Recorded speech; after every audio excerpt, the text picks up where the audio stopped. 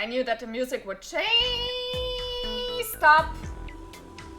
when I turn my mic on.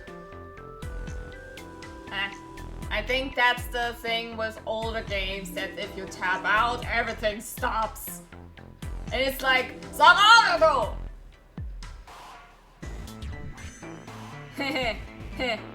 Hi Rio, and everybody who's gonna join in for the next couple of hours. Welcome to today's stream. Man, I'm sniffing right now because I had the massive sneeze before I turned on the turned off the starting music. Like, bruh. Ow! Okay, now the music is gonna tap out again, but not before I can change it. Ha ha ha ha ha ha ha ha ha ha ha ha ha ha. And back to your question, I'm fine, I guess. I'm still a little bit tired. I have been nothing but resting after these working days throughout the holidays. And like, bruh. I mean, it gives good cash working it over the holidays, but man, I was tired after this. I slept every day after that until 3 p.m. pretty much. Including today. Like, oh my god.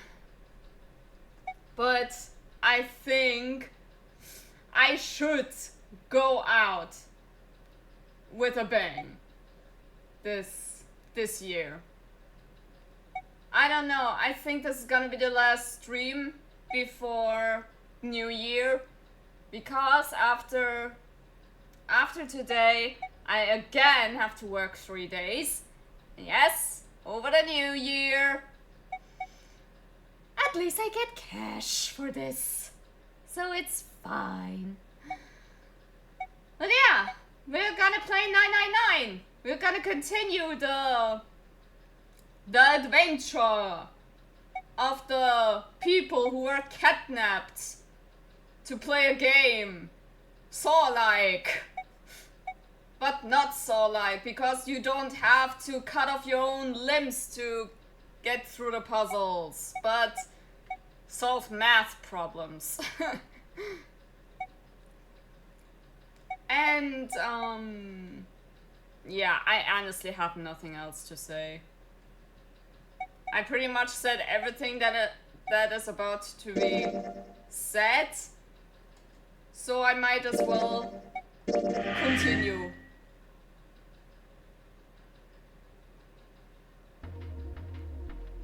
We last left off in the third escape room, and the second we entered together with our partners in crime for this game, that being Seven and Snake, aka the bulldozer guy and the blind man. And we're apparently in a casino. Bruh, that's not what I wanted to do. Whatever. A little mini bar at a casino. Har har har.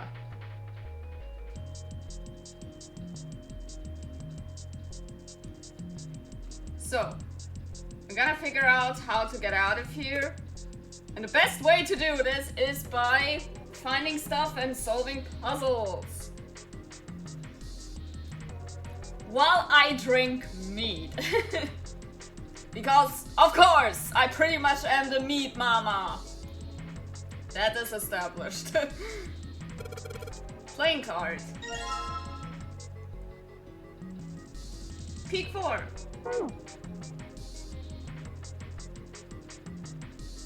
Okay, and there's another one. Something on a counter. Looks like a card. Playing card. A 7. Hey, speaking of 7. There he is again. The man. The bulldozer. Well, will you look at that? Someone left a bottle of booze here. Don't mind if I do. Don't mind if I do.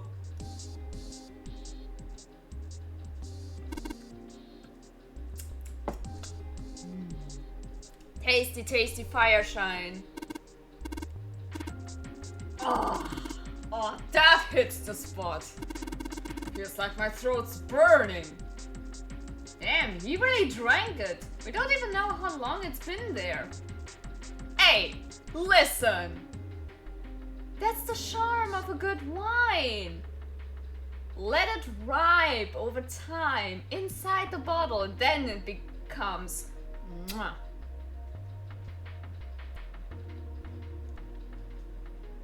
Counter's pretty well polished. Oh yeah. Oh, there's another card. Number 5.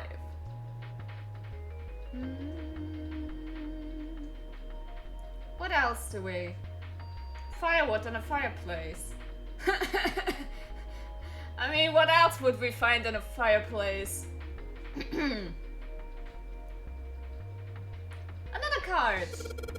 Something on top of the fireplace. The number 6. A weird looking thing floating in there.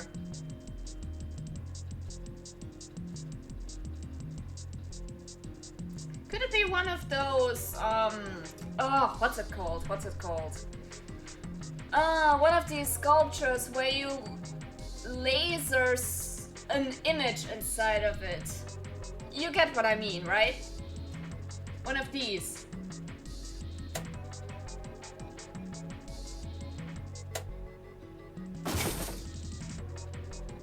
Oh, that was easy. When those 2 lights turn on, I heard something from the bottom of the fireplace.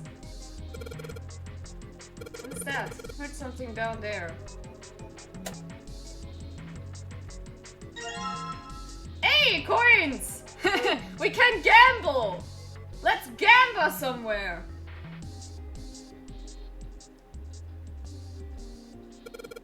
Alright, let's drop this coin in the coin slot. Come on, you little bastard. I only need one of you.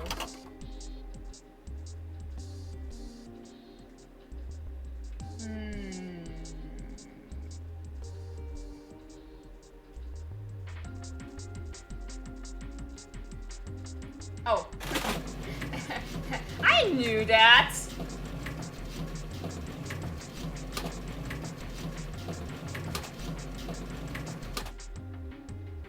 Aw. This is a tough one.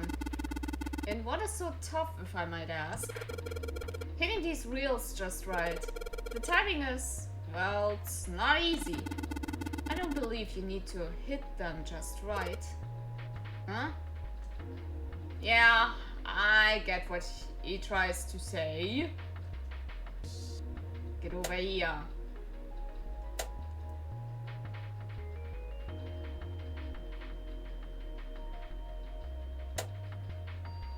Okay, gonna keep in mind.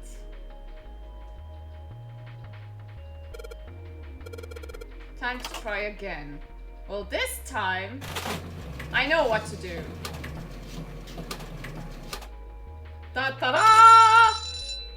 Womp womp. Fuck you! Yes! 777! 3 times big boy! And I think I hear something unlock in here. Impressive, Junpei. It would appear to be unlocked now. There's something akin to a drawer in the bottom part of this machine, yes? That is a pickup drawer for the device.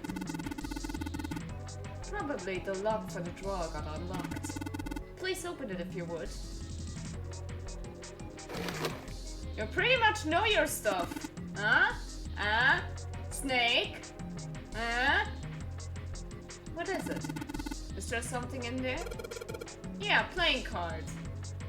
Looks like the number 1. And this, a key with the Venus symbol on it. Excellent, Junpei. Now we will be able to open the gate. And we just need to figure out how to get out of this room. Correct. Come on, Junpei, hurry up. Chop chop. And he's off. There was a playing card and a Venus key. Better put the key in my pocket for later. As for the card... Alright! Well, that was nice. Stop.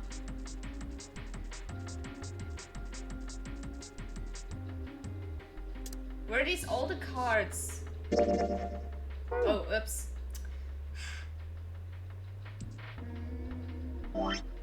Here. Oh, never mind, it's the 2. 2, 4, 5, 6, 7. Still missing some, I think. Somewhere. 4 chairs surrounding the square table.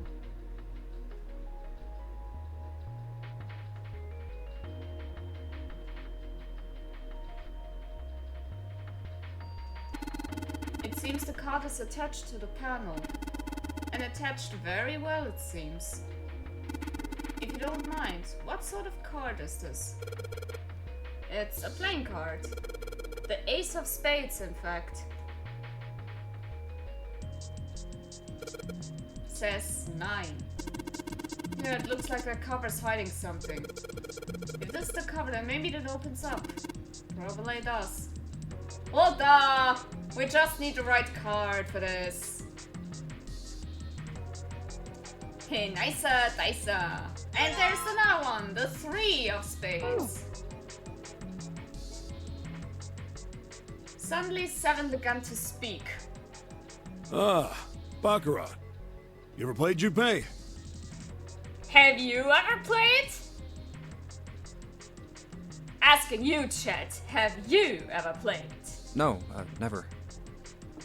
Alright then, how about I explain the rules to you a bit? See, Baccarat is kind of an unusual game. You've got the banker and the player. The whole point is that you guess which one's gonna win. Play what again? Baccarat. He's explaining the rules right now. And whether the banker or the player wins, it all depends on their hands. The way each hand works is different from other games too. You see, you take the number from the ones place after you add up the value of all your cards. Whoever gets the number closest to 9 wins. If your number is smaller than your opponent's, you lose. And that's it. That's the explanation. Got it? Well, actually, there's a lot more to it. Strategy, details, that sort of stuff. But what I just told you sums up the core of the game pretty well. The single digit of the sum of all the cards you have. The strongest hand is a 9, and the weakest hand is a 0. Sounds familiar. Don't you think? Like blackjack, but harder. Yes. You just ignore the number in the 10 spot. Do you get it? Yeah. He hadn't been asked for it, but Seven's explanation, rushed though it had been, was helpful. Well, maybe half of it. Enough. I got a chance at winning the game if I played now. However, we have no way of knowing if the puzzle in the Baccarat table makes use of those rules, and if it does, in what manner. Then I guess we try everything. Feeling more confident, if only slightly, Junpei approached the Baccarat table. Alright. Hey Seven, are we really supposed to play Baccarat? It's a Baccarat table. What the hell else would we do? Stop worrying about it. It's real simple. What's the opponent's hand? Oh, there's an 8 in that glass case. Alright, then that's your opponent's number. If that's the case, what 3 cards do we need to get that number? 3 cards. There are a couple of indentations with white lines around them, right? Those mean we gotta put down 3 cards. So, play 3 cards here and defeat the opponent's 8. That's what I've gotta do, I guess. Yeah, I think so. Something tells me those aren't the only rules. Alright, let's give it a shot. Before I start, I'd better make sure I've got the rules straight. There are 3 empty indentations. I just gotta pick a card and play it. Figure if I put them in the right spot, something ought to happen. Alright, let's give this a try. Alright, let's go. He has the number 8. I think I have a number 8 sound on the soundboard. Mind playing it? That would be fitting. Number 8. Well, I think.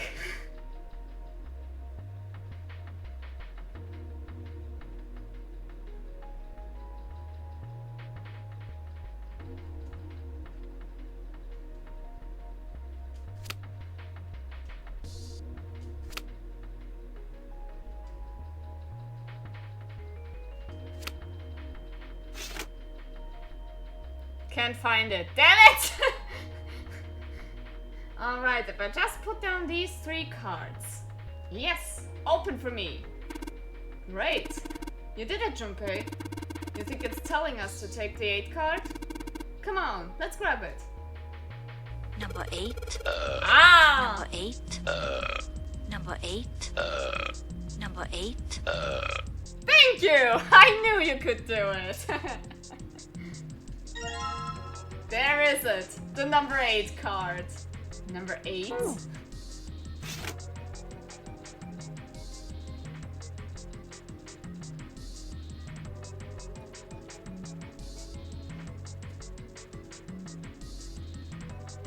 Alright.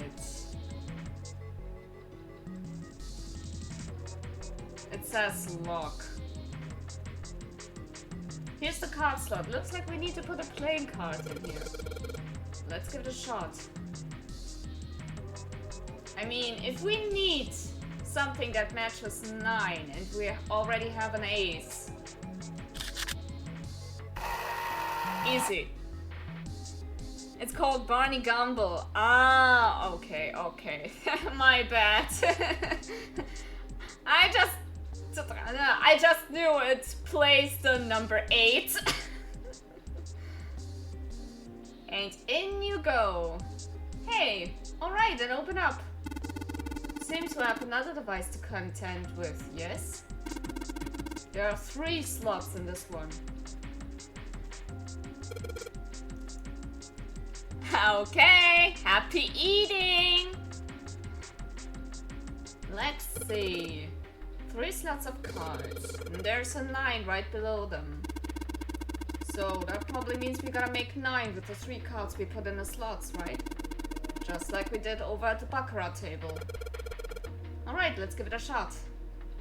Well, easy, we only have 3 cards left.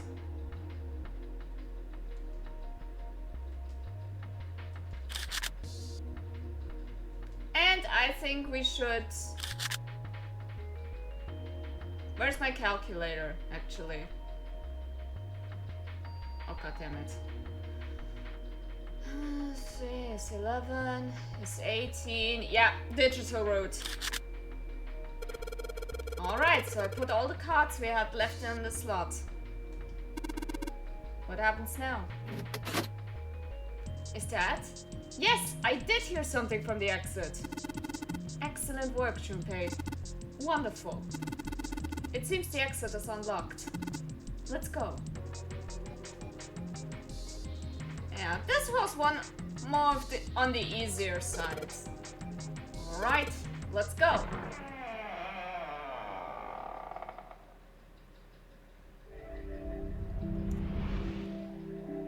But still, success is a success. A toast to this card game.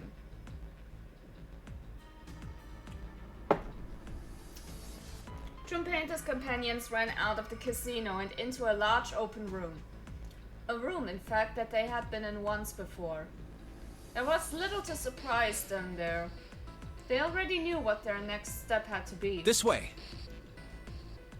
The iron gate still stood in place, Loctite, blocking the stairway, and right in the center of it, The keyhole with the Venus symbol.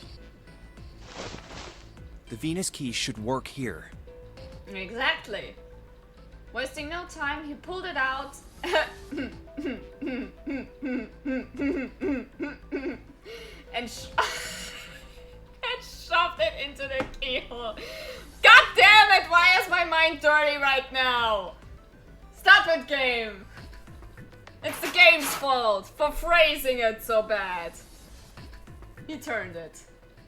With the distinctive sound of metal on metal, he felt the lock click open. It sounds like it did. All right, let's get this thing open. No problem. Let me help with this one. Junpei grabbed the handle of the left side and Seven took the handle on the right. On Junpei's signal, they both pushed and the gate creaked open.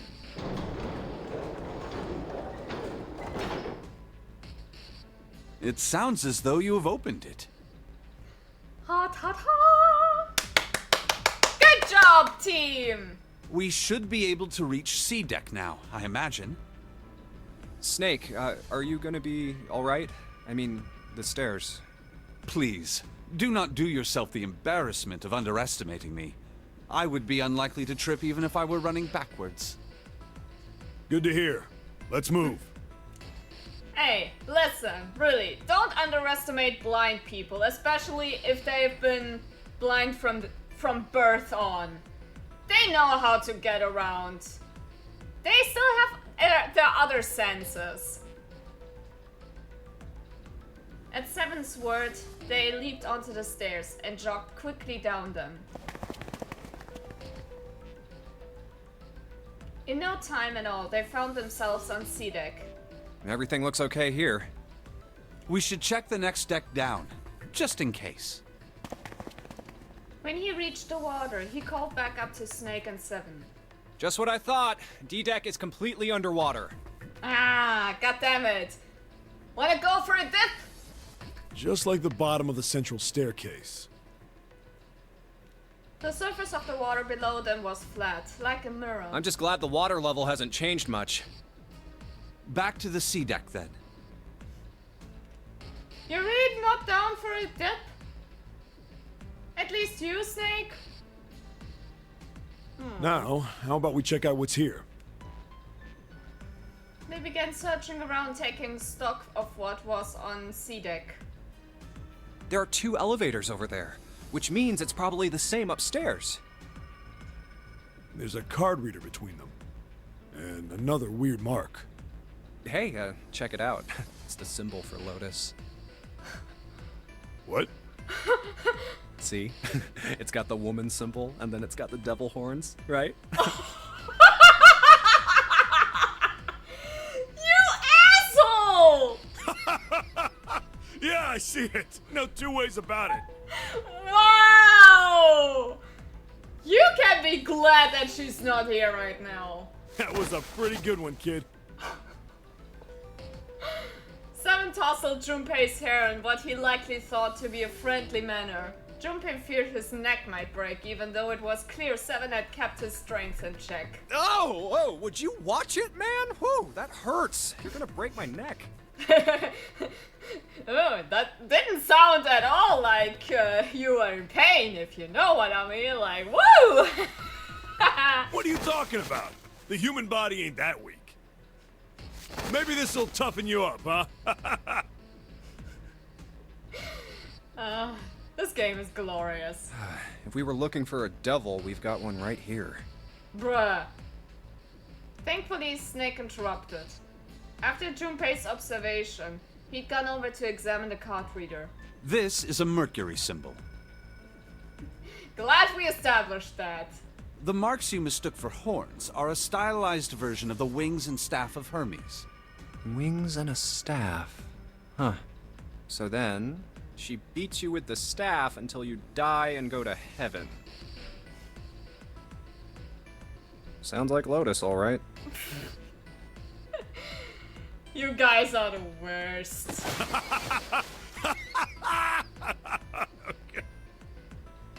Damn. Seven having the time of his life. Seven shook Junpei's head even more vigorously, and the young man began to feel as though his brain was being jostled about inside of his skull. 7! Oh, that's too much! Oh, my head! Junpei's stomach began churning uncomfortably. Oh, I think I'm gonna puke. Unless we can activate this device, I doubt the elevator will function. In other words, we gotta find a key card with a Mercury symbol on it. So I would assume. Let's forget the elevators for right now. How about that hallway to the left? Whoa, there's a bunch of doors. There were a great many doors lining both sides of the hallway. They seemed to stretch on forever, and all three men suddenly felt very small. Ah, shit. We're not gonna have enough time to check all these, are we? Maybe. Maybe we can come back here later. We should check out the other side. Let's head back. To the right of the stairs, another hallway stretched out, reaching deep into the bowels of the ship. To the right this time. After a few moments of moving briskly down the hallway, they emerged into an area roughly the same size and shape as the one at the top of the stairs. On the left side of the room were 4 French doors. There are doors here too. Well, I guess it's just 4 this time. Let's open them up, starting with the closest one there. Okay, I'm on it. Junpei nodded and grabbed the closest to him. He gave it a small tug and felt it move. Huh, it isn't locked. I'm going to open it. Success! Through to have found another unlocked door, he threw it open. Okay, nice Resident Evil animation. Junpei didn't know what to make of that, what he saw. What?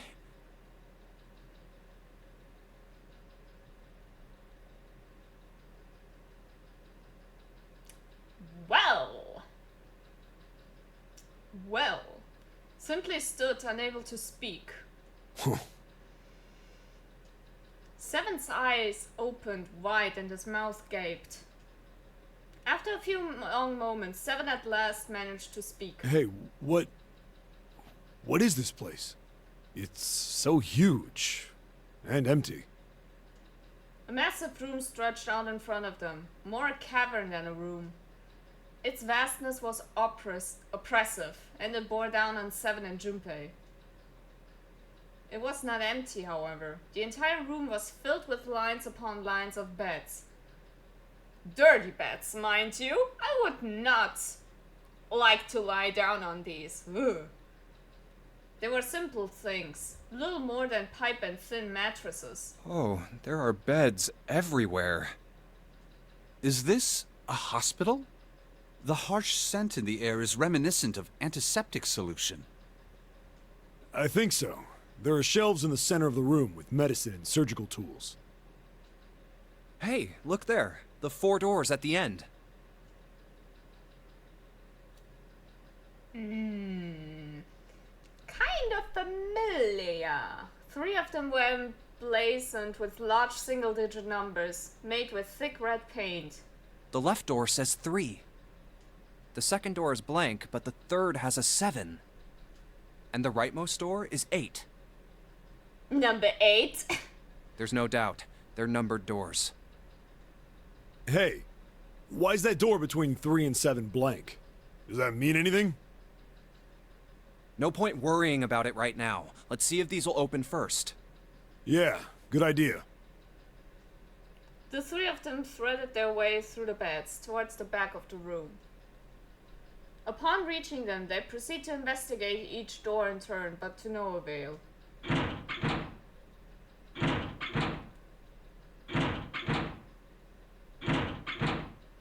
Yep, locked. Just like I thought. I mean, what did you expect?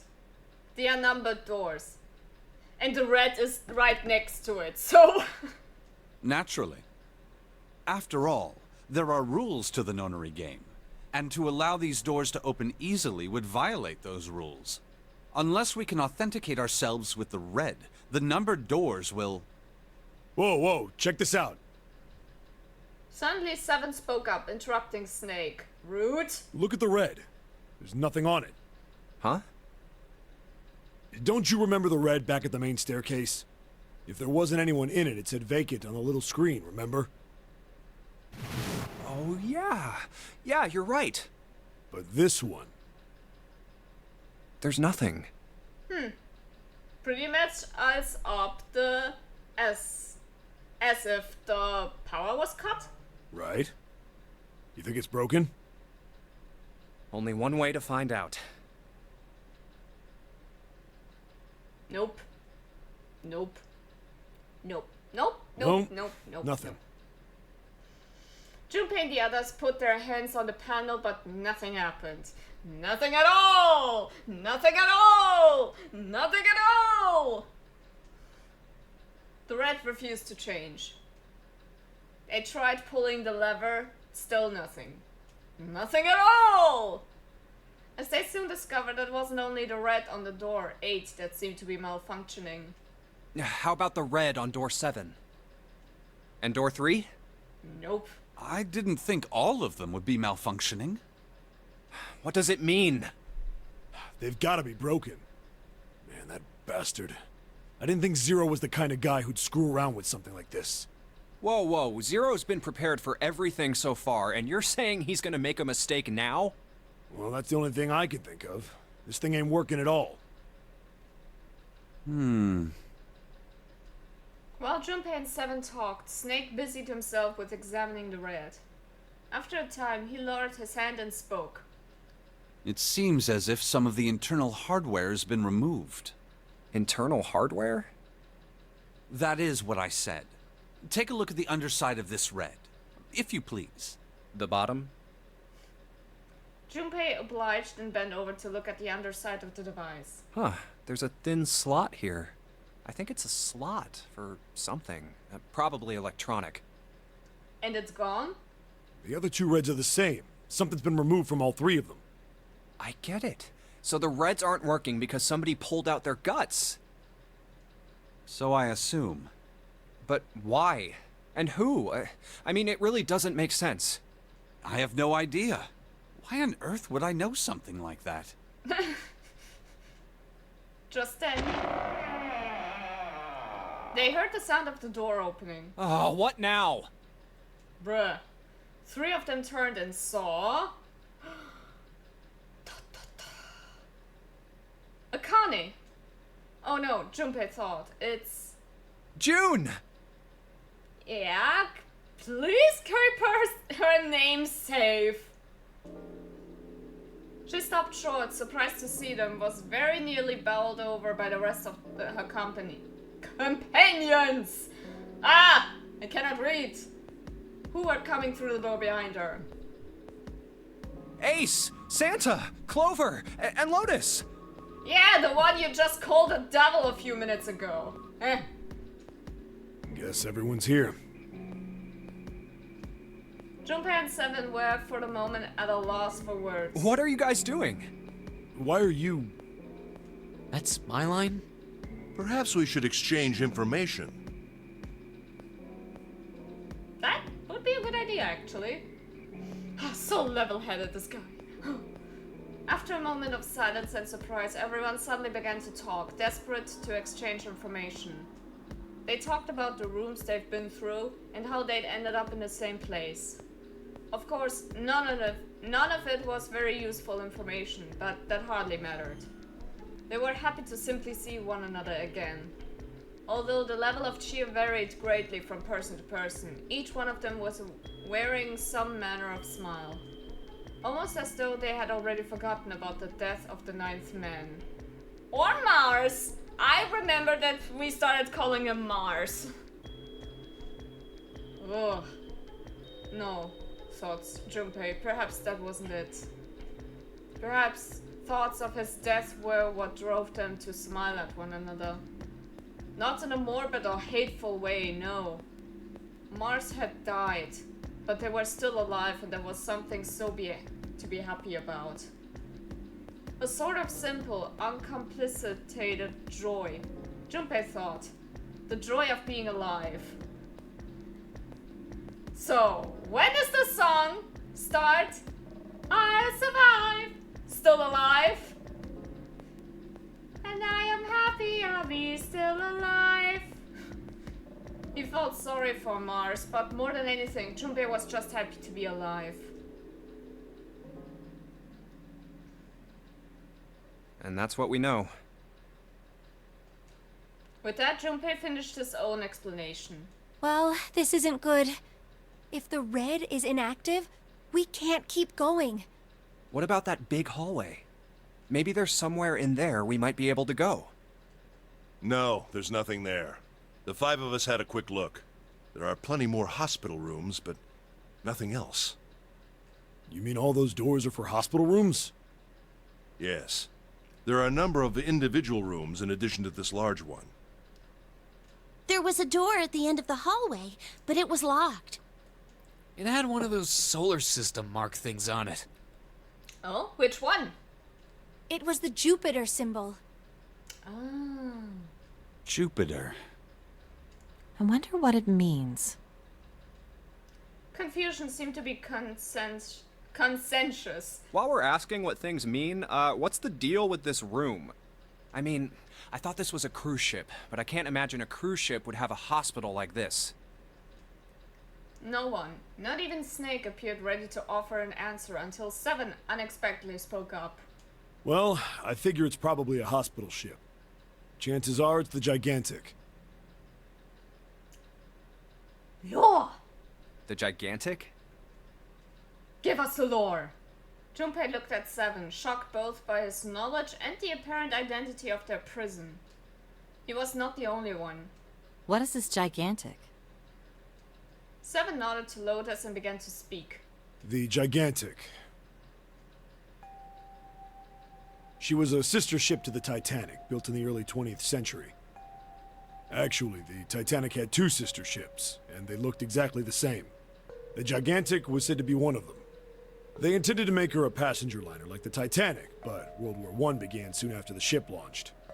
The British Navy took her over and made her a hospital ship. Makes At sense. some point during the war, the Gigantic was damaged by a German mine in the Aegean Sea. She ran aground afterwards, so she didn't end up sunk. What happened to her after that? One theory going around is that a man named Lord Gourdane bought her. Seemed like he'd been one of the few to survive the Titanic sinking. I am actually curious if this guy actually existed now. Hold on.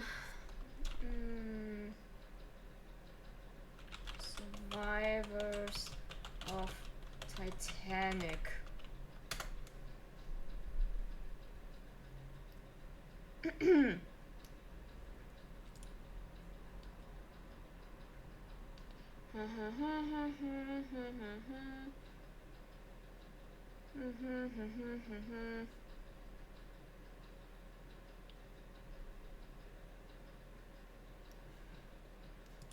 Maybe if I go over here.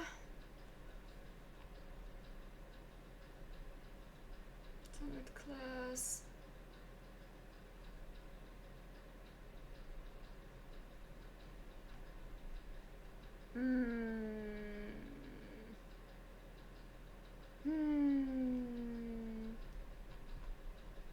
Oh my god. That's a long list.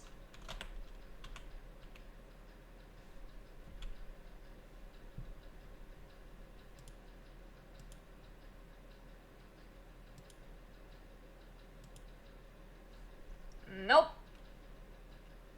There are people with the last name Gordon in it, but not a Gordain, so that must be a made-up character for this story.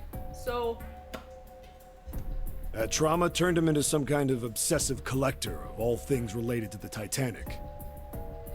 Soon enough, the guy wanted the Titanic itself. Which was impossible, of course. It's stuck at the bottom of the Atlantic Ocean. But the Gigantic wasn't. And seeing as she was identical... Then the ship would be the magnum opus for a collector. So you're saying this Lord Gordain bought this ship? Yeah, at least I think I am. That's impossible. No way we're in some boat that's almost 100 years old. Pipe down, just pay attention. Bruh! She is like, shush, the adults are speaking now. What, that's it? Well, have you got any proof? Proof?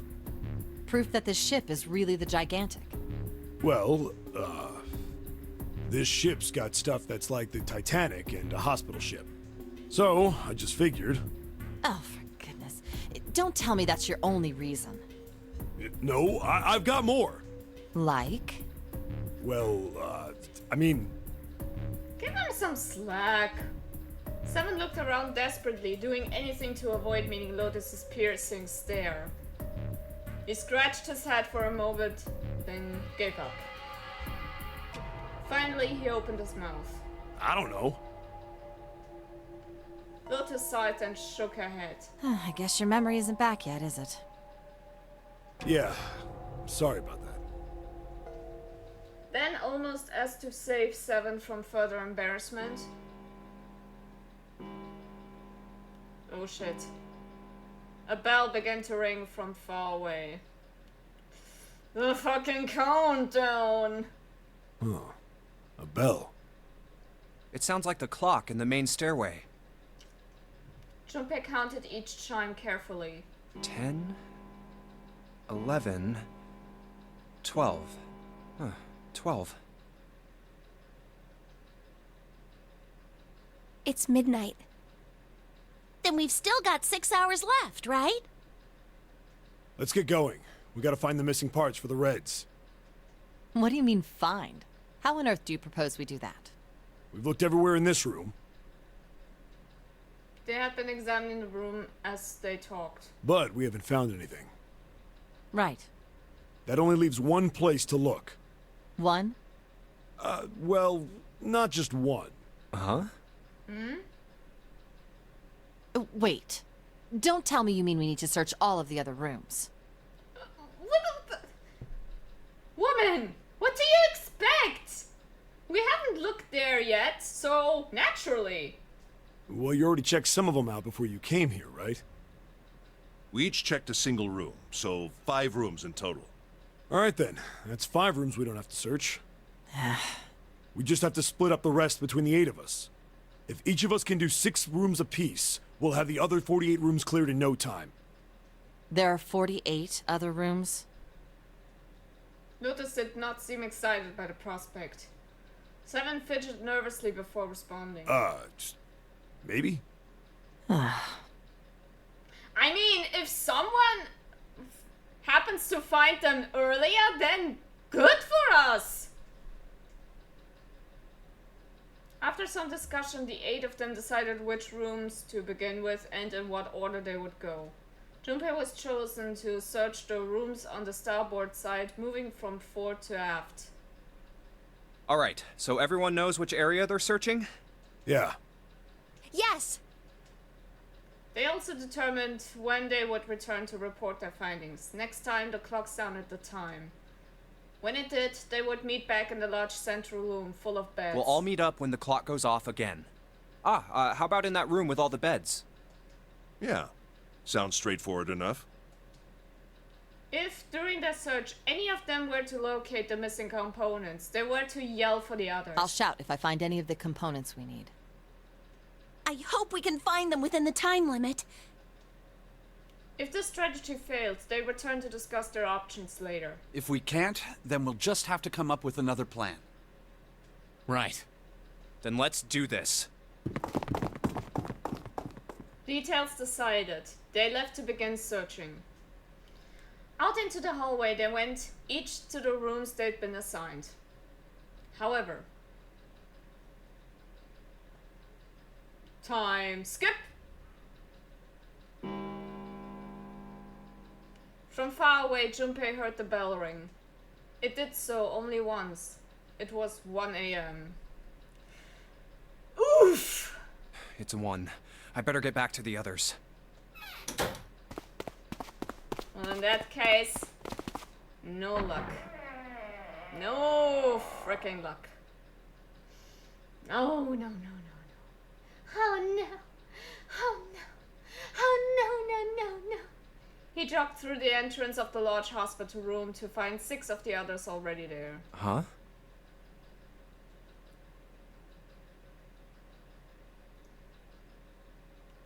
Ace, Santa, Clover, June, 7, and Lotus. They had gathered in front of door number 8. Or perhaps to be accurate, they had gathered in front of the red next to door number 8. What are they doing over there? Had one of them found the missing piece? What happened, guys? It was June who answered him. Jumpy, look! She was pointing at the red. He pushed through the others until he stood in front of it. Oh! Immediately he knew what she had meant. They're fixed! Vacant? It's fixed! Junpei sighed. Come on, guys. Who was it? Who pranked us here? I thought we were supposed to yell if we found it. Well, Junpei wondered why she was hesitating. The others looked as confused as June, but kept their mouths shut. What the hell? What is up with you guys? They all knew something he didn't, and Junpei wasn't about to leave things that way. Finally, Lotus frowned and spoke. Well, that's the thing. We don't know. You don't know? When I got back, it was already like this. There was no one else here. That means I was the first one back, but the missing parts were already back in the red. What? Let me see. Junpei looked at the bottom of the red again, just to make sure. The slot that had been open on the bottom was now covered with metal. You're right. It's in there. What about the other 2? Goddamn.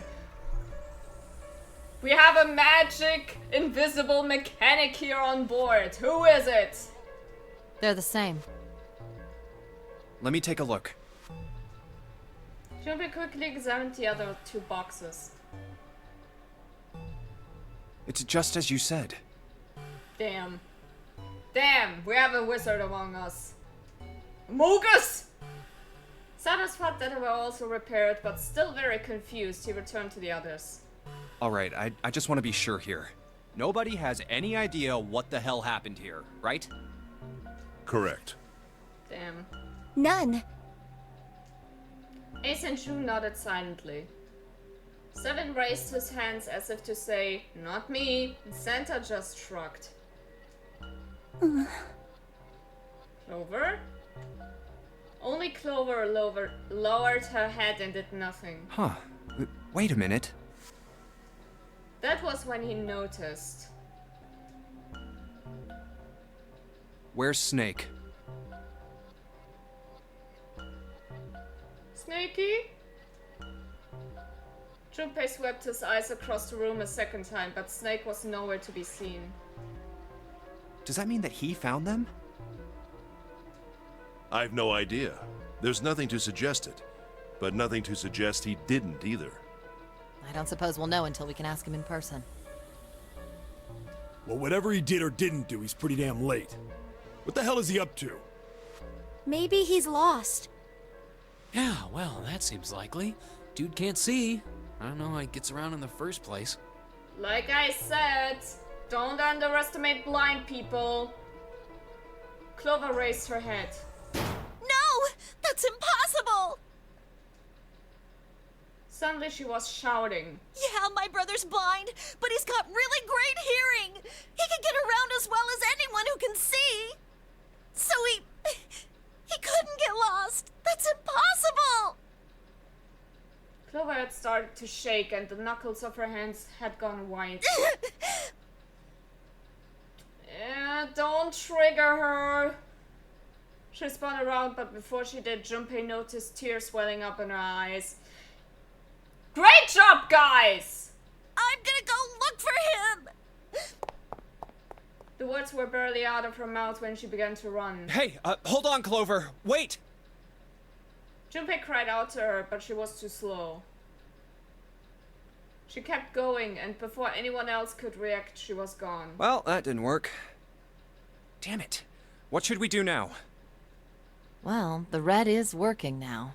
No! We're not leaving two people behind! We should go look for them! Oh man, this ain't good. Oh, yes, what an excellent idea. We just wasted a bunch of time looking for some piece of electronic junk. Now let's waste some more by looking for a couple of idiots. Bro, it's your fault that one of them ran off. You should have kept your mouth shut, Buster. Then remain here if you feel you must, but there's no time. We've only 5 hours left. Junpei and the others nodded to one another and took off at a run. In front of the stairs that led to B deck, they decided to split up. Let's split up. All right, I'll take this direction. Then I shall look that way. I'll be over here. See you all later. Soon only two of them were left. Those two were Junpei and June, who had been a few steps behind the others. All right, we should go too. Yes, let's go! But where should we start? Let's see.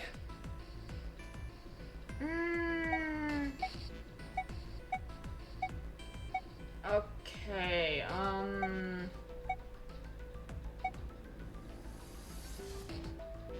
yeah, let's go from the order. How about the casino on B deck? Okay, let's go, Jumpy. They took off up the stairs at a run.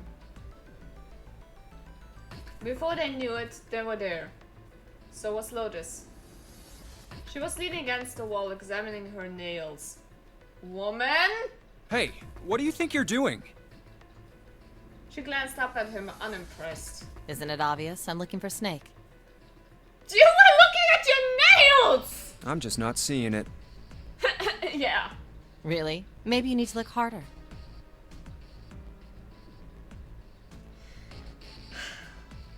I'm starting to not liking you. Fuck you. I don't think that's the problem. Oh, by the way, I've got a proposal for you two. Care to hear it? What is it? What is it? Well, I don't like to beat around the bush, so I'll get right to it. Why don't we team up? Team up? Yeah. What? You need me to explain it to you? I'm saying, why don't we go through a numbered door? Even if we wanted to, that's impossible. Why? Jumpy's bracelet number is 5, mine is 6, and yours is 8. Our digital root would be 1.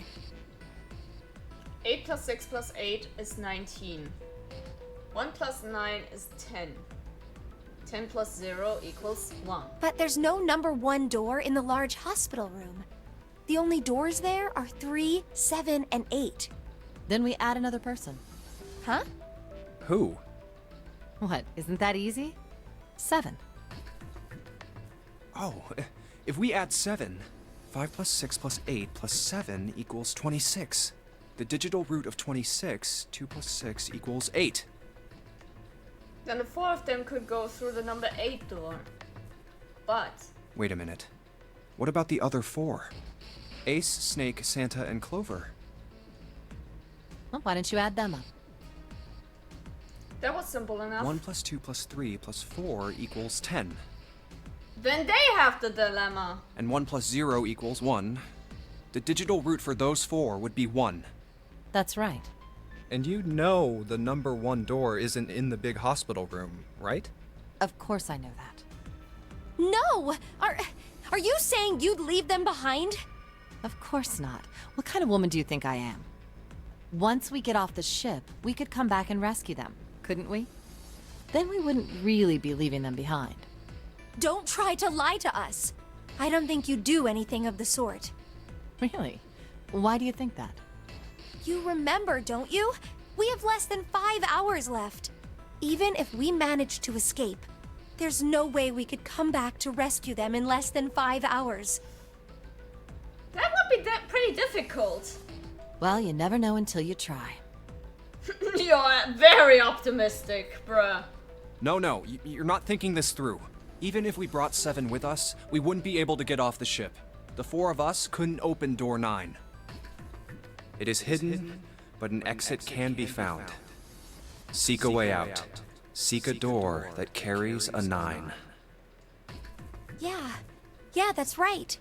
The digital root for the 4 of us would be 8, so we'd have to add Ace to make 9. That's right. Unless we bring Ace too, we'll be stuck. Lotta scratched her back of her ear. Oh. Well, that's unfortunate. Unfortunate. That's all you have to say? She didn't sound particularly bothered by what Junpei said. Nor did she seem particularly surprised. Well, let's try and find another way, okay? A way to get out of here with all 8 of us. That's impossible. Are you being serious? And you do know that only 5 people, at most, can go through one of the numbered doors, right? The number 9 isn't going to be an exception to that rule. Regardless, at least 3 people will get left behind. Huh.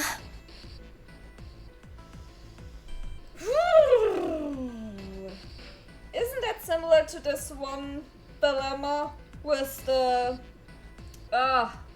railway? The train railway dilemma? Yeah, I guess that makes sense. The moment he said it, Junpei felt a chill run down his spine. Oh, wait just a second. You're skipping over a really big detail. Yes, what she said was true, but how Lotus could remain cavalier about so terrifying a prospect was beyond him. Is that really okay?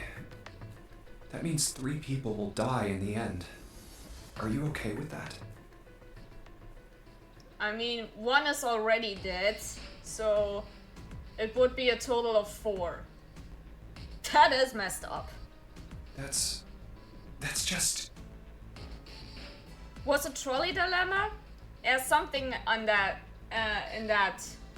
It has something to do with the railway, but I don't know the term anymore. Lotus' forehead furrowed. Do you think I could have a moment alone? There's some things I need to think about. You sound very sus, buddy. Junpei June turned and began walking away from Lotus. That didn't turn out to be a very pleasant conversation. Yeah. Hit 1 person on the left or hit 4 on the right. Yes, exactly that. Junpei's heart felt heavy and his steps sluggish. But he told himself pessimism would get them nowhere. Well, regardless. So, he forced himself to smile and turn to June. Let's just focus on finding Snake for now, okay? Yes, you're right. We can think about those other things later. Yeah, Junpei nodded. alright. Where should we go next? Yeah. First class cabin. Let's go next. take a look at the first class cabin. It's really close. They turned around and took off down the hallway to their left. Outside of the first class cabin, they found Clover. She was standing in front of the wall. She was staring at a meaningless point on the wall, her eyes blank. What should Junpei do? I mean, might as well talk to her? Maybe? Console her a little bit? Say some mean things about Santa because he started it? Are you alright? He did his best to sound friendly, but Clover didn't respond. Look, I know you're really worried, but I couldn't think of no words to say that didn't sound hollow and fake. Junpei hesitated. Clover was so consumed by worry and fear that Junpei feared it would crush her. Her actions didn't surprise him. She had suddenly lost her brother, who she seemed to have been very close to. Alone. Her voice was thin and barely audible. Alone. Hmm? Alone. I said leave me alone! Okay, that really was a scream. You're so annoying! Just go away and leave me alone! Just looking at you guys is pissing me off! Okay. We're leaving. Go away, okay? Just go somewhere else! Stop bothering me! I cannot blame you, Junpei.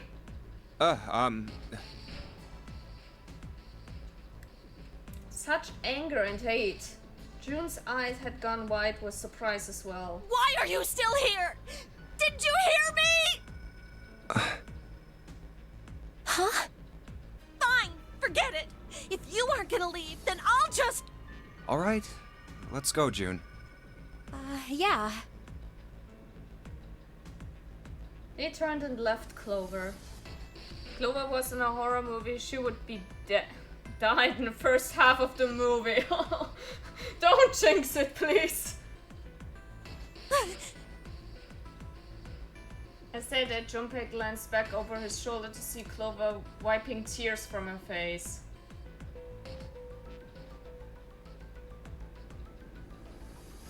Clover had driven home the misery of their situation, but Junpei told himself that getting depressed would get him nowhere but depressed. More depression! We really need to find Snake, for Clover's sake. He did his best to push away the misery and depression and forced a smile. So, where do you think we should go next? I mean, it's just a hallway left. Hey, why don't we go back to C-Deck? We can take a look at that hallway with all the rooms. Okay, let's get going then. Together they ran down the stairs. Oh, it's Ace. Ahead of them, farther down the hallway, they spotted Ace. Hey, Snake! Where are you? Answer me if you're there! Now this sounds like someone who is looking for someone. Let's go. With June in tow, Junpei jogged up to Ace. Hearing their footsteps, he turned to greet them. Ah, hello there. Hello, good sir. Snake is... well, that's obvious, isn't it? I assume you haven't found him yet? Yeah, doesn't seem like you're having any luck either. Hi, Pill! Welcome to the stream! We're playing 999! We're making Drink good water, you progress. dehydrated bitch! Yeah, okay.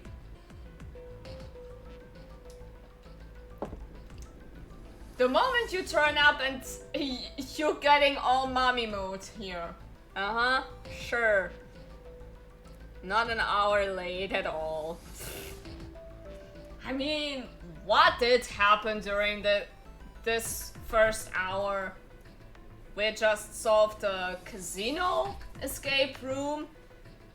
Have some escape room, no, Titanic lore with the gigantic, that we think the ship we're on is the gigantic, a sister ship of the Titanic. And now we're running around like wild chickens because Snake is gone. We don't know where he is.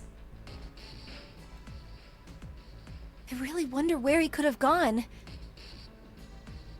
Well, wherever he's disappeared to, we must find him as quickly as we can. For Clover's sake. Right.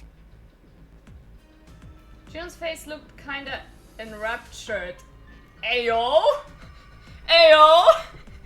You like older men? By the way, do You like think the Clover and daddies? Snake are really siblings?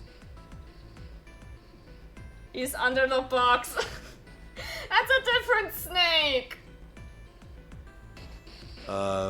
Why would you say that? Why would you say that?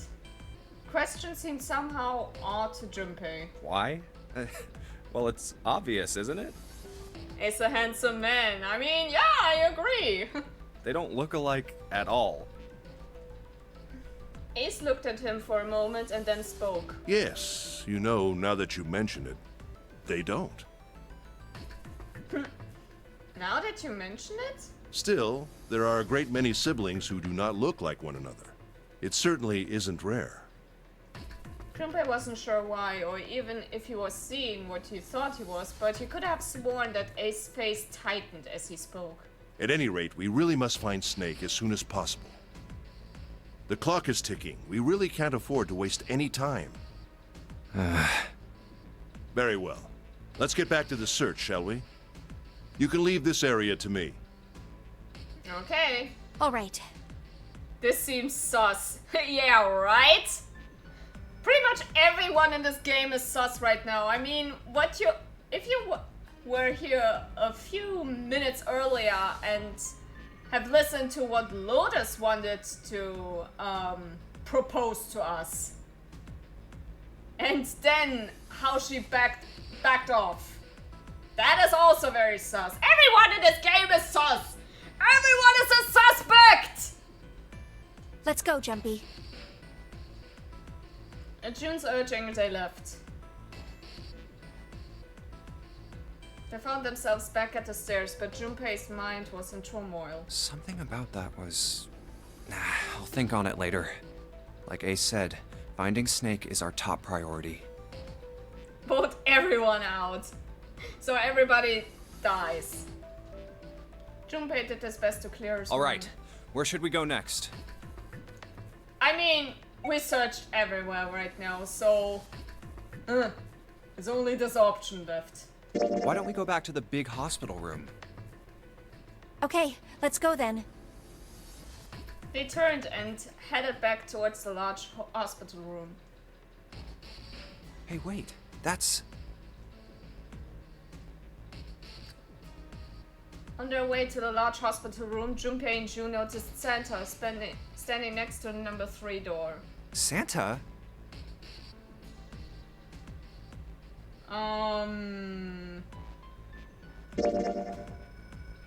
Another sus one! What are you doing? What? You can't tell? I'm checking out the red.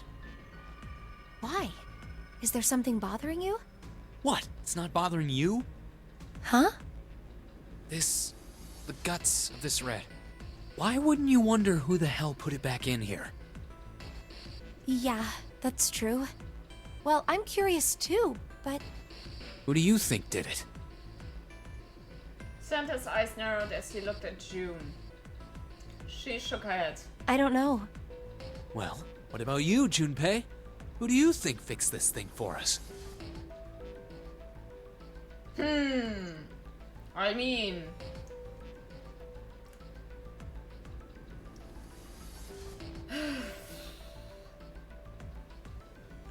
Well, who do we think? How many doors are there now?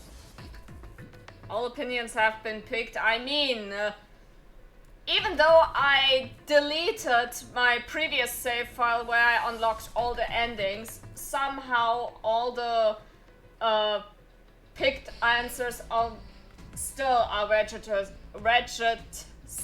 as picked, so I cannot help it, honestly.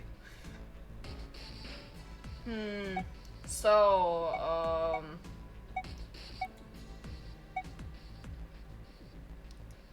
forgot a lot about the characters.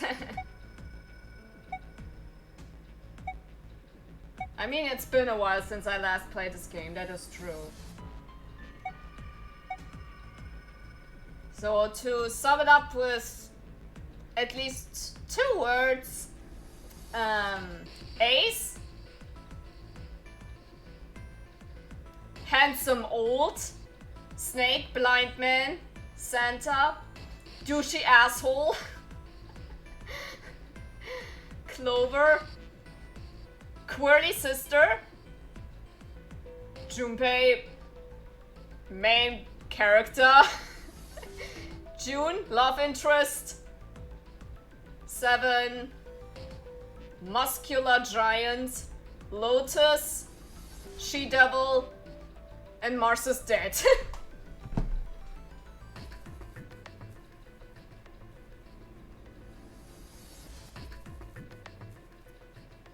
And Zero is the mastermind of everything, but we don't know who he is, who they are.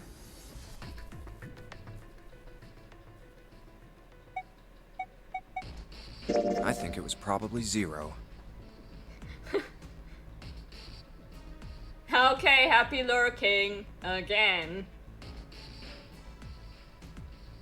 Why?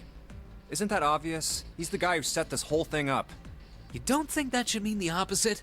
Seems to me like that means he didn't do it. I mean, who do you think took that stuff out in the first place? Probably Zero. Yeah, exactly.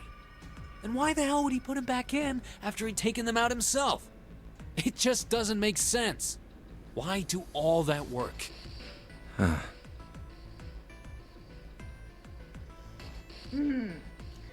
How about to set everything up that it's going on right now, so that we all would get separated at some point, and this is then why Snake disappeared. How about that?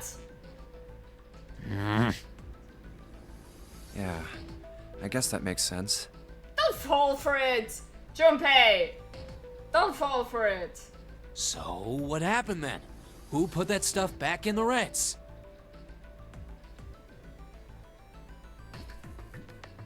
Junpei furrowed his brow. So, in other words, one of us is the person who fixed the red. Santa grinned. Bingo! We have a winner. But if that's true, then the person who did it doesn't want the rest of us to know that they fixed it. Yeah, But why? no idea. Maybe if they come clean on that, it means we'd find out something else. Something bad. Something bad? Dunno. But whatever it is, it's gotta be worth hiding. Of course, it could have something to do with Snake's disappearance. You think maybe they did something to Snake? Yeah. Junpei stared at Santa. There was something about him that made Junpei wary. At first, he'd assumed the other man wasn't terribly clever, but Junpei was beginning to think he would need to reevaluate that assessment. When Santa spoke again, his voice was quiet. Look, if you trust anybody in this game, you're gonna lose. You've gotta be careful. The person you trust the most could turn out to be the one who stabs you in the back. Like Among Us! With that depressing suggestion, he turned and quietly walked away. And that's that, I guess.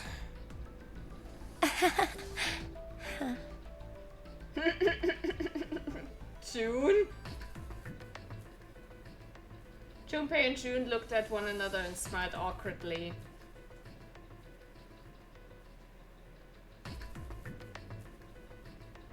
Is June okay? She's just as sus! Yeah, let's finish the search. They looked everywhere, they couldn't think of, but Snake was nowhere to be found.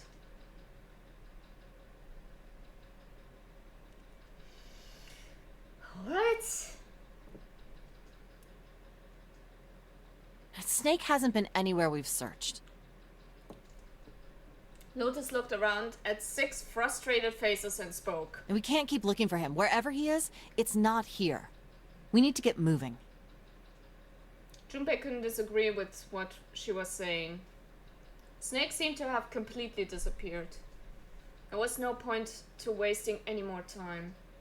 The others seemed to be having similar thoughts, but they stayed silent. Finally, 7 spoke. We don't got a choice. Lotus is right. I'm feeling that the plot twist is that June is secretly 0.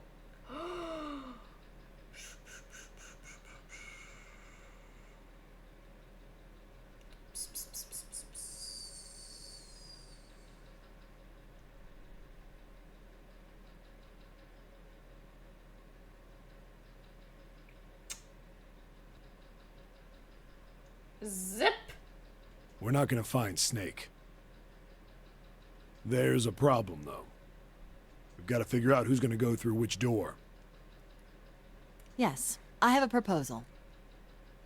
She walked back and forth across the floor, her heels clicking against the wood. Finally, she stopped. Why don't we decide on one person to sacrifice? Sacrifice? Wow. Wow, woman. Well, perhaps that's a bit of a harsh word, but yes. You've all figured it out by now, haven't you? We can't all make it through those doors. If we split into 2 teams of 4 and 3 won't people respectively, then 3 people will be left behind. Yeah, imagine! Like... Okay, how about we sacrifice one? Everyone, take your vote. Majority vote. Everybody except 1 votes for Lotus. Why me? If we split into 2 teams of 5 and 2 people respectively, then 2 people will be left behind. But if we split into 2 groups of 3 and leave 1 person out, then only 1 person will be left behind. Leaving behind 3 people with 2 teams of 4 and 3.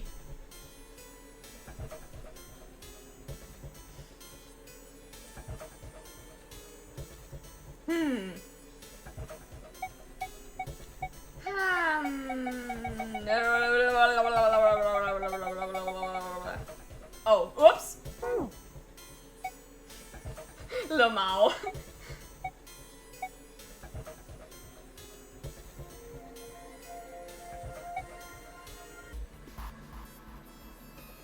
Let's say I'm not sure. Junpei wasn't quite sure that was true. Wait a minute. 2 people get left behind if we split into 5 and 2. And 1 person is left behind if we split into 3, 3, and 1. I got that part. You can't go through the numbered doors with any less than 3 people.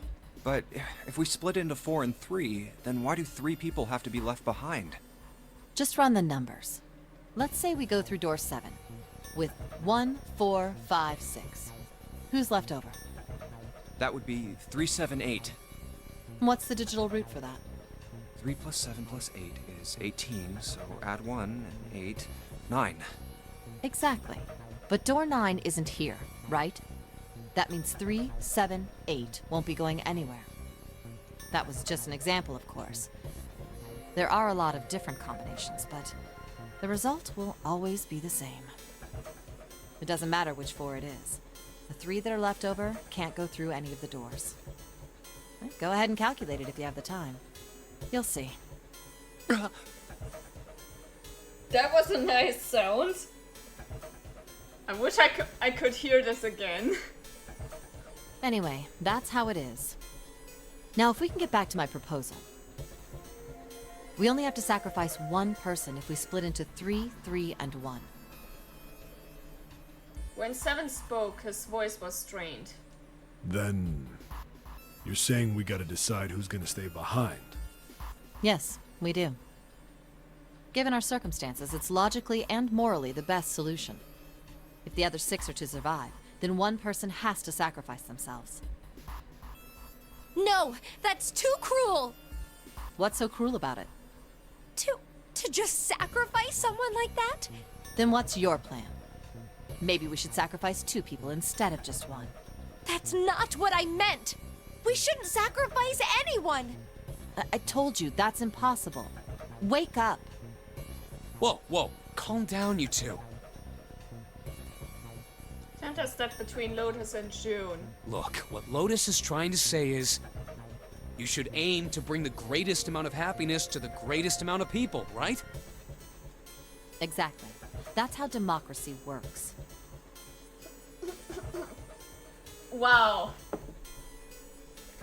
Going the democracy route. Mm-hmm.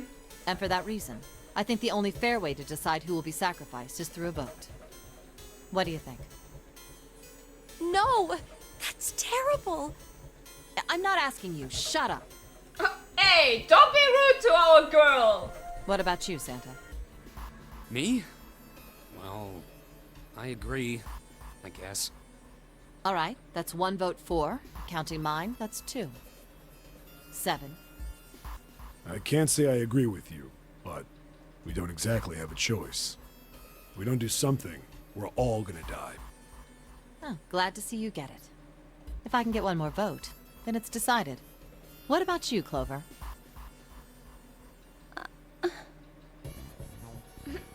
Come on, she is not in her right mind right now. That's not fair. Clover had moved away from the group and was sitting on one of the beds. Her whole body drooped. Junpei didn't know if she'd even heard Lotus' proposal. Hey, Clover. Doesn't Seven have dementia or something? Not quite. He has amnesia. Dementia is something very different. Lotus walked over to Clover and gently laid a hand on her shoulder. Your brother has to be behind one of the numbered doors. We've searched everywhere, but we didn't find him. Doesn't that mean he has to have gone through one of them somehow? Ooh, you're as cold as ice. God damn. Clover slowly lifted her face. Let's go look for him together, okay? If we sacrifice 1 person, then we can go look for him. You agree with me, right? Okay. Clover nodded once. The motion carries. Like I said, that's not fair. She's not in her right mind. And that was downright manipulative. Lotus spun around and walked toward Junpei. Now, let's start a vote to... That won't be necessary. Ace had barely spoken for Lotus' entire speech and everyone jumped a little. 6 pairs of eyes turned to look at him. He didn't seem to notice or even care. I will stay. That should solve our problem, yes? My man, you're an MVP, but still, my man, no!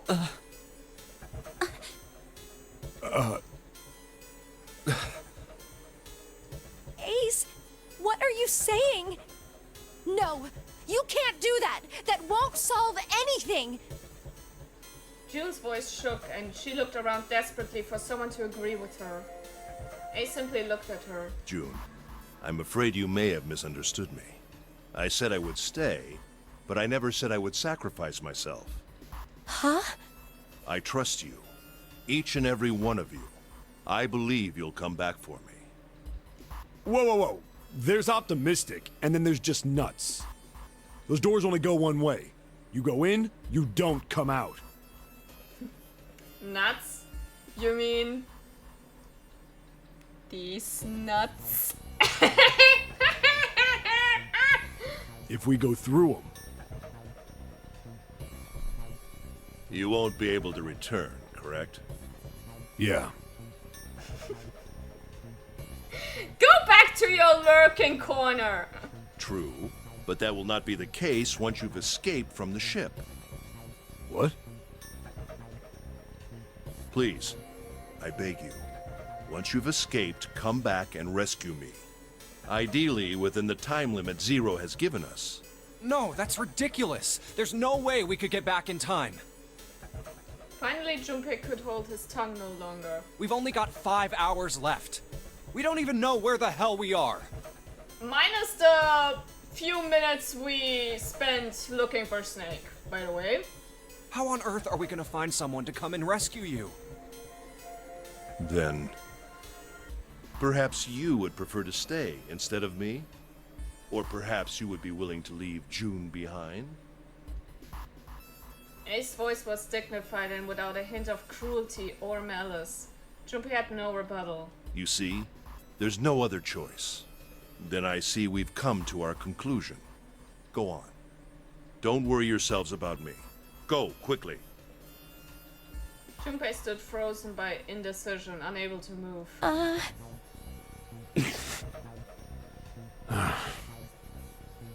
June bit her lips so hard that Junpei feared she would break the skin. Santa stood against the wall, calm and aloof. Seven tore his beanie from his head and turned it over anxiously in his hands. Only Clover stared at Ace, with an expression Junpei was unable to decipher. Lotus' attitude, however, was different from the others. Let me guess, she's happy? Good. Let's accept his kind offer then. I'm starting to really dislike you! She smiled, her eyes bright. Ace answered with a smile of his own. Good.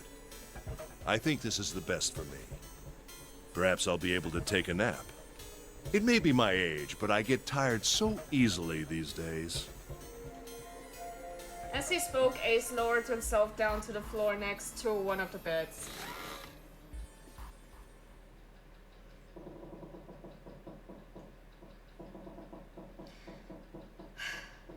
From somewhere deep in the ship, Junpei suddenly heard the screeching of metal on metal. It was almost as if the ship were screaming. Would it really hold until their time limit was up? Already, D-deck was flooded. In the sudden silence, the only sound was the sad metal wail of the ship.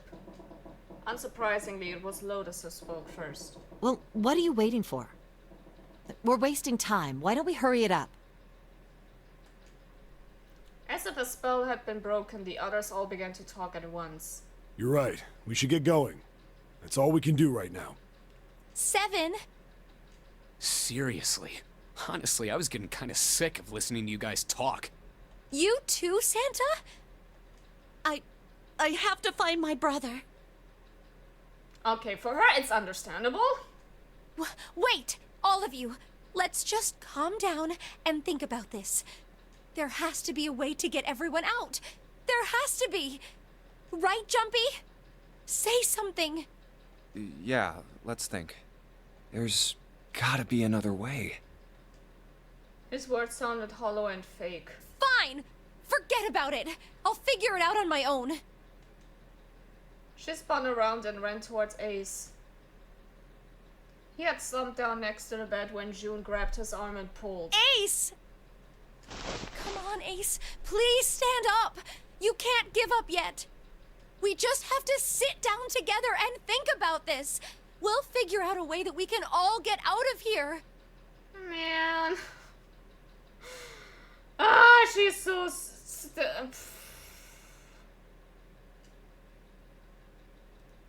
We'll figure out a way that we can all get out of here. Then it happens. Oh? Fuck, he's old! He slumped over onto the wooden floor, his body folded in half like a boxer out cold. Ace! June cried out and dropped to her knees beside him. She put her arm around his neck and did her best to lift him up. What happened?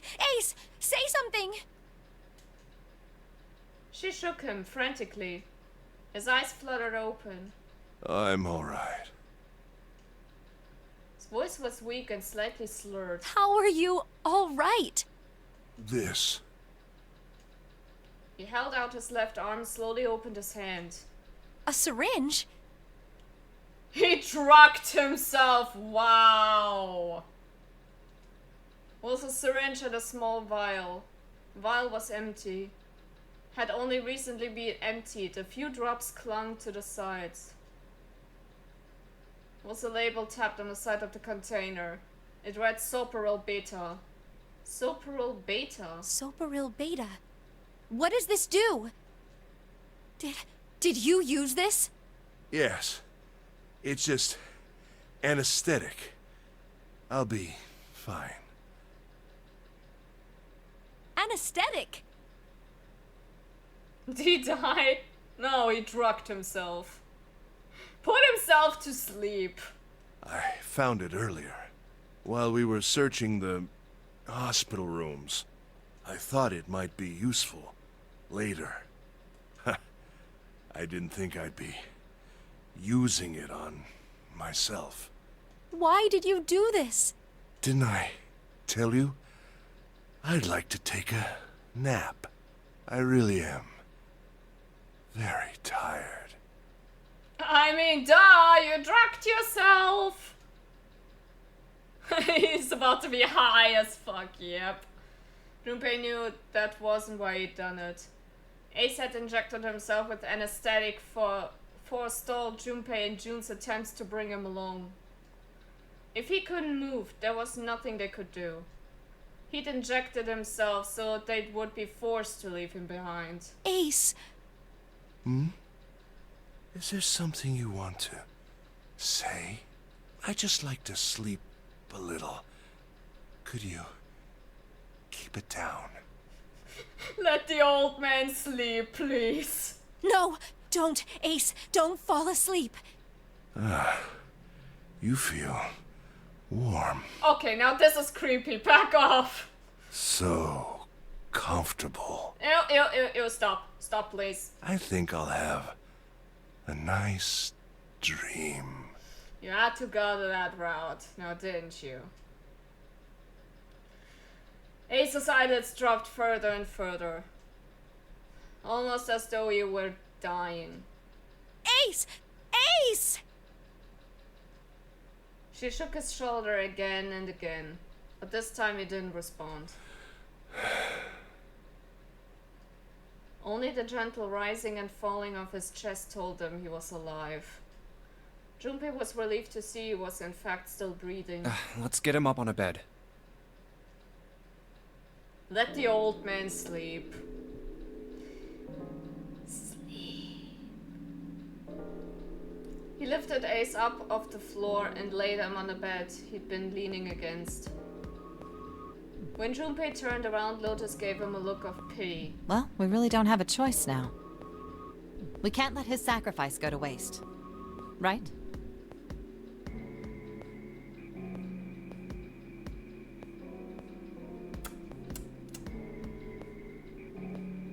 Face off. Like you even mean that. I love you, Junpei.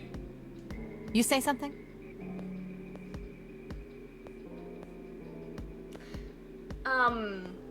What he meant is... Fuck you. No, nothing. It felt wrong, but he had to agree. Then suddenly Sancho spoke. Yeah, but we're not done choosing yet, are we? Huh? What do you mean? Well, we haven't decided who's going in what door. Yep, exactly. Ah, yes. Yes, that's true. Enough of this screwing around. Let's decide. You first, Lotus. Which door do you want? I want door number 8. It's the same number as my bracelet number. Got it. You're 8. You're next, 7. Which one do you want? I'll take 7. I can't get along with that old lady. My man! What? What did you just say? Just spitting facts! Her face distorted by rage, Lotus took a step towards 7. He threw up his hands and made a face like a child caught with his hand in a cookie jar. Who, me? I didn't say nothing. Oh, you're gonna get it next time. She shot him a glare that would have melted steel, then turned and stalked off. You're Cyclops? Alright, who's next? Santa's gaze moved across the 3 people left. Finally, they stopped on Junpei. Junpei, which door do you want? At last. Junpei's mind was already made up. Okay, next big decision. Which door? Oh shit. Here we we go again. Which door should we take? The big question. Door 3? Number 8. Number 8. Number 8. Number 8. Wow. Okay, Rio. So it's 3 against 8. Well, that's interesting.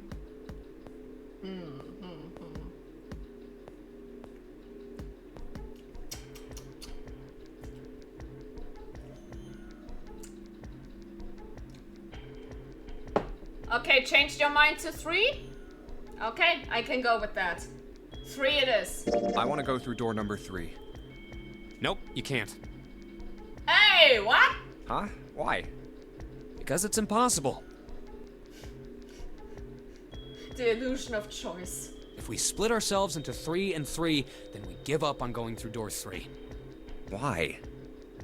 The bracelet numbers for the 6 of us are 3, 4, 5, 6, 7, 8. There are 2 combinations that can go through door 3 with 3 people. 3, 4, 5, or 6, 7, 8. That's it. Of course, 2 teams can't go through the same door. I see. That means one team would get left behind. That's right. That doesn't happen if we go through door 7 or 8? No, they're fine. We've got 3 options. Santa began to explain. Option A, have 3, 5, and 8 go through door 7, and 4, 6, 7 go through door 8. Option B, 4, 5, and 7 go through 7, and 3, 6, and 8 go through 8. Option C, 3, 6, and 7 go through 7, and 4, 5, and 8 get 8. Those are the only 3 options. That's it. At least if we want to get all 6 of us out of here. Wait. That was when Junpei realized. Plan A divides into 2 teams. 3, 5, 8 and 4, 6, 7. Plan B divides into 2 teams. 4, 5, 7 and 3, 6, 8. Plan C divides into 2 teams. 3, 6, 7 and 4, 5, 8. But that means... There was one thing they all had in common. 5 and 6 can never be on the same team. If we want all 6 of us to go through a door, then June and I can't go into the same one. June and Junpei had been friends when they were kids. He trusted her more than anyone else on the ship. If he chose 7 or 8, he'd be taken away from her. Was that something he was prepared to do? Have you mulled it over enough, or do you need more time? Anyway, that's the deal, so think it over. You've got 2 choices, 7 or 8. You can't choose 3. If you choose 3, you're gonna be leaving 3 people behind to die. So what are you gonna do? 7 or 8? Time to choose. What a poop head, right? Junpei thought hard. After thinking it over, his conclusion was, grab the girl and run! Should we? Shall we? Should we take the risk? Should we take the risk? Should we? Should we? Grab the girl? Go the route. Take the risk. Yeah! Sorry, Santa. Baba Booey. I still want to go through door 3. Do it. What? That's nuts! You've gotta be crazy! You mean to say it's these nuts? Why the hell are you so obsessed with that door? Just do it! Make your dreams come true! I'm just... Junpei paused. He swallowed the words he'd been about to say. I'm just curious about door 3. That's all. Nah, he just wants to get laid. That doesn't explain shit!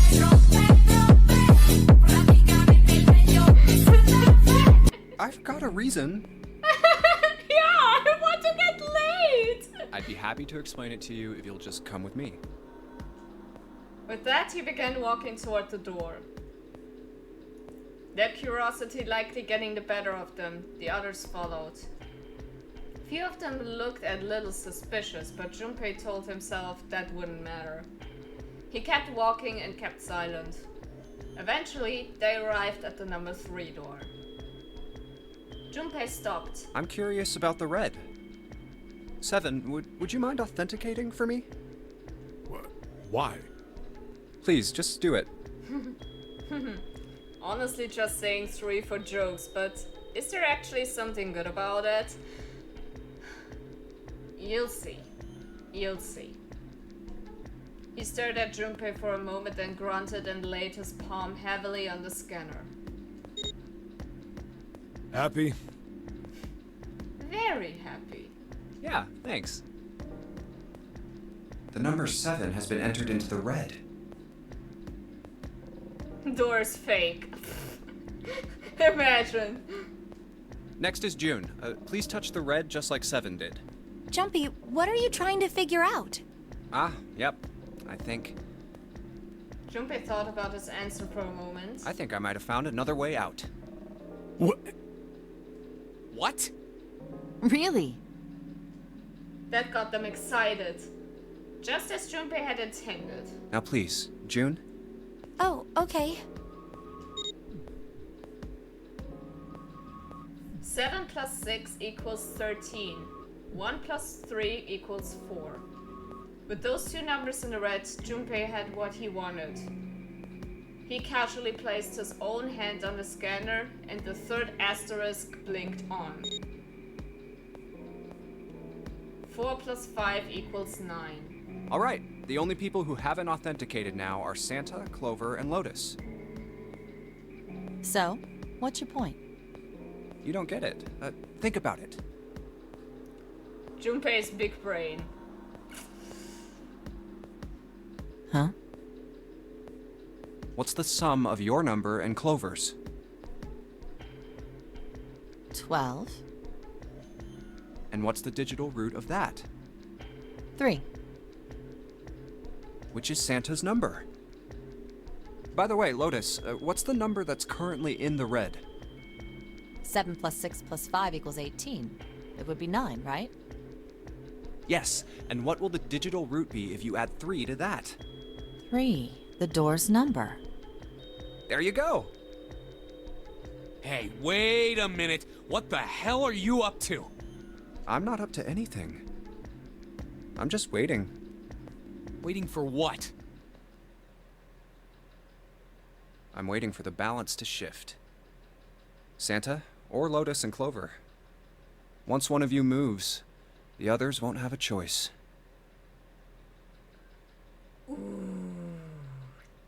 This is devious. So I'm waiting. I'll wait. Junpei laid his hand almost casually on the lever. You son of a bitch! You tricked us! Then all that stuff you were going on about is all bullshit! Bullshit? Huh. I don't think so. Didn't I tell you I'd figured out another way to get out of here? This is it. Why the hell would you do something like this? Junpei glanced at June. Jumpy. You did this just so you could go through the same door as June. That's it? Like I said, he wants to get laid. Imagine, just for a little bit of funky time, he turns into a mastermind manipulator. Wow. Santa was furious. His face was red and flecks of spit flew from his lips as he spoke. Junpei closed his eyes calmly and then opened them again. So, who's it going to be? I feel like I'm a dick. Hey! That's what everybody feels like when they choose this route. Honestly. I cannot blame anyone, but is this good? Santa? Being the dick for once. or Lotus and Clover. Shit!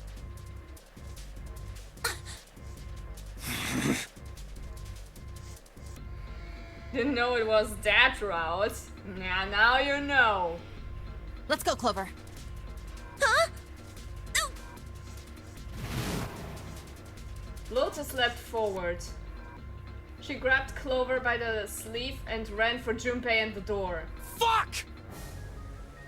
Caught by surprise, Santa froze for a moment and shot forward like a bullet from a gun. Lotus had a head start, but Santa had the advantage in size and speed. Almost immediately, he passed Lotus and Clover. Oh, no, wait! Santa did not hesitate. Ah! He slammed his hand down on the red. This is insane! This isn't right! He glared at Junpei, his chest heaving. Yeah, well, you may be right, Junpei's voice was cold, but not without effort. but He turned to the red and pulled the lever. Time to go. With the sound of metal on metal, the door opened. It would only remain so for 9 seconds. There was no time to think. go. Junpei and his 3 reluctant companions jumped into the door's gaping mouth, one after another. No sooner did they enter than an all too familiar noise sounded from their left wrists. Detonators had activated. Junpei looked back only once and saw Lotus and Clover on the other side of the closing door. No! They stood still, stopped where they had been when Santa reached the red. The defeat and desperation on their faces tore at Junpei's heart. Then the door closed and they were gone. You son of a bitch, Junpei! This isn't fair! Santa rounded on Junpei, lightning cracking in his eyes and his knuckles wide. Do you realize what you just did? You leave them out there, and they can't... Shut it! That's enough! Hadn't been Junpei that spoke, but 7. We gotta find the dead or none of this is gonna matter! Ooh, but clock was ticking. That was their only chance at survival. Unless they could find it and deactivate their detonators, the 4 of them would be... We got less than a minute left! No time for screwing around! Get moving! Damn it! You and I are not done yet, bastard! Yeah. They scattered and began to scour the room. The activation device was nowhere to be found. Where the hell is it? We know what happened. Junpei got a triple kill. Yeah.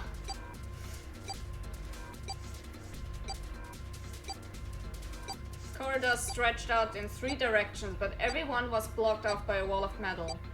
There was only one way out. One other door. Over there! It's gotta be behind the door! 7 ran for the door, a rusty iron thing. His large hands grabbed hold of the handle and pulled. Damn, it's pitch dark inside. Can't see a thing!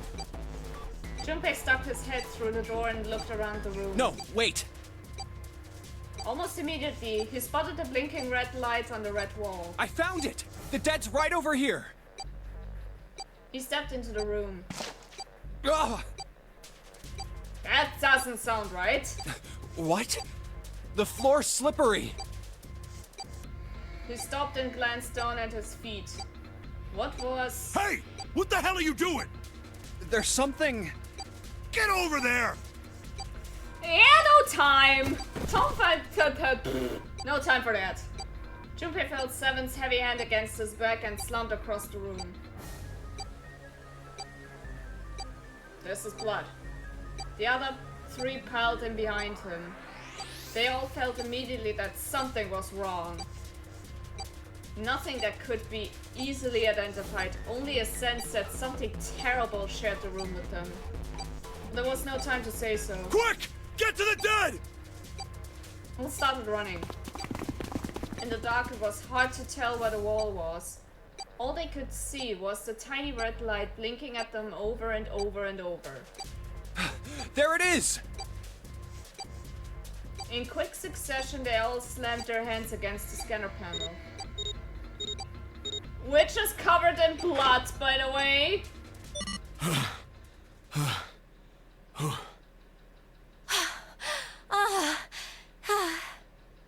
God damn, they're having a good time. Yep, they're having a good time. Seven leaned against the wall, gulping air. As his breathing began to return to normal, he glanced at his left wrist and grunted. It stopped. It stopped. Or Jan, you're so innocent.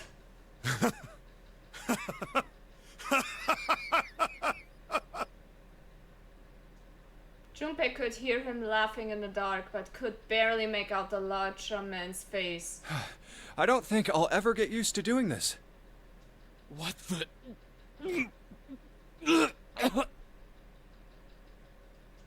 Sound of retching came from Santa's direction.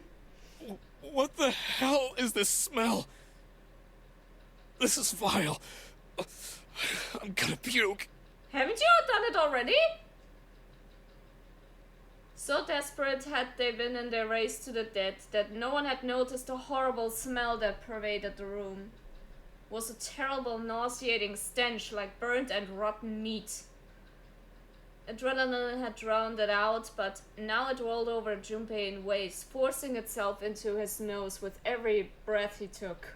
Oh, you're right. Oh, this is... Santa pukes, he's gonna get even more skinnier. Oh my god, you're right. Yeah, better not. He felt his stomach clench and bile rise up in his throat. Let's get the lights on first. There's a switch over here. The light that spilled in from the door barely illuminated a small switch plate next to the door. Slowly, with the toll of the last few minutes apparent in his gait, Seven walked toward it. Ah, that sound! Ew! Stopped as he got close and extended his finger towards the switch. Okay, guys, I'm flipping it on. Was a soft click at the lights as the lights came on. Just as the light turned on, June took in a short breath and...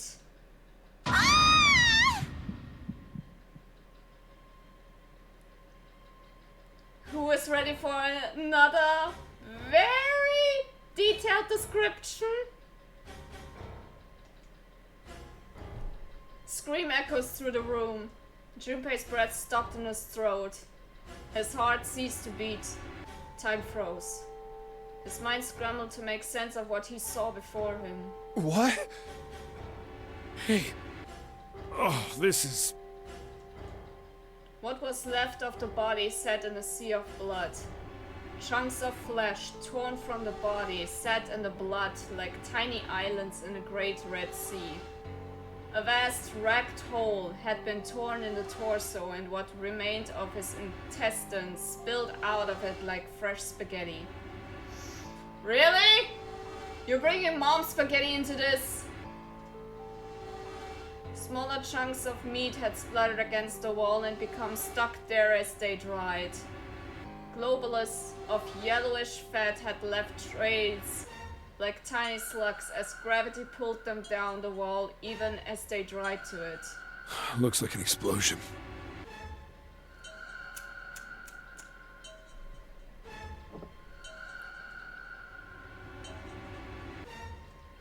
Taking a sip after this? Seven's voice was low and strained. Just like the Ninth Man. The detonator in his bracelet set off the bomb in his gut. Oh god. The bone is coming out of his left arm. It's definitely an open fracture. It looked as though the explosion had been quite powerful. His legs were both bent in an odd, unnatural way, and his left arm had split open, exposing the painfully white bone of his ulna. His bracelet laid next to him. seemed to have hit the wall hard enough to have shattered the display, which lay on the ground in pieces. The face is the worst. Yeah, you can't even tell who it is. Half of his head had simply collapsed. The blood coating almost made it look like raw pizza dough covered in tomato sauce. His clothes too were covered in blood. The burgundy tie, the white shirt, the jacket with the yellow piping, and the gray slacks. But the clothes are...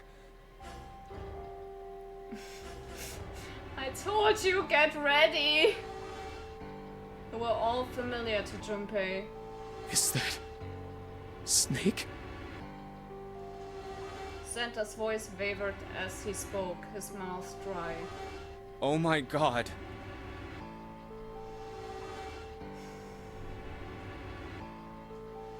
Finally, Junpei spoke.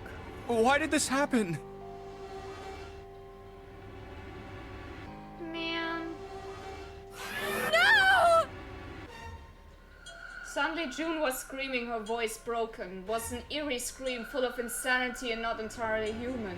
No! No! No! Shook her head violently and grabbed fistful of her own hair.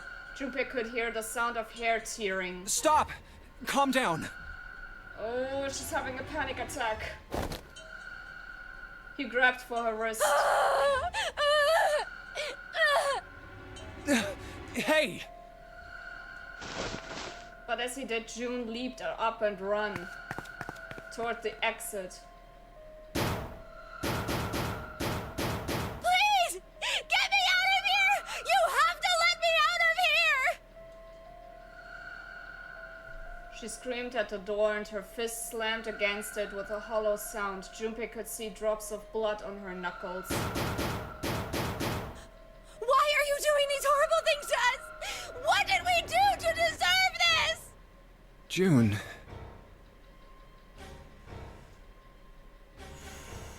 She screamed again, desperate, mindless cry. Her fist flailed against the door. Get me out of here! Please! Please! Just let me out! June. Junpei couldn't watch anymore.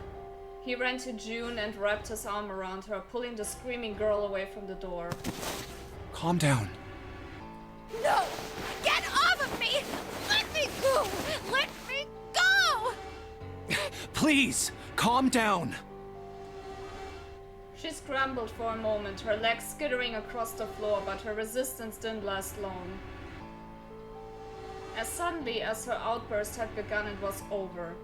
Manic energy disappeared and her body went limp in Junpei's arms. June collapsed towards the floor and Junpei knelt down with her. He felt drops of something warm and wet. Was she crying? Well, of course she was! What the fuck? What question is that?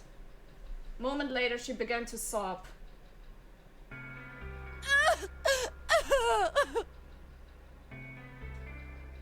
Shoulders shook and great hot tears rolled down her face like rain. We're gonna be fine. It's gonna be alright, June. It's going to be okay, Connie. Her name was a whisper. I'll be here with you, okay? She nodded once. Thank you. Thank you so much, Jumpy. Her trembling voice pulled at Junpei's heart. He stroked her hair gently. His face was so close to her. Is this really now a good moment for a love scene? Bro! Static, why? Hi. Scent of her hair was nostalgic. Okay. Can we go back pick 7 or 8, please? Do you feel better? No backing out now! Yes. But I'd like to stay here. For a little while, at least. Jumpy's body is so warm.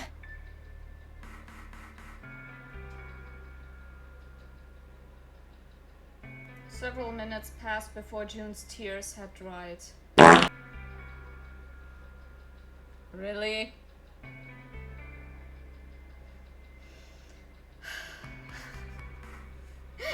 The moment the tears have dried, boom! Gas was released. Junpei stood up. He bent down, put his arms under June's and helped her to her feet.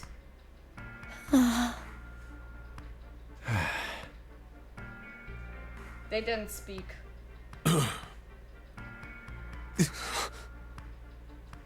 Neither did Seven or Santa. Person was dead. They had died in that room, in a terrible way. Junpei knew there was no way he could make himself forget that. There was no way any of them could forget it, but warning would do no good. Which is why the sad violin was playing. God, for fuck's sake, I can't be serious with you.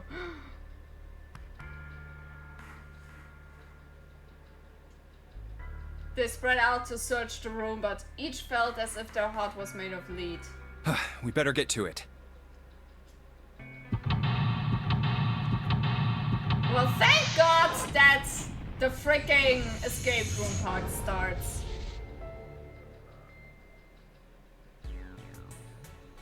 So yeah, let's get to it. The shower room. It's showery. With shower. Where you take showers. That's where stinky people go if they wanna get wet. Alright, let's see if anything happens when I turn you.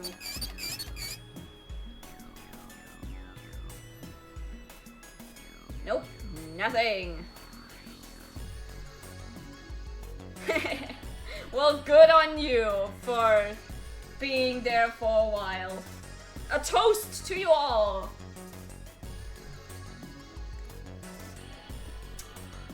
Is the pipe clogged?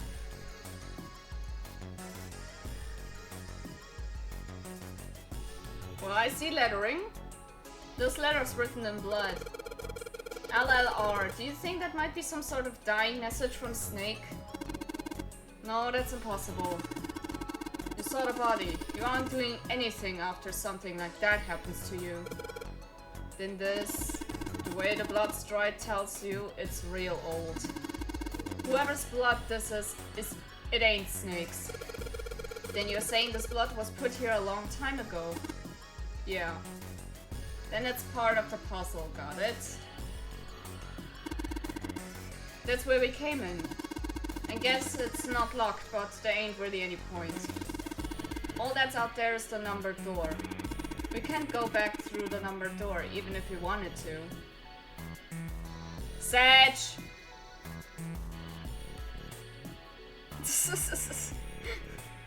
Guys! No need to flex who is late and who is on time. I just exist. Oh, look, a bucket.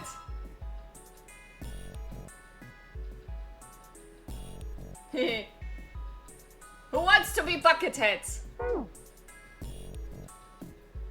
a broom. Wanna take the broom? Junpei reached for the broom, and as he grabbed it, he heard a soft voice from behind him. It was June. The rabbit hutch. Huh? Rabbit? Rabbit? He turned around. June still looked sadly pale, but there was a smile on her face. Oh, you just reminded me of it. The rabbit hutch, I mean. I said rabbit, not basement! How did I remind you of something like that? Jumpy and the broom. Jumpy and the Broom. Sounds like the title for a cartoon. Jumpy and the Broom. You're always playing around with the broom in front of the rabbit hutch. I was. Don't you remember? Junpei stared at the broom in his hand. You mean you don't remember that summer either? She looked very sad. He shook his head. Of course I remember. How could I forget something like that? Music is not helping. I know, right? Well, blame the person who plays it.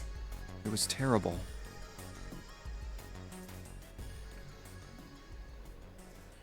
They were in the 6th grade. Junpei and June had been assigned to take care of the classroom pets, the rabbits. Their chief duty was to clean the hutches every morning. On the final day of school, before summer vacation began, Junpei overslept. He rushed to school and found June standing in front of the rabbit hutches. No sooner had Junpei arrived than June began to cry. He had no idea why until he looked behind her into the rabbit hutch. First thing he saw was blood. The hutch was filled with the dead bodies of the rabbits. Even after their teachers and friends came to see what the commotion was, June couldn't stop crying. I just kept crying and crying until you came over. You held my hand, and you looked very serious, and you said, "Don't cry. I'm gonna catch the person who did this." After you told me that, I finally stopped crying. Well, the real fun started after you quit crying. You told me we were gonna catch the killer together. June smiled, and a little of the flush of life returned to her cheeks. Then we decided that we'd ambush them. Yeah, I remember. School also kept roosters and guinea pigs. Junpei and June had decided the murderer would likely return to finish off the rest of the animals. He would ambush the killer at night. Junpei and June hid behind the hutch at dusk and waited. It was a warm summer night. Quiet sound of crickets whispered through the air.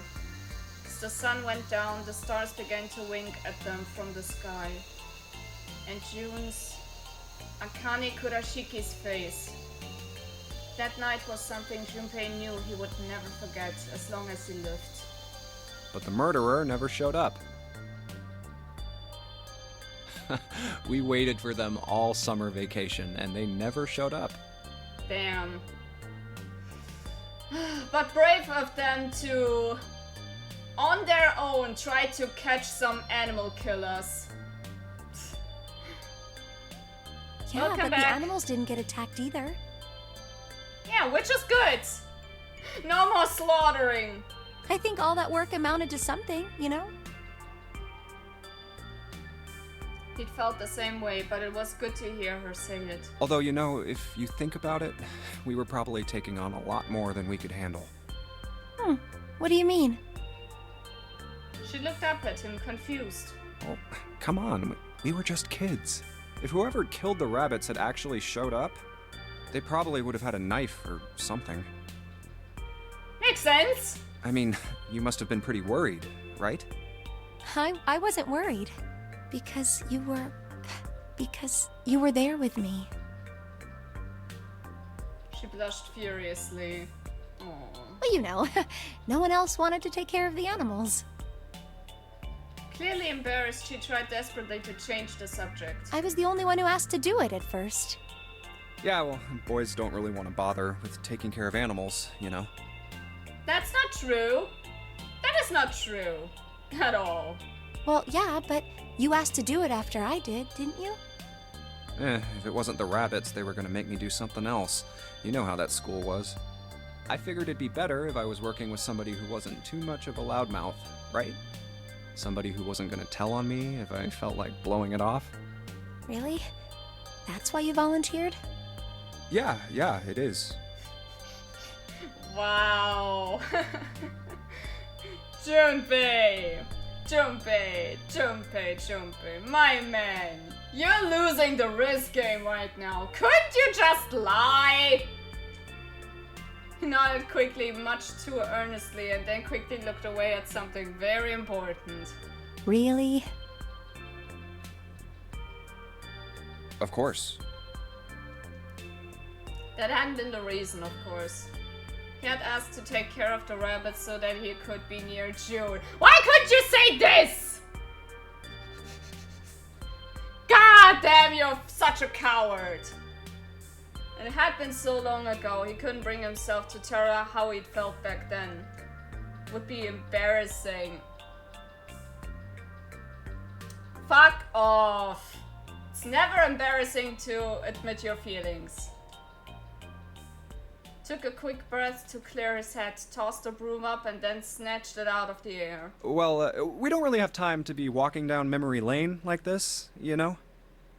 We've got to figure out a way out of this room. Otherwise... When men have their dense moments. Yeah, I guess. Yes. I'm gonna look over there. June nodded curtly, then turned and walked away. I should get back to it myself. Ah! That's right. The pool of blood. Junpei turned around and looked at the room. At Snake's body.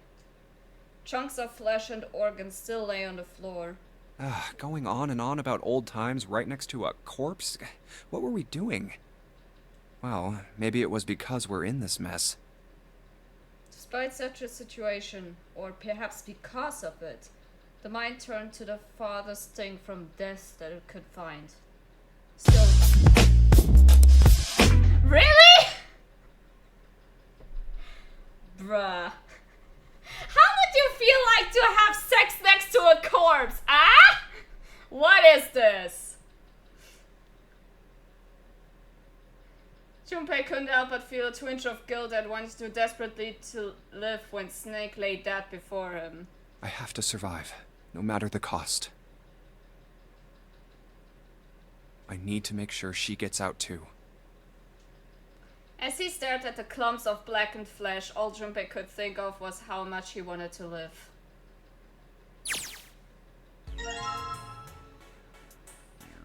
We got the broom! So, let's see what's in there. Wooden box, something in there. Oh, luminol! Cool, luminol. And toilet paper. Ew!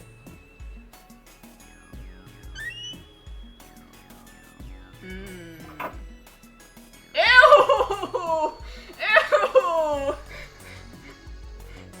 Buddy, whoever went in here, you really need to see a doctor. Like, what? This does not seem normal. Blue poop? Like, really? There might be something in the tank, you know? Let's open that shit up. Ah, you're right. A red key card. Cool, cool, cool. Tank where the red card was. Nothing here now. Okay, cool. There's nothing in the toilet. If there was, that would be gross.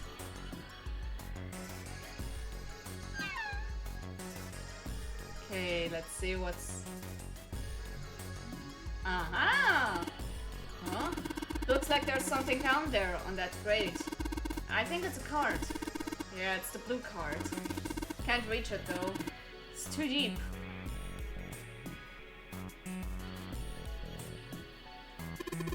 It's a thermometer. Can you get it off? No. No, it's screwed on the wall. Then we need a screwdriver. A screwdriver. What do we have here? Piece of paper tied to this pipe with wire. Kinda surprised that Santa isn't just punching Junpei.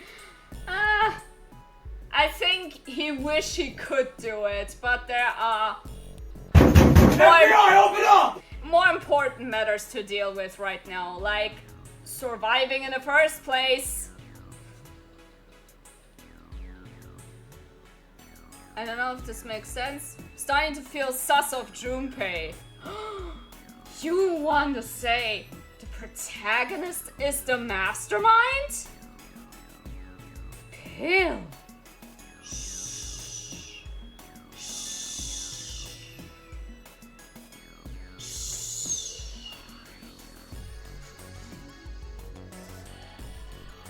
Notice drainage valve operation. Please do not flush the water in these pipes. Doing so may cause the drain to overflow. Oh.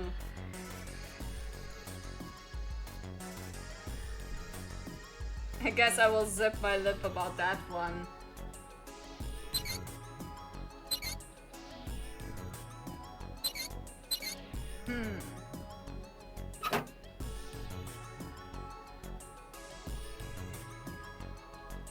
Actually, I have the luminol. Wait, you don't really think we're supposed to use the luminol here, do you? Yeah, it does seem kind of weird to use it here, but maybe I should try it just in case.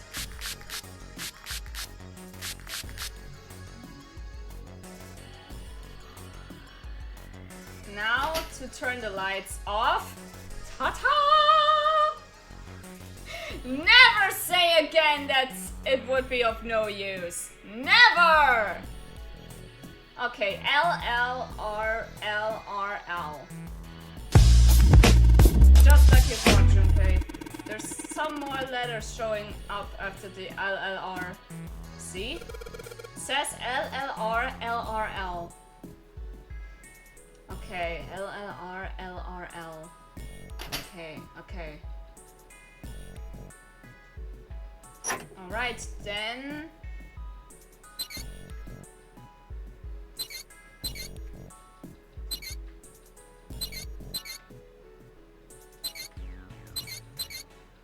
Well, I did what it said on the wall. Wonder if it actually did anything. Hey, this drain's acting up. What the hell did you do? Just messed with the valves a little. Nothing big. But isn't it a good thing? Aha! Well, would you look at that? Jumpy, the cart is floating. Looks like the water floated the cart up out of the drain. Awesome! Well, must be water flowing through the pipe on the right. There's water pouring out of the drain. Now let me have the cart. It's Mercury. Let's go.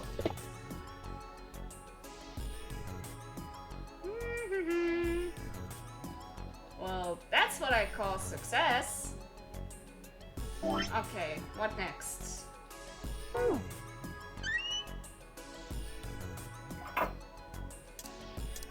Then I guess I gonna have to wash this perhaps? What do you think this is? Looks like tar. Kinda sticky. I don't think we can just wipe it off. Who put the LLR? Was it Snake? Nah. Nah. It's part of the puzzle. I doubt just pouring some water on it's gonna help much either. What about hot water? Hot water. If we had some really hot water, like boiling hot, then maybe that would wash it off. That is a good point. Ayo. Ayo. She cooking. Doesn't look like the shower works. Maybe I can use the shower here to fill the bucket with hot water. Hey Seven, could you turn on the shower? I'm gonna put the bucket under the head. Okay, sure thing.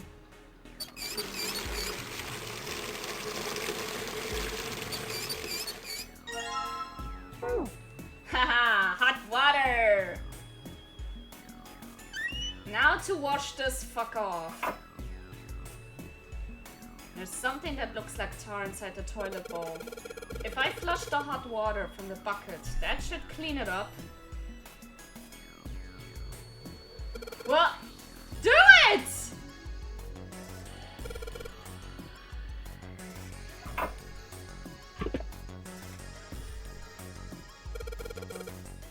So if I put the hot water into this tank and looks like you filled it. Now you should be able to flush it, right? Just do it! Make your dreams come true! Depending what the toilet is made of, the hot water can also break the toilet. Let's be optimistic. Probably a handle somewhere in the tank that can pull. Pretty sure. Wait, I saw that. There's my screwdriver. Let me have the screwdriver.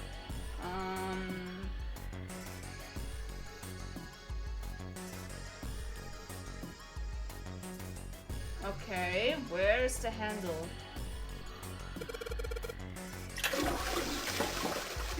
There it goes, just like a toilet should work.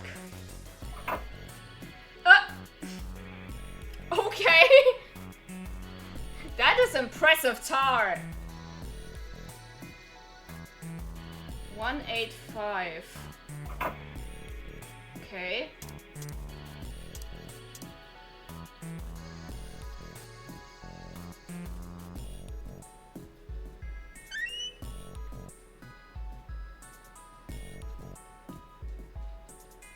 Thank God! Nothing unusual about the toilet. Okay, then let's take the screwdriver, screw it off. Hey, Junpei. You know why thermometers only go up to 107 degrees Fahrenheit? No, I can't say I ever thought about that. At 107 degrees, the cells in the human body start to die, and the organs begin to shut down. The proteins in your cells start to harden. It's like when you hard-boil an egg. Even if you cool it down afterwards, it won't go back to being a raw egg. How much is this in Celsius? Hold on. Fahrenheit in Celsius.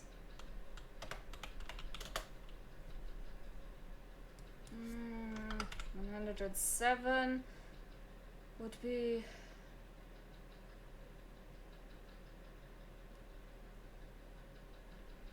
41.6667.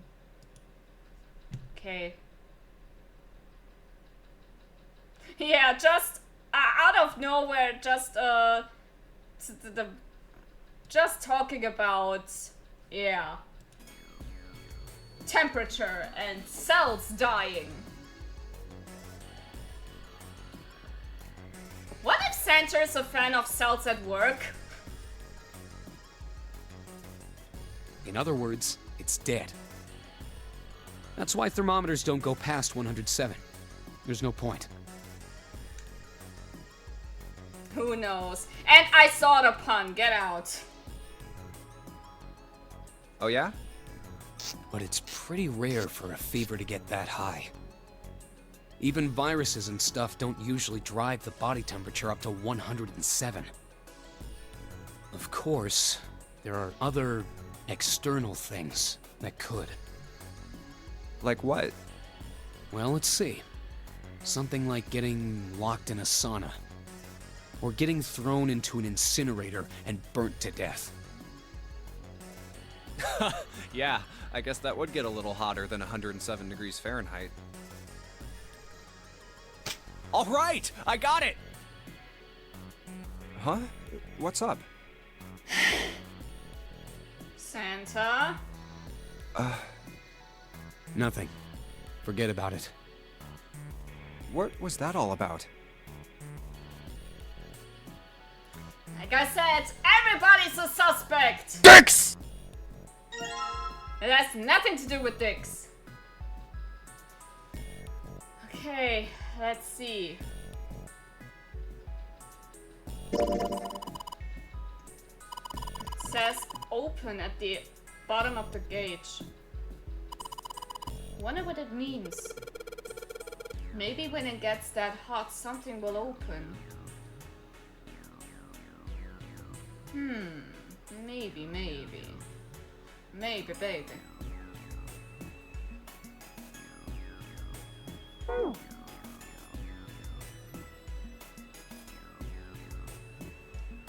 Okay, already checked all 3 toilets, you know. Nothing unusual there. Okay, sir.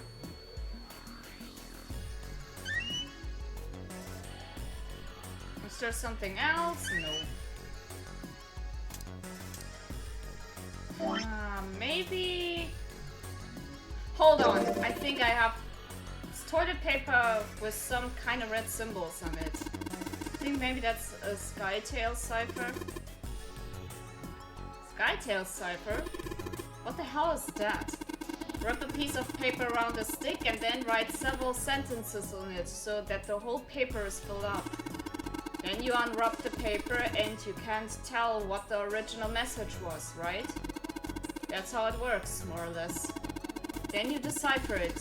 You gotta have a stick that's the same diameter as the original one. Same diameter as the original one. Huh. Yeah. Then you just wrap the paper around that stick and you can read the code. Aha! In that case, how about this? What if I wrap the toilet paper around the broom?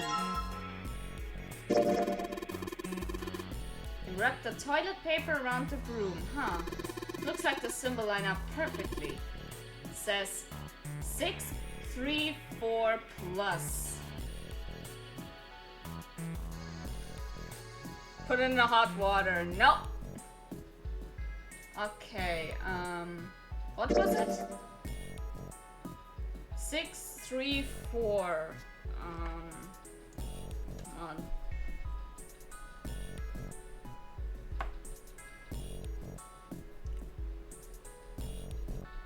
And the other was 185, right?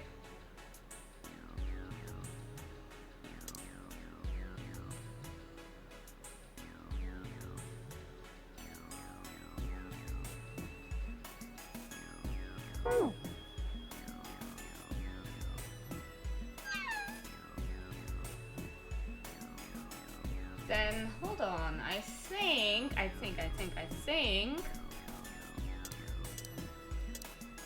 can use the card here. Red lights on, Jumpy. Okay, so far so good. Which means now I have to do a little bit of math. Or use the calculator. I mean, for fuck's sake, why else do I have this?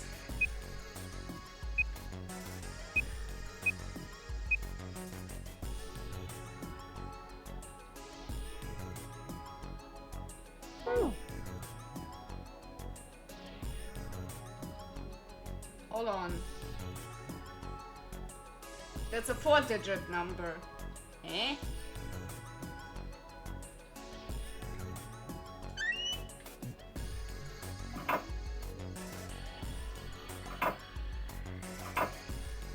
Yeah, that's right. That's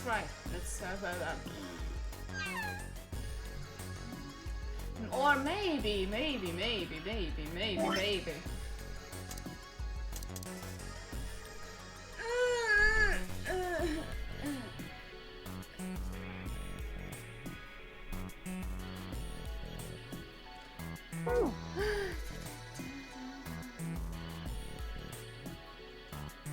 Nothing happens when I press the buttons. I guess I have to get the red and blue lights to turn on first.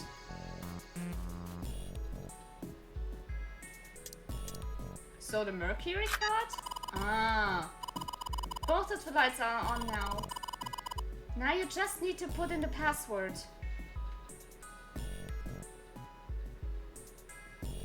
What was it again? My memory is terrible, I'm sorry.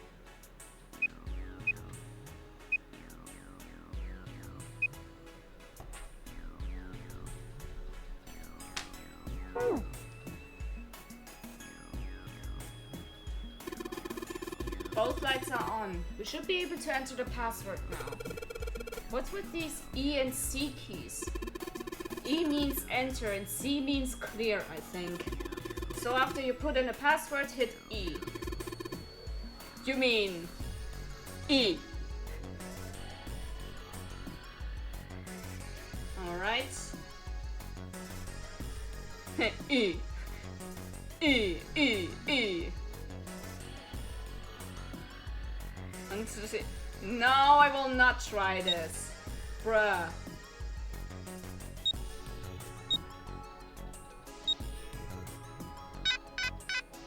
Okay, that's not it.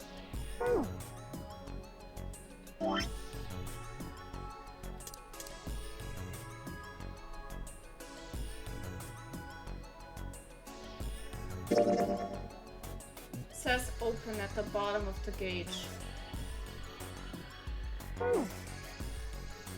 Okay, in that case, I need something more.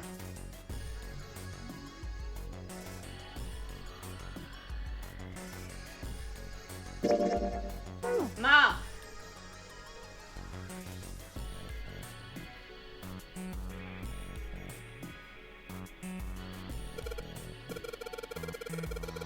If I get this hot water on the thermometer, then maybe.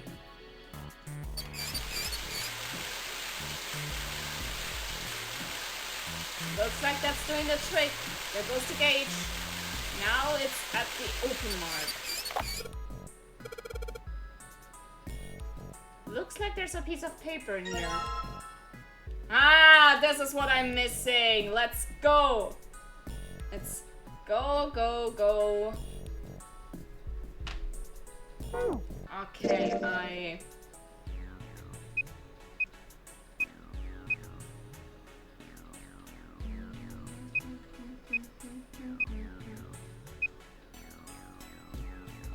yeah, this looks more correct. Alright, I got it!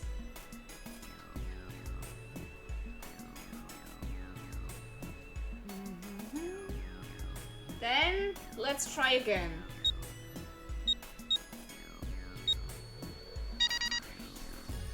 Haha! Let's go!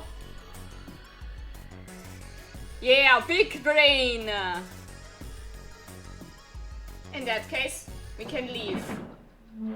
Let's get out of this stinky place.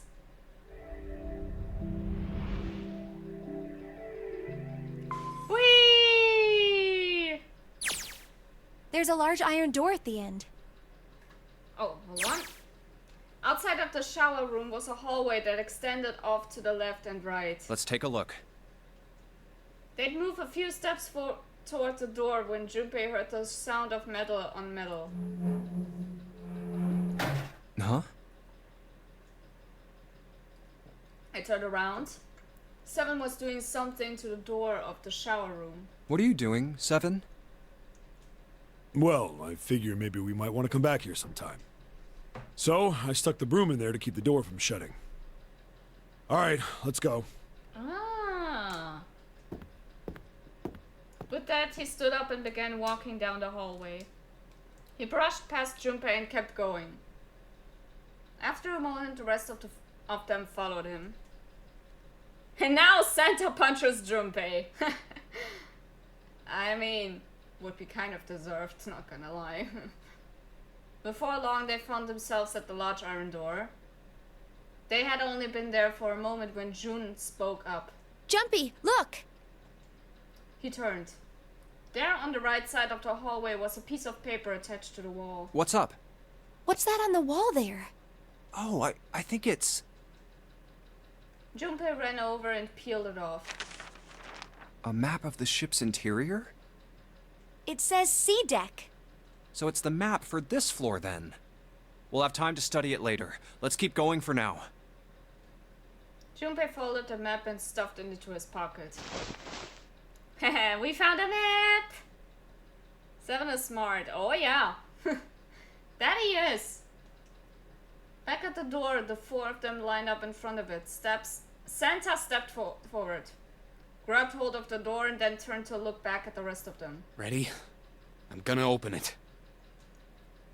They nodded. Santa nodded back and threw the door open.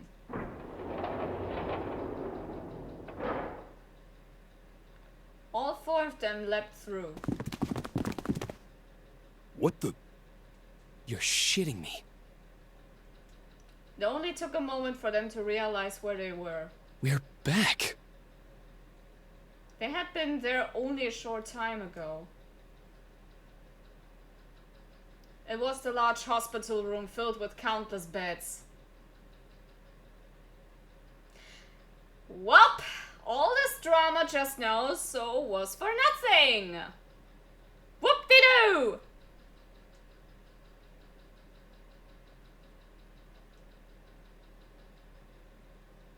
Lotus and Clover looked up as they entered. Ace was there as well, although he looked as though he had only just woken up. Clover! Lotus! And Ace! I'm glad you're all okay. Lotus? What are you... The moment they spotted Junpei, Lotus and Clover headed straight for him. Oh yeah, he is gonna die. As she neared him, Lotus drew back her hands and slapped him open palmed across the face. Yeah, not gonna lie, it was deserved. How could you do this to us?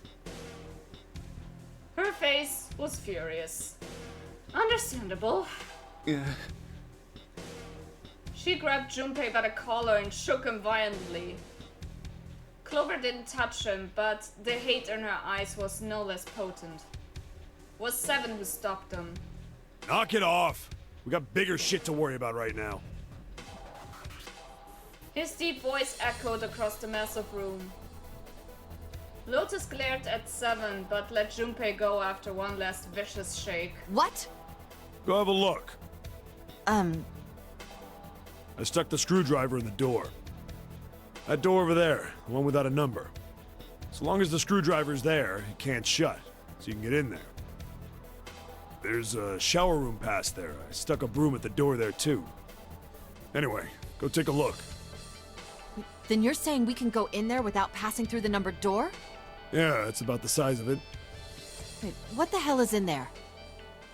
Junpei should have just said that a higher being took control in his choice. Nah, we want... This is too meta. You'll know when you see it. Fine, let's go. Lotus and Clover looked at one another for a moment, then nodded and stepped through the door. Also, when did I take off my coat? I just realized. Oh? Hold on.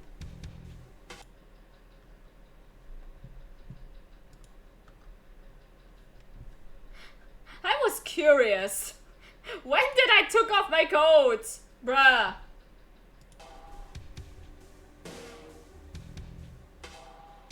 My goodness.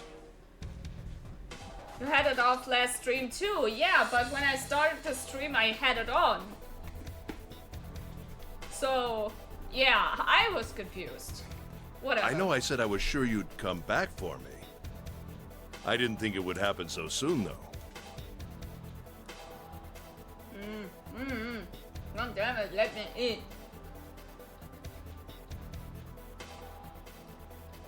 Ace shook his head weakly. Should I go as well? I mean, if you want to see a dead body, then sure, go ahead. Yeah. Seven nodded. Very well. Ace followed Lotus and Clover with his stiff, tired gait.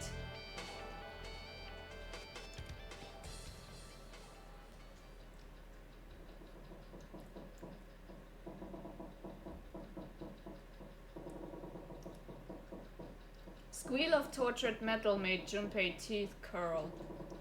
Sounded like the noise a ghost would make.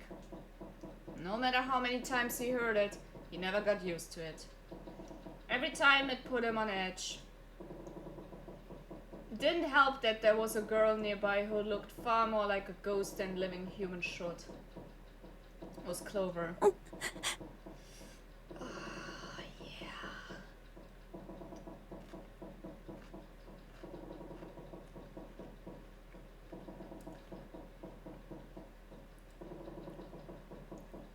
I'm sorry. She sat on the edge of the bed, her head drooping listlessly onto her chest. Her eyes were blank and stared across the room at nothing. Her breathing was slow and mechanical.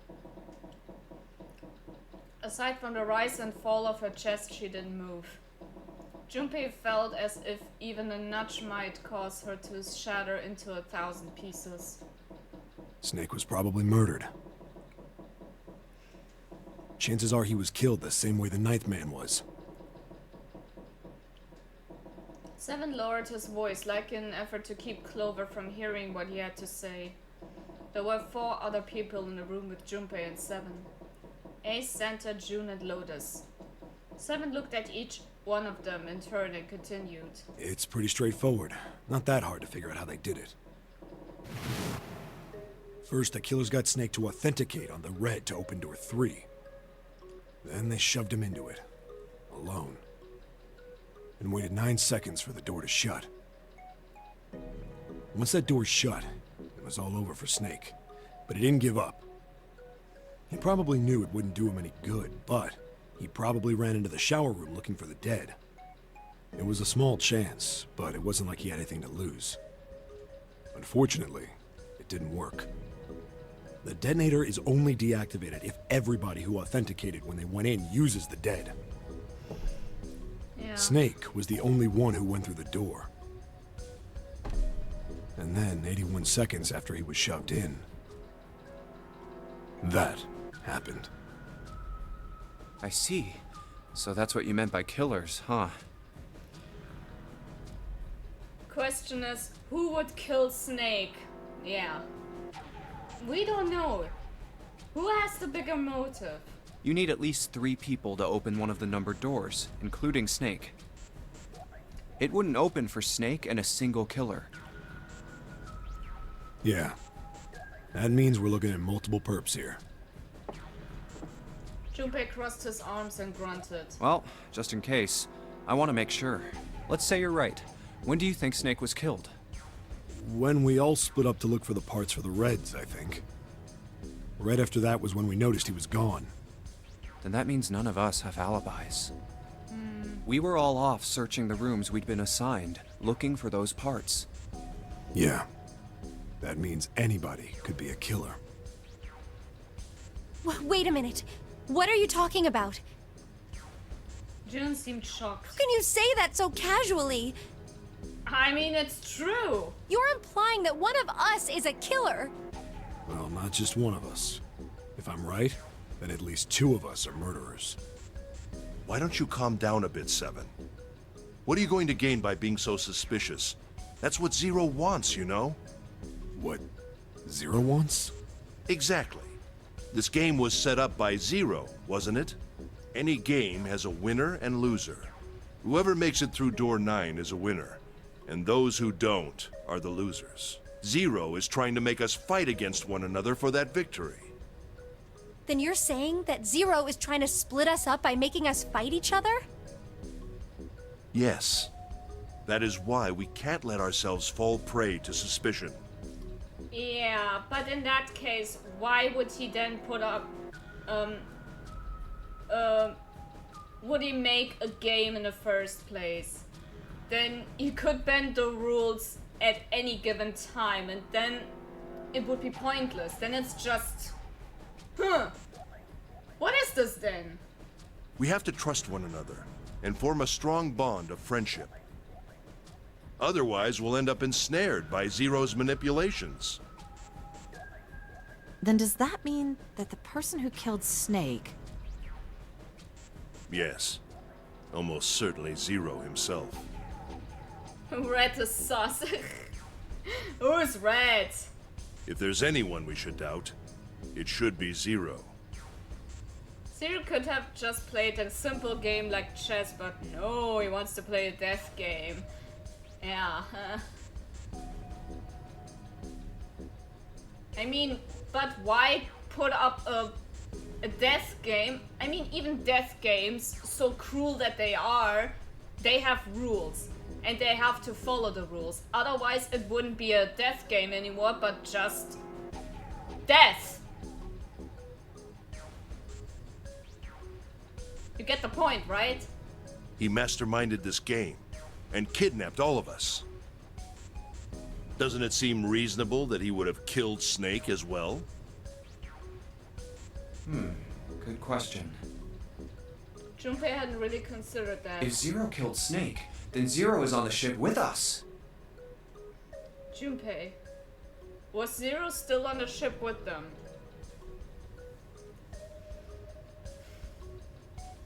Was he?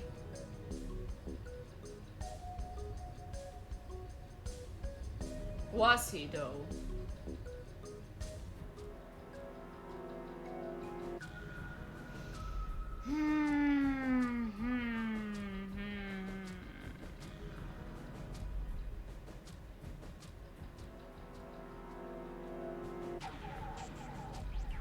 I mean, if he wants to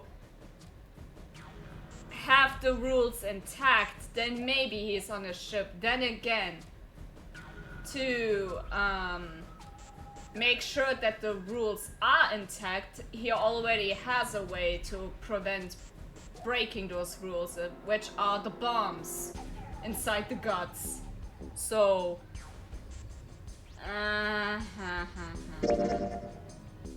he wasn't sure. Something's still strange.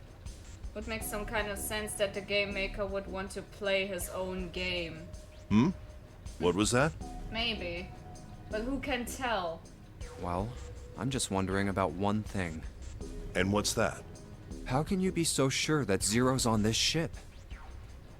Ice eyebrows, shut up. Really, Junpei? I confess I'm a little disappointed. Usually you're rather sharp.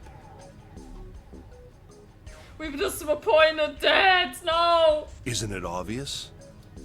Wait, it is? This ship. Huh? Zero said, "this ship," several times when he addressed us.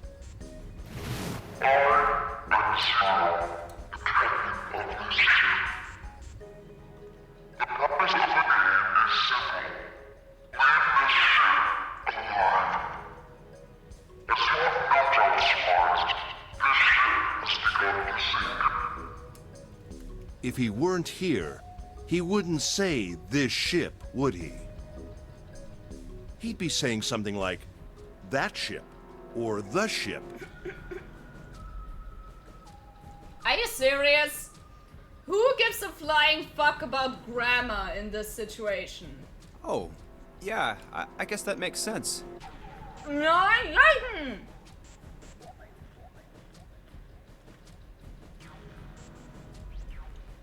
You're such a yes-sayer, Junpei.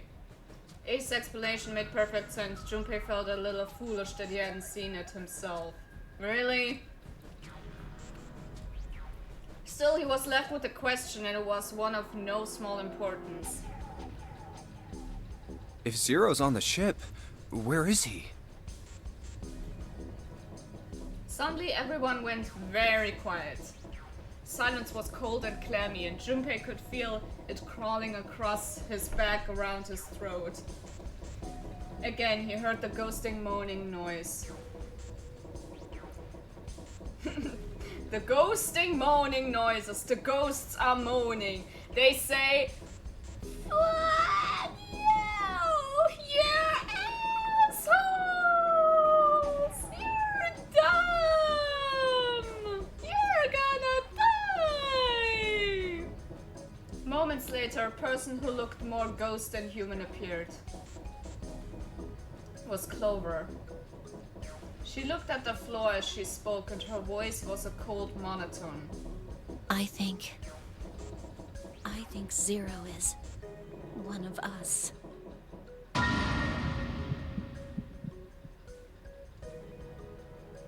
Dun dun dun!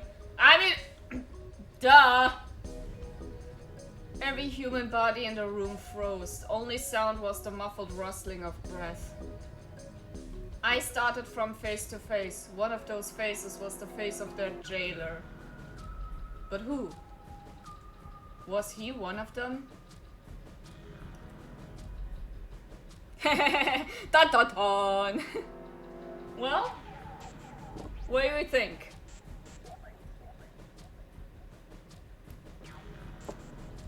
Is Zero one of us?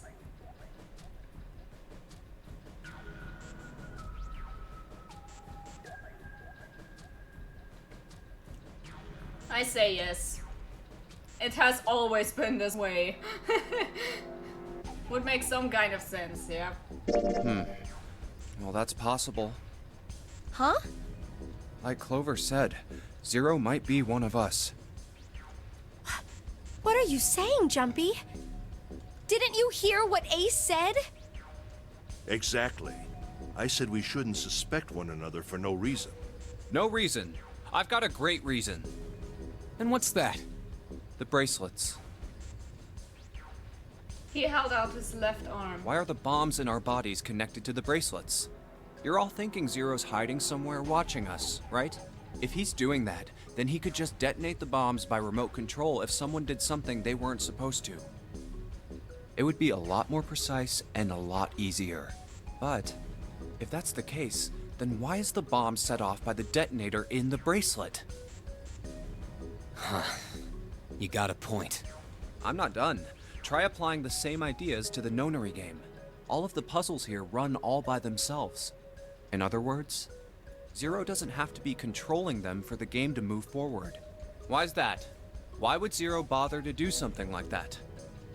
Junpei let the question hang in the air and looked at the others. It was Santa who answered. So let's say you and Clover are right. Zero's one of us. If that's the case, then it'd be really hard for him to keep track of all of us or control anything remotely. That's why all the puzzles run by themselves. That's what you're getting at, right? Yeah. Junpei nodded. 7, when we were talking earlier, you said any one of us could be Snake's killer, right? Yeah, something like that. Alright then. I've got a question for you, Ace. You said something like Zero must be the one who killed Snake, right? Yes, something like that. I can't think of any other explanation. So what do we get if we combine those? They fit together pretty well, I think. Something like this. Whoever killed Snake is Zero. Hence, Zero is one of us. 7 and Ace's theories aren't mutually exclusive. They actually complement each other pretty well. At least they do if Zero is one of us. No one spoke. Their faces were grim, but Junpei wasn't sure if they believed him or not. Finally, Lotus spoke up. What were his motives? His motives? I mean, yeah, he must have a motive. Yes, isn't that pretty important? Why would Zero want to hide as one of us? Oh. I thought you were talking about what's his motive to killing Snake. Oh, well, that's because, Junpei choked. He hadn't thought of that, and he had to be honest with himself. He had no idea. I don't know. Lotus sighed. Well, so much for making a persuasive argument, Junpei. In other words, you only had circumstantial evidence. I don't really think that's enough to go on, you know? Ah. Oh, man! Junpei was painfully aware of their eyes on him and their disapproval. He tried to find something else, anything else to look at. Then in that horrible silence, they heard a bell begin to ring. It was the clock at the central staircase. It's 3 in the morning. Time is running out! That means we have 3 hours left. Then we need to move now. 7, Clover, Junpei, I know how you feel, but you do understand that right now it's important we trust one another, don't you? You're right, but... Junpei couldn't bring himself to respond. He swallowed the words he wanted to say and sighed. 7 and Clover remained similarly silent.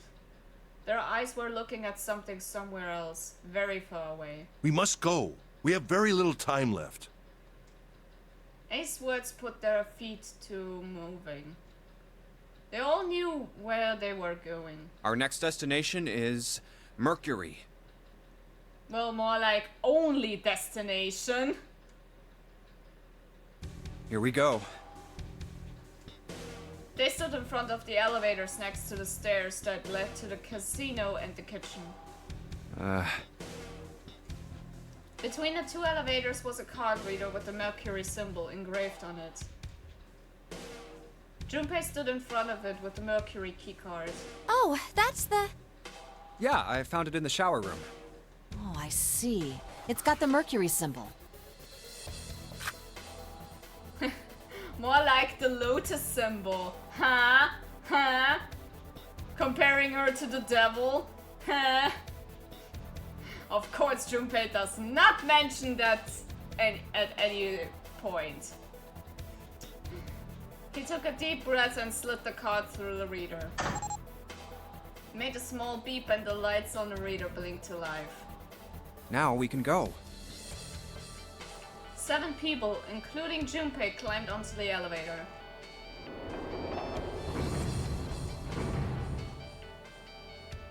Looks like there's only 2 floor buttons working. C and bottom.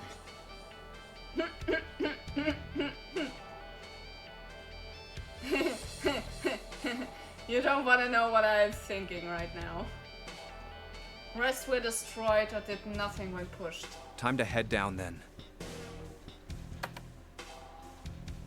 Junpei hit the bottom button.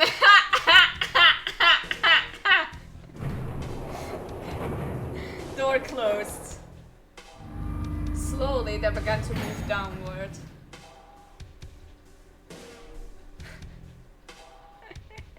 Hey, you were thinking the same. Don't deny it. Sometime later, all 7 of them stepped off the elevator and onto the bottom deck. They stepped off and saw that the hallway of their right ended somewhere between 20 and 25 feet from them. The hallway in front of them was a dead end, but not a regular dead end. This is a numbered door. Ah, yeah. Yeah, it's door 2. Immediately, they began to discuss who would go through it. So who should go through the door this time? We don't need to be discussing who we're leaving behind this time, right? Right. It's set up so we'll be able to meet up again once we get through the numbered doors. Then there's no need for arguments at this point. Which is good. Very good. We should figure out who's going in first. Very well. Would anyone like to volunteer? I'll do it.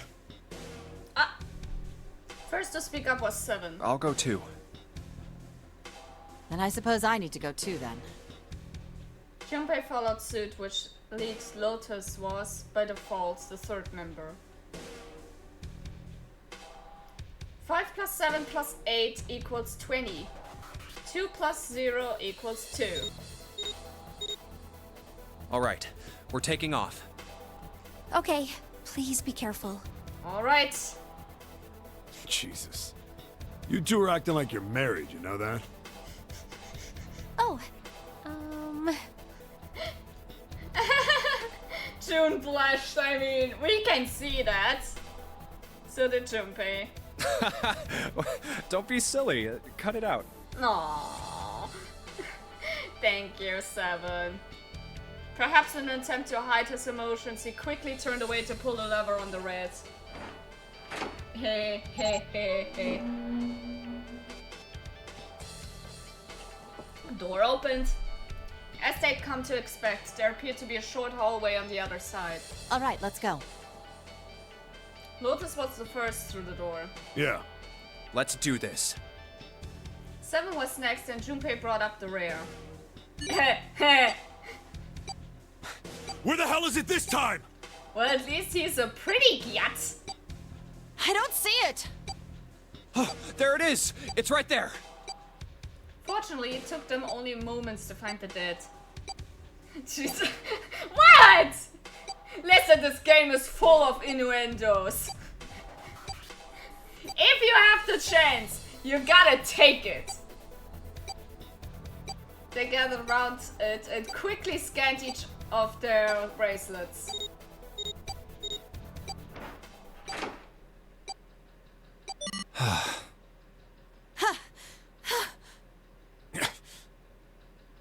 It stopped. Yeah, it stopped. Junpei could feel his heart pounding against the inside of his ribs. 7 and Lotus were breathing hard and fast. Man, I'll never get used to that. Must have been a good time. I'm not sure it's something I'd want to get used to. Yeah. We should finish this game before imminent death becomes a normal thing. Damn right. Alright, Junpei looked around again. And this again. hallway's pretty short, but it's got 5 doors. 3 on the left, and only 1 on the right. Don't forget the last one at the end of the hall. But it's got a metal plate over it, so I doubt we're gonna get anywhere that way. Which means... After taking a look around the room himself, Seven spoke. Alright, let's get started. I think we'd probably better split up. You okay with that? Yes, no problem. Yay, 3 hours. Sure thing. Then I'll take this first one. Seven nodded to them and stepped into the room closest to him. I'll try the one next to it. At last, Junpei was left alone. Well, I guess I'd better get started too. He looked intently at the remaining 3 doors.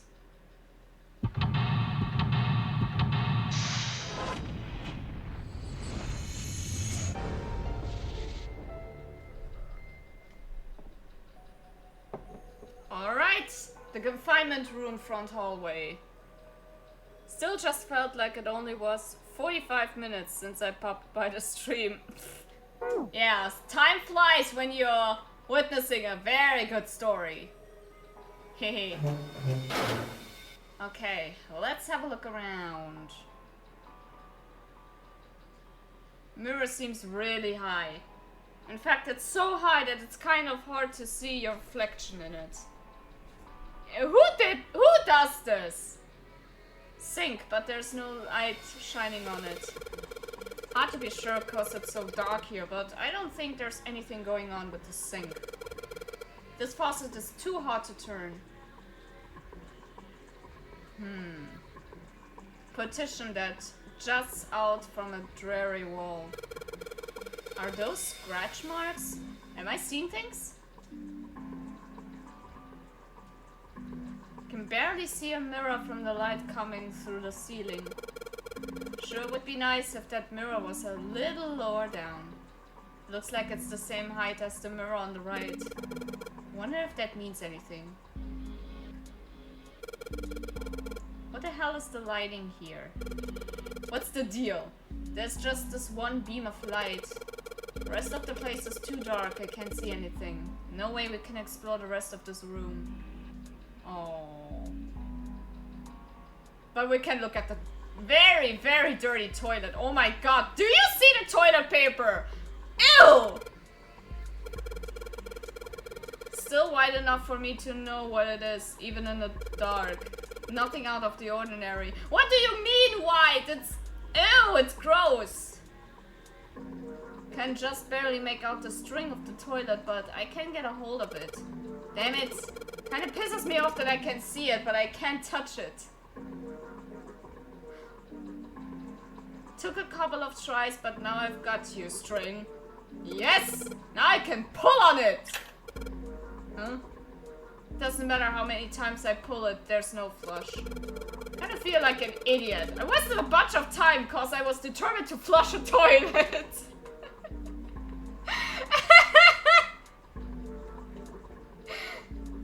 Toilet won't flush when you pull on the string. Aww. Ah!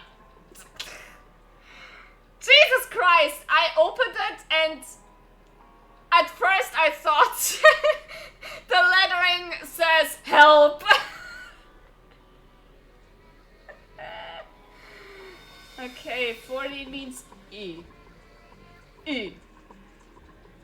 Looks like a dirty toilet, but it's too dark to tell. E. Probably means a 14 somewhere represents an E. Don't know what 14 that would be.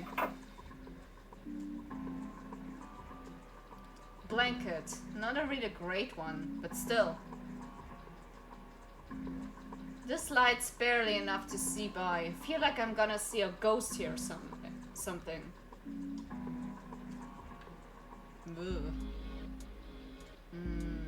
Oh, what's this? Ah! God damn it, no matter how hard I put on this damn thing, it won't budge. Guess I won't be opening this anytime soon. Doesn't look like it's got a keyhole, and there doesn't seem to be anything stopping it. How the hell am I supposed to open it? I don't know. This desk is old and rusty. Well, then I guess I'm gonna leave for now. Ooh, waves. Somebody made some wavy blue lines on this mirror with blue paint. Is that a drawing of a blue scarf? No, maybe not.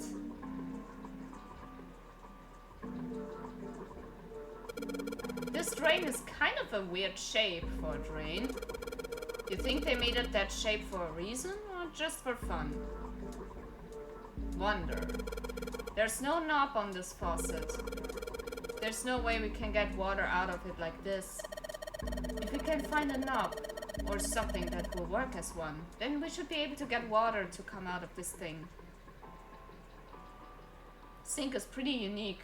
It's got a square drain, which seems like a little weird to me. Oh! Well, would you look at that? A towel! Ah, it's the same symbol. Look at that. That bed looks cold. It's art! Yeah!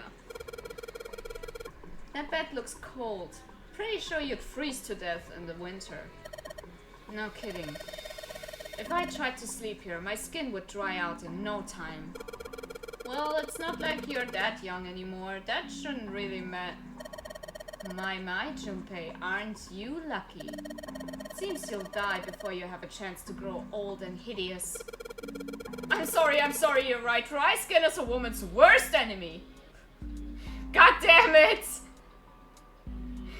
He's really challenging. Just a hanging from the wall. Well, if we're pulling the string, then it must be a toilet that flushes. Can I? String hanging from the ceiling here. You pull it to flush the toilet. Yeah, can I please let me Boo! Oh, a moon! A moon? What a filthy, disgusting moon. Yeah, it's pretty filthy, but it's a precious hint. Let's remember it, alright? Don't insult the moon! I refuse to touch this. I refuse! What the hell's wrong with you? I don't want to touch it, ever! Okay. This toilet is disgusting. You don't expect me to touch that thing, do you? If you don't want to, then I'll do it, alright? Toilet is vile. Unsurprisingly, Lotus refuses to go anywhere near it. Oh my god. This is funny. Well, look what we have here. There's nothing in the drawer. Yeah, something's not right though. That handle on that drawer doesn't really fit, you know? Just looks messy. Shoepace is so... That he is! Why don't you take it out? Ayo? What's this? So, there's a mirror on the other side of this drawer. Interesting.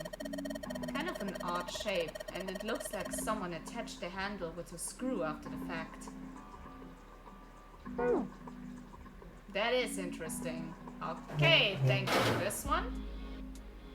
Gonna look over there. What the hell is this supposed to be? Like a drawing of a whirlpool or something?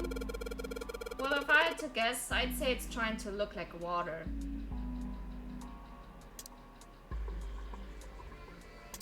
Ha! Hint, hint! There's a little tile in the drain. Doesn't look like we're gonna be able to put it out here. Might have to use our heads on this one. Right, let's figure things out.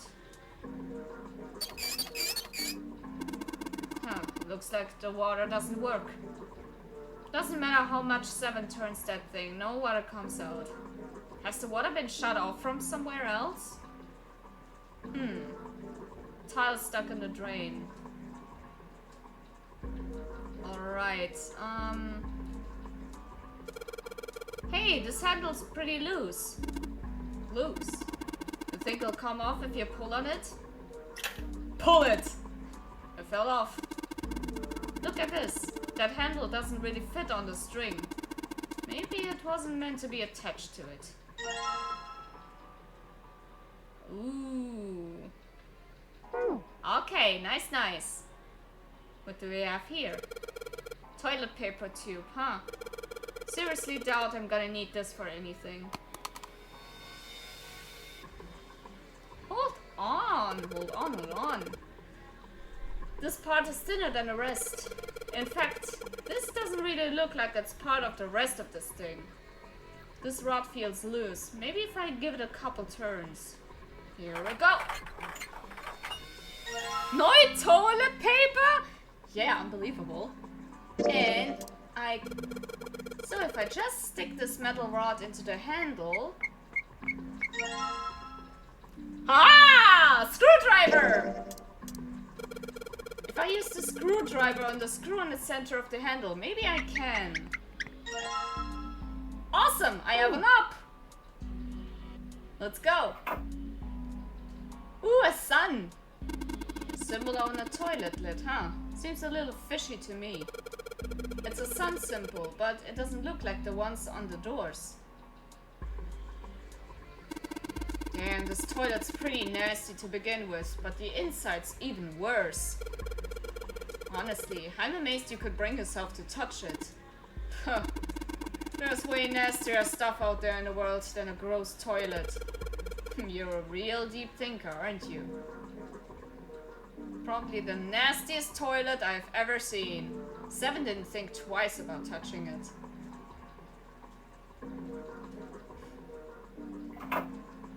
It's very interesting. Can I still pull on the string though? I've taken the handle off the string just hanging there. Oh, okay. Dirty blankets again. Man, this is a mess. It's not even a bed anymore. Can't say I'd want to sleep there. Can you blame anyone? Okay. Huh, what the hell? It's not opening. Something up with this drawer. Don't trust it. I seen it.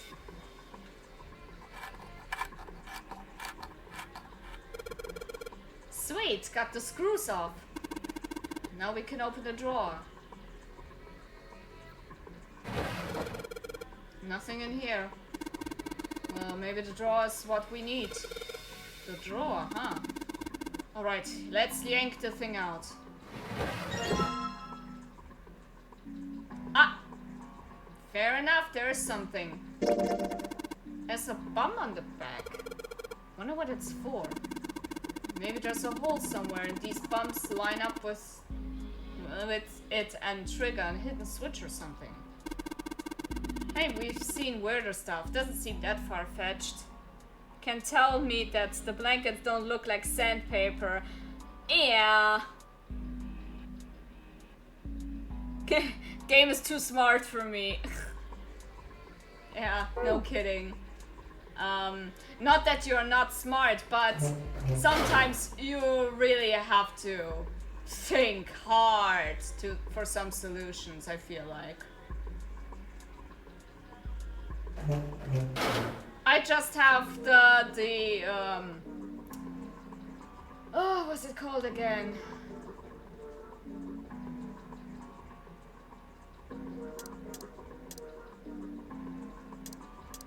Desk drawer without handle. I have the advantage that I have played this game once at least, so I know the solutions pretty much, so yeah, but still, it's not easy.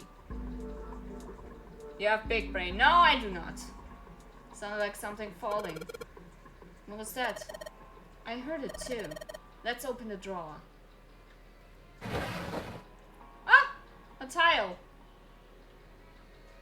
Mine. Okay, cool. So I have the knob now, so I can attach it over here.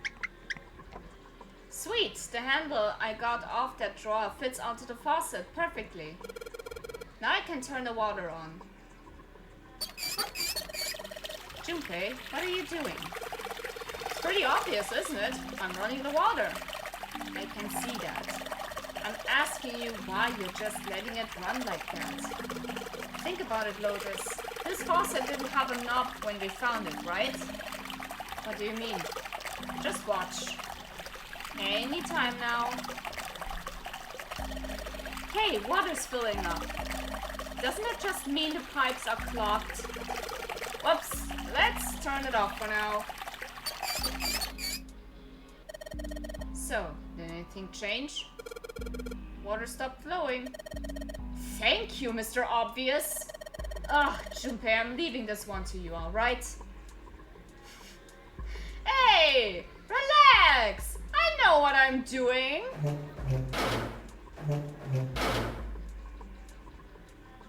Because, no, if I go over there, then, aha! Mine! Junpei put the wet tile into his pocket. Not like Junpei is doing all of the work anyway. Right? I was about to turn away when there was a noise behind him. What the? 7? Big man? He spun around to see 7 kneeling on the floor. His face was rigid and pale. Droplets of sweat covered his forehead. Hey, what's going on? Are you okay, man? Does it look like to you?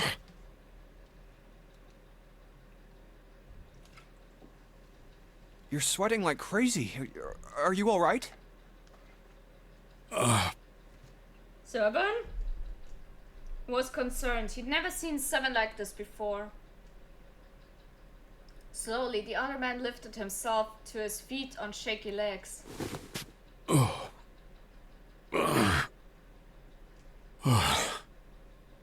Yeah, I'm fine. Just got a little dizzy, that's all. His face was pale and his breathing was heavy. Sweat was pouring off his face and staining his shirt. That's definitely more than just a little dizzy. Yeah. Are you sure? You don't look so good. 7 didn't answer. Half of his face was twisted as if distorted by extreme pain and his eyes were glazed. Finally, he spoke. What am I doing here? Huh? His words made no sense. What are you talking about? Bye? We opened the number 2 door and walked Buddy? in here. Don't tell me you forgot. No, that's not what I mean. He shook his head several times as if trying to clear something from it. It ain't much, but I think some of my memories came back. Okay, this is huge. I think I've been here before. Huh? I said I've been in this room before. You were here? When? Why? Aoi. Like, Nona. Suddenly 7 was mumbling to himself. They were words Junpei didn't understand. 7's hoarse voice trailed off and Junpei couldn't make out what he'd say. What the hell was that? 7's brow furrowed furiously! Oh my god. And he ground his teeth back and forth. It's right there. I feel like I'm this close to remembering everything, but I just can't. 7 stopped, frustrated. He pulled his hat off, ran a hand through his hair, then suddenly he looked up, his eyes wide. That's right, an experiment. There was some kind of experiment going on this ship. An experiment? What sort of experiment? They were trying to control people. Or something like that. What the hell are you talking about? Junpei didn't know what to make of 7's story. Instead, he simply stared at 7 continued. Aoi, Light, and Nona. Those were their names. Well, some of them. The kids that were in the experiment, I mean. Kids? I think there were 4 or 5 more, but I don't remember all their names. Yeah, that's That's right. That's why I'm here. Seven began to mumble to himself and wander aimlessly about the room. He looked confused. So far as Junpei could tell, the man was simply rambling, and there were odd twitches to his movements. Experiment. Cradle Pharmaceuticals. Those kidnapped kids. Was I working that case? Seven continued to mumble to himself about things that meant nothing to Junpei. Huh? Junpei didn't have any answers for him, of course. Couldn't understand what was happening to Seven. All he could do was wait. After a few minutes, Seven finally stopped. Wait, under this bed. He crouched down, looked under the bed. His face registered mild surprise and began to mumble to himself again. The home's gone? No, maybe it was a different room. There's gotta be a ton of rooms on this boat that look just like this one. At last, Junpei could contain himself no longer. Hey, what exactly do you remember? Maybe you could stop talking like a crazy person and tell me what's going on here. Seven stood up slowly. Well, it's not like I really remember everything. I've only got bits and pieces, and they're scattered and don't make much sense. I don't care. Tell me the bits and pieces then. Junpei could feel it. Whatever Seven had remembered, it was important. Very important. Okay. Seven drew a large muscled hand down across his face. As he wiped the sweat from his brow, he spoke. From what I can remember, I think I was a cop. A cop? Yeah. Muscular big cop? I was looking for that group of kids that got kidnapped 9 years ago. You remember that, right? It was all over the news. Yeah, I was still in school. I don't remember all the details, but I do remember some of it. I think it was a bunch of kids right around my age. They all just disappeared. Nobody knew why. It was all over TV and the newspapers every day. So you're saying you were investigating it? Yeah, that's what it looks like. I guess I found something. There was this medical company called Cradle Pharmaceuticals that had something to do with those kids. After I figured that out, I managed to get some information out of somebody who worked for them. I think it was... Tonight, a ship is set to take the children to a large passenger liner docked offshore. Yeah, that had been it. Cop with amnesia. That is a combo I have never heard of before. It's unique, right? But nonetheless... Oh! Everything's coming together! That's why I went to the wharf. Look at him, cop mode! In the shadows, I searched the harbor until I found the ship he was talking about. There was a bunch of movement there. Men in black suits, many of them were carrying large bags. The bags... There was something about the way they moved as they were carried. No doubt about it. There were human beings in those bags. I moved before I realized it. Nasty. That is nasty.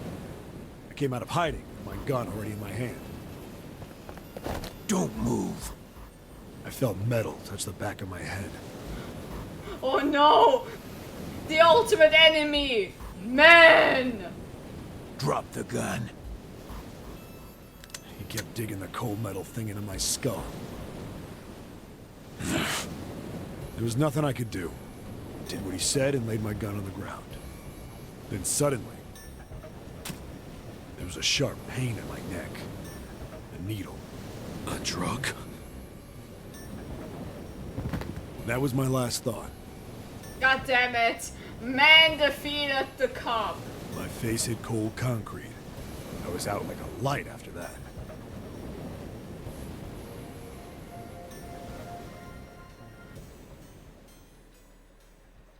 I woke up on a hard floor. Damn it!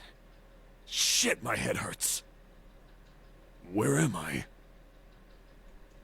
A small, shabby bed, a dirty sink, a toilet with no privacy. I'd seen it countless times as a cop. Oh, I'm I in a bet you cell, did. huh? Facing the toilet was a door set into the wall.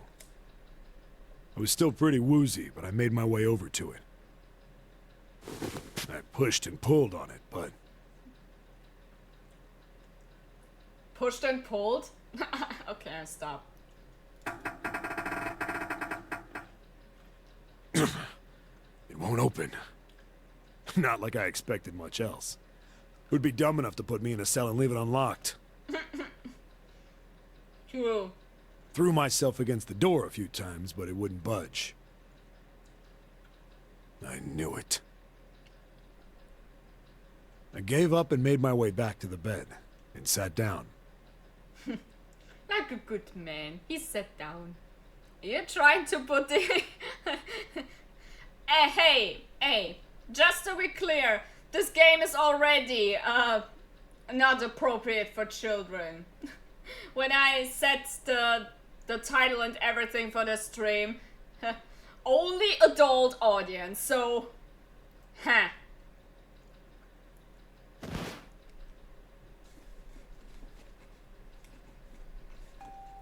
I sat there for a very, very long time. Who knows how long. Then, I heard a faint voice.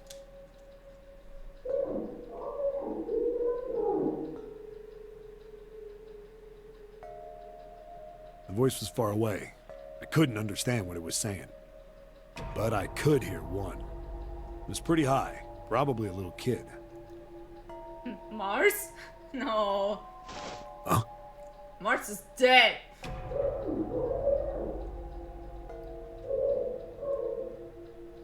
No, it was several.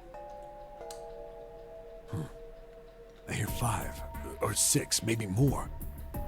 Where? Where are they coming from? I pressed my ear to the wall and tried to listen through it. No, that's not it. Left. It's coming from under the bed? I hauled on the metal frame and flipped the thing over.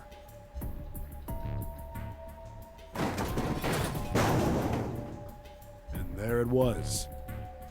The bed had hidden an air vent under it. The hole in the wall was covered by a metal grate. Ah. He was looking for the vent. I dropped flat on the floor and peered through the grate. I couldn't see shit, but I knew it in my gut. This was where those voices were coming from. Hold up. Why are there kids here? But then what my inside man told me popped into my head. Tonight, a ship is set to take the children to a large passenger liner docked offshore. Ah, yes. He is on the ship with the kids. Whoa. Am I on that ship? It didn't matter. All I knew was I had to get to those kids. I checked out the metal grate. Could I fit? I stuck my fingers in and grabbed it. And then... Nice how we get to see the toilet for this. Bro, now is not the time to take a dump.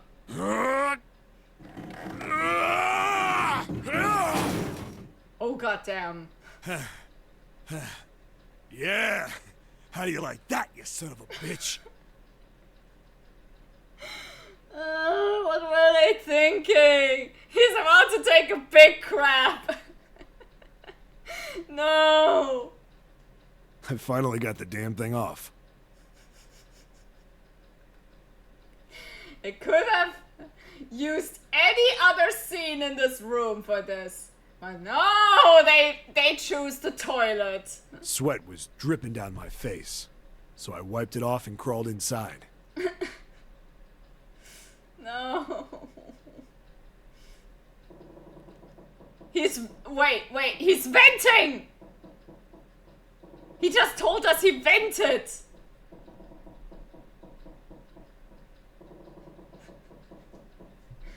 Junpei waited for 7 to resume his story.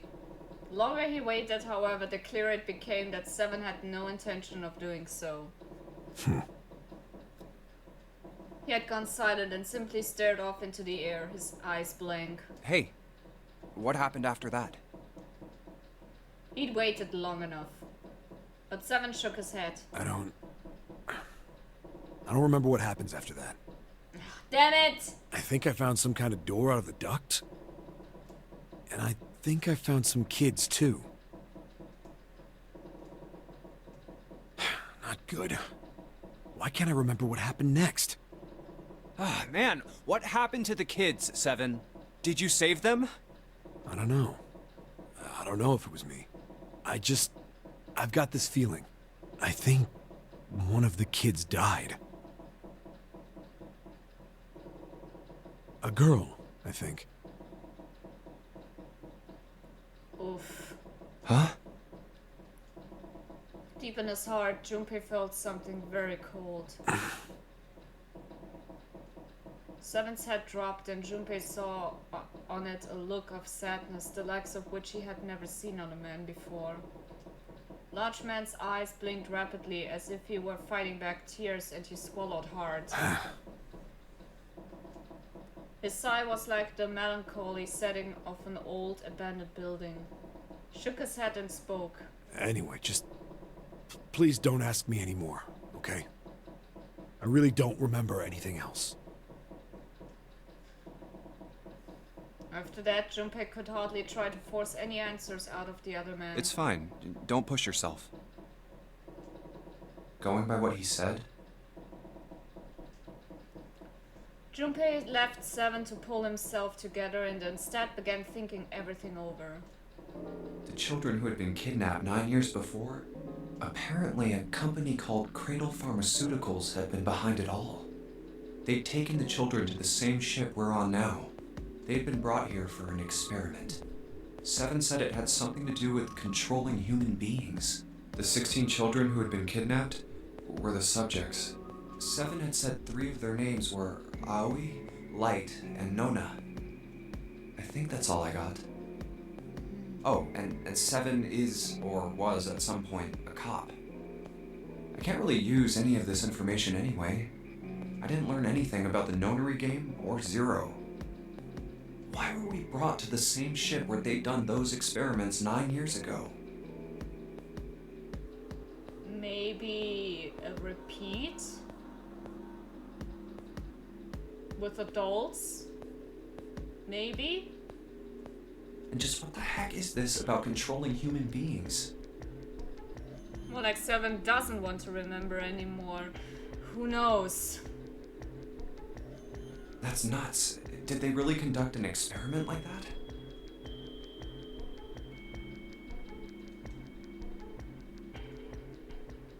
Before long, Junpei realized he had spent quite some time deep in thought. I don't have time to just stand here thinking. I need to get moving.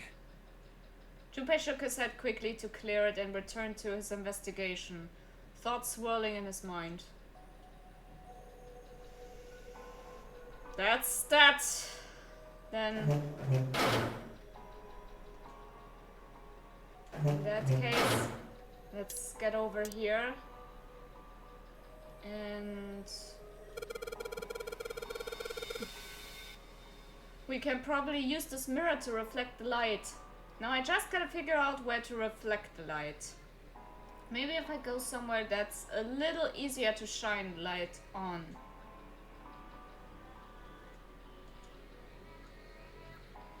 I can see a partition over there. It seems pretty pointless to bother examining it. No. When I shine light on the mirror in the back. Is that a number? So if I shine light on this mirror, then I get to see some numbers. I see a 4 on the left and a 7 on the right. 4 and 7. If I shine it here, I get it. If I shine light on a mirror, symbols appears. Left side has a sun and the right has a moon symbol. Gonna remember this.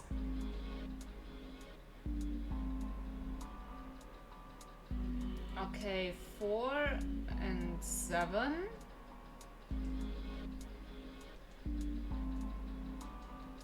sun and moon.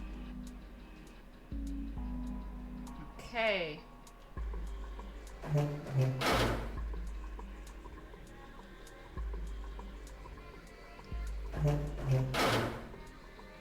Sun 4, moon 7. Yep. Only thing you can manipulate in this room is that string. Chances are they made this puzzle so someone wouldn't trigger it by accident. Okay. This was the sun, right? Yeah. So 1. Guess I just keep pulling on this thing then. Here goes, second pull. 2. Third pull. Fourth pull. Did you just hear something? I did, but it doesn't look like anything happened here. Huh. Wonder what that sound was. Huh. Wonder wow. Wonder why.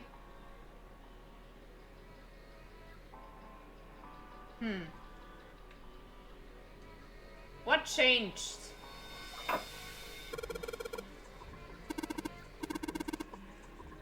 Since the ship seems pretty old too. Was it here somewhere? Dirty blanket? No. Dirty bed? No. Nope.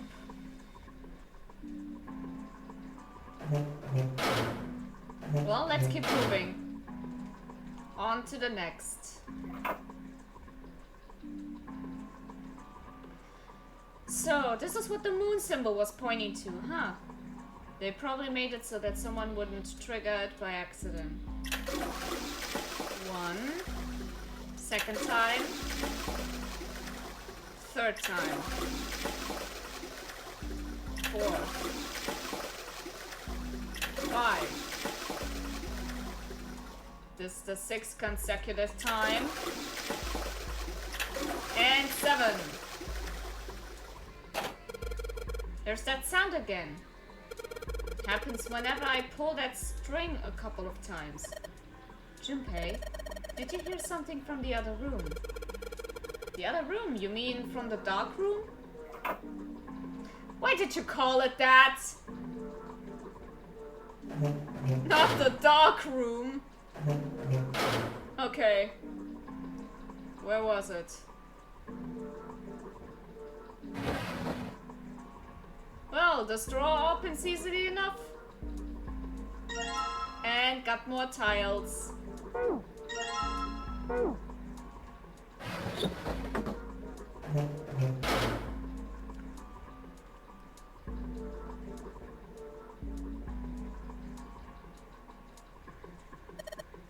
Okay.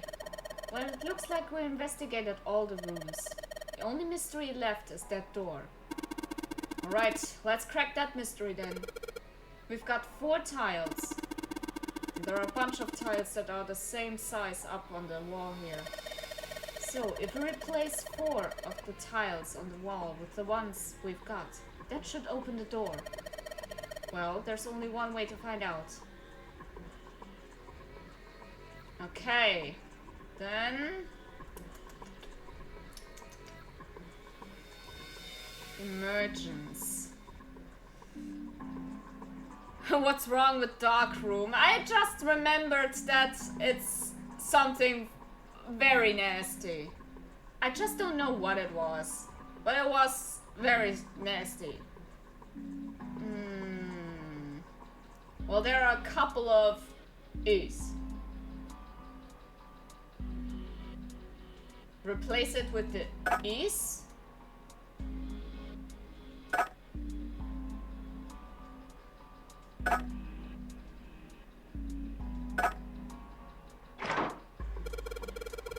Hey, did you just hear something unlock? Does that mean we got it right? Yes, it looks like we did. The 14 hidden on the tile. If you convert that to hexadecimal, it's an E. Basically, the E's in emergence as are the 14s from the tiles. So if you replace it, that gives up the answer. Do you really care why it worked? Let's just get out of here. Yes, let's go. I mean, that is interesting how this works. Don't you think? Changes to entrance. That was smart. Ah, there was this hint with 14. E. They passed through the open door and headed to the next room. Junpei jogged down the short staircase and looked around. Oh, what the hell is this place? It screams, I do not want to be here. Words had sprung unbidden to his lips, but it was clear why. Junpei shivered. Lotus and Seven reached the bottom of the stairs and stopped short, terrified. Ugh, this room is really creepy. I think we ought to get the hell out of here now. He jogged up the stairs on the opposite side of the room and shook the door on the wall next to the catwalk. Didn't open, and he muttered to himself, Figures. It's locked, isn't it? Now we are dealing with the messed up saw part of this. Yep. Don't know why I thought this wouldn't be any different. So, what is this room for, anyway? Junpei looked around the room again. Well, there's a chair in the center of the room. Oh, looks uncomfortable to say the least. I'd rather not sit in it if I can avoid it. Back of it was covered with electrodes connected to a nest of wires. Looks like it's placed over some kind of glass panel. Too dark to look through it, though. Oi, oi, oi. Junpei turned to look at the right side of the room. There was a table covered with a piece of cloth. This isn't dried blood on the tablecloth, is it? It looks like it, though.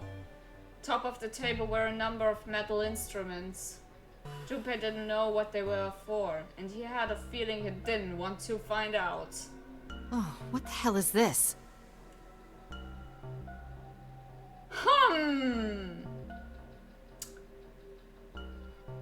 Welp.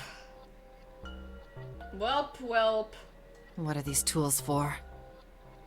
That's not something I even want to think about. Forget Saw, this is Hostel. That's some hostile shit. Junpei shook his head in an attempt to clear it and tried to focus on something else. No doubt about it. This room's dangerous. Let's make our search quick so we can solve the puzzle and get the hell out of here. Come on.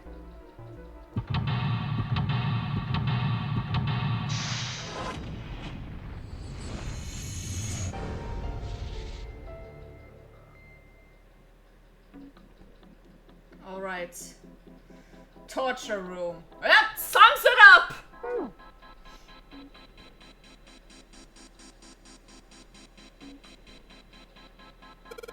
There's something on the screen. This device will conduct the experiment. Once the experiment has been completed, the door will unlock. First, adjust the switches to match the blocks in the sample above. I don't know what this thing is, but we gotta figure out this puzzle. It's right next to a torture chair. Whatever it is, I don't think it's good. Anyway, we just adjust the switches to match the blocks up on top, right? You adjust the switches shown at the four corners of the screen, then press the check button. Junpei, we don't know what this thing does. We can always come back to it later. There are lots of other things you could do.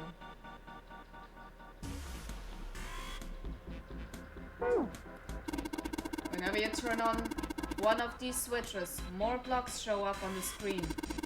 So I think you gotta figure out which buttons you have to press in order to get the screen to match the diagram.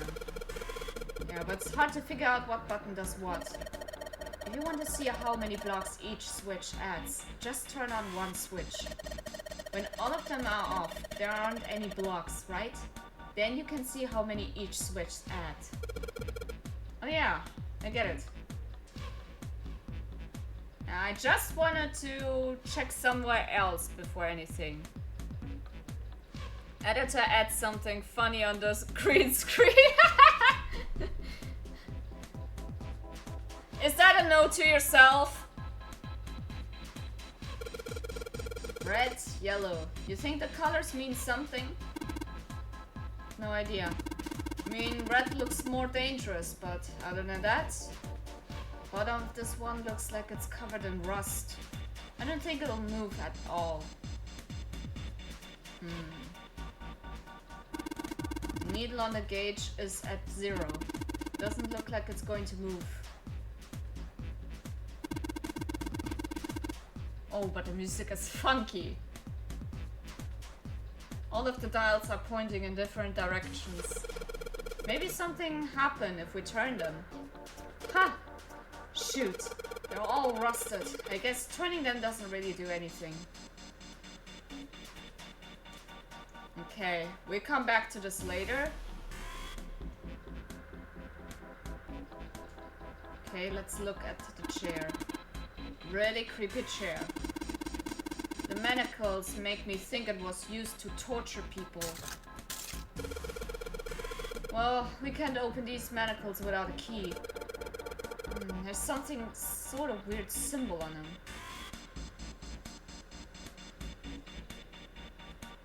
Okay, what's over there? I thought there was a hole here, but I guess it's got a cover over it. You aren't gonna be able to get that off. It's bolted on there pretty good. Maybe there's something around here we can use to get that thing off of there. Can you see anything in here? If you can't see anything, I don't really think we need to bother with trying to open it. It's too dark to see anything. Huh. Did I see something shiny in there? Okay, then we definitely have to get what's in there. Well, there are enough tools. There are a number of ominous looking tools and instruments there. Let's see, we've got an adze, and hammer, pair of forceps, and these other things are too old and broken. I have no idea what they are. Like a comfortable chair. Should use a seat. No! No, don't do this! Hey, doesn't this wrench look way too new to be here with all this other stuff? Yes, it does. I didn't notice it before you mentioned it, but it's not rusty at all. Then I'll take this. I'm gonna move over there and use it. Cover's bolted on pretty good. Should be able to get those bolts off with this wrench we just found though. Sweet! It's open. The hole's too small. You can't see in, even with the cover off. Well, you can see in, but I think there's enough room to stick your arm in. Are you sure you want to do that? There could be something dangerous in there. Okay, I admit that scares me a little, but we need to see if there's anything useful in there. Exactly. Now time to be a chicken! Here we go, arm into the hole. That's what she said. I think I can feel something. This is an ancient and versatile cutting tool similar to an axe, but with the cutting edge perpendicular to the handle rather than parallel. Ah, interesting. I was just questioning how to pronounce it properly, but that is also good to know. Small, cold, and hard. Oh, doesn't feel like there's anything else in here. Alright, let's see what this thing is. The sun key! Heyo! Now we just need to get out of here. Somehow. Okay.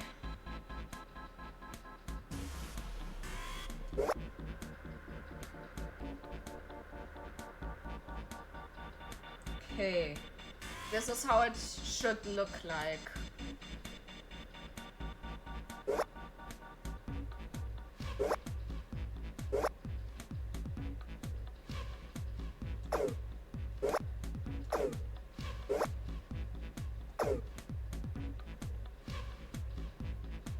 Hey, that's it! I got it!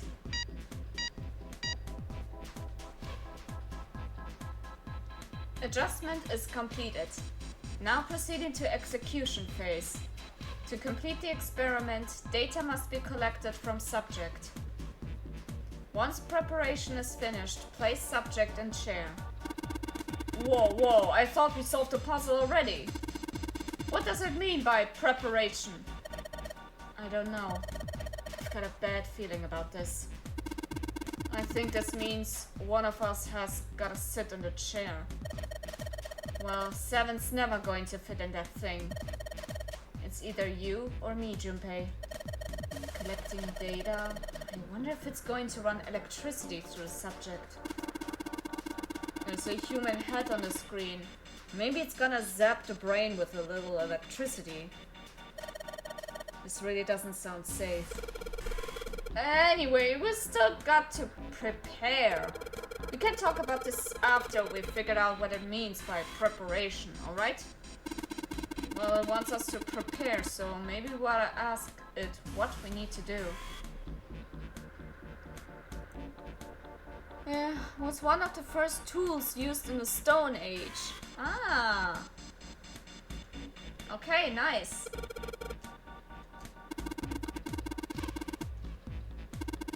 What's important is they turn on or off. Don't say the floor is going to suddenly open up. No dice. Thing isn't going anywhere. Give me that. You just ain't man enough. Sure, pal. You give it a shot. Let's see just how much more of a man you are.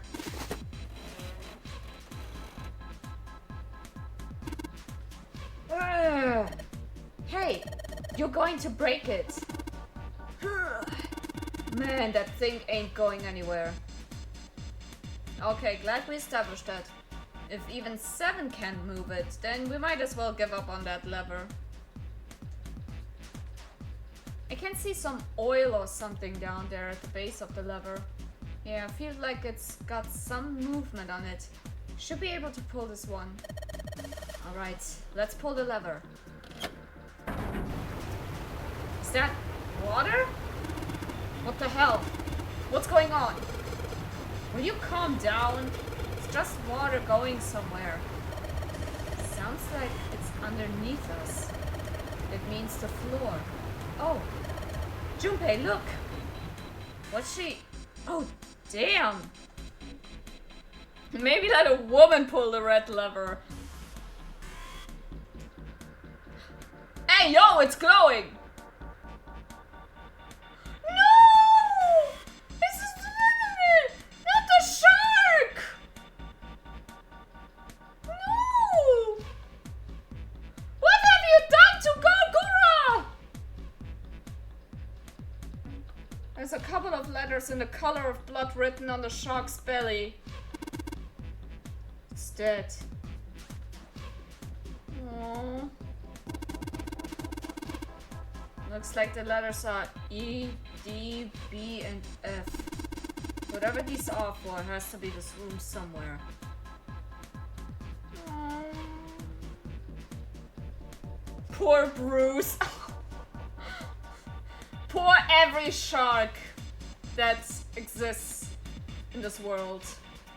Okay, where's E, D, B, F? A bunch of buttons here with the letters A through F on them. Let's push some of them. Down you go. If I press it again, back you come. Guess these buttons switch something on or off when you push them. I mean, that's what buttons do! And I forgot again. E, D, B, F. D, B, F. I want to pet a shark. I know you can do that at some places. I mean, Sharks are not that dangerous. Well, they can be dangerous, but most of the danger was just made by Hollywood. There's a strange noise coming from the chair. Looks like it's been turned on. I guess the puzzle here was that the power had to be sent in a specific way. Okay. Error. Restraining device is locked but empty. Subject has not been properly placed. Unlock the restraining device and reseat subject. Well, the restraining device has to be the chair. Well then I guess we just need to unlock the chair. Okay. The sun key should fit into the keyhole on these manacles. Alright, sun key, in you go! They are predators, but yeah, they aren't really interested in humans. Yeah, that's what I mean. They're open. I don't think we're gonna need the sun key again in here though. Just seems unlikely. Alright, sun key, you've done your job. Into my pocket with you. Lovely how he keeps talking to all his tools. Restraining device is unlocked. Please see subject and device. The message on the screen was disturbingly detached. Well, like we thought, it's not going to work unless someone sits in it. How ironic that this would be the situation in which this slim, beautiful body is useful. What was that? Lotus, are you sure? I can sit in it and you can solve. Junpei's right. If we screw it up... Seven couldn't bring himself to finish the thought. His eyes fell to the floor. Junpei followed them. No! Stop making me look at the shark! Poor thing. Beneath them was the dead shark, floating underneath the glass. Perhaps it had been killed by an electric shock. I'll be fine. Even if I fall in, the shark is already dead. That's not what we mean! But... No one likes an indecisive man, Junpei. I can still give you advice from the chair too, you know. I just don't want to stay in this room any longer than we have to. Go over to that screen and let's get this over with. Does suck that many movies and shows have given people fear of things like how Chucky made people fear dolls. Yeah, or it made people fear clowns.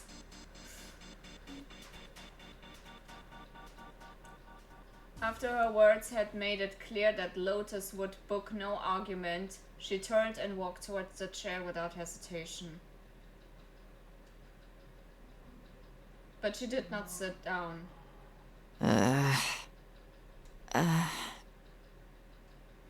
Despite what she had said, she did indeed feel hesitation.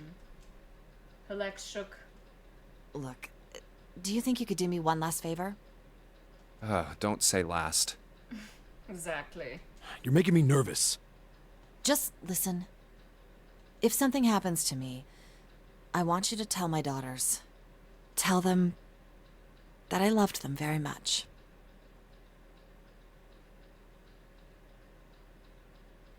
You're a mom? No. Tell them that I will always love them. Daughters? You've got kids? Yes, I do. I suppose they're about your age, Junpei. They're twins. I had them when I was young after... well, some things happened. Their names are Nona and...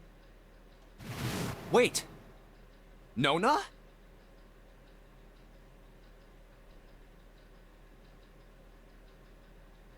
Ooh. Junpei's words shot out before he even realized what he was saying. He remembered the story Seven told him. Yes! Hoey, Light, and Nona. Those were their names. Well, some of them. The kids that were in the experiment. What the hell? What's wrong with you? It's coming together! Lotus took a step back from Junpei. Oh. 7 looked just as shocked as Junpei. He blinked his eyes rapidly, as if he weren't sure if he was completely awake. No way. It couldn't. Lotus, is your last name Kashiwabara? Lotus' eyes went wide. How do you know that? Are you serious? What the hell is this? Everything ends as a circle. There's no way you're that kid's mom. That kid? Wait, what do you mean, that kid? Why are you acting like you've met her? 7's brow furrowed. I have. What? Yeah, I met one of your kids. When? 9 years ago. Where? On this ship. Why were you...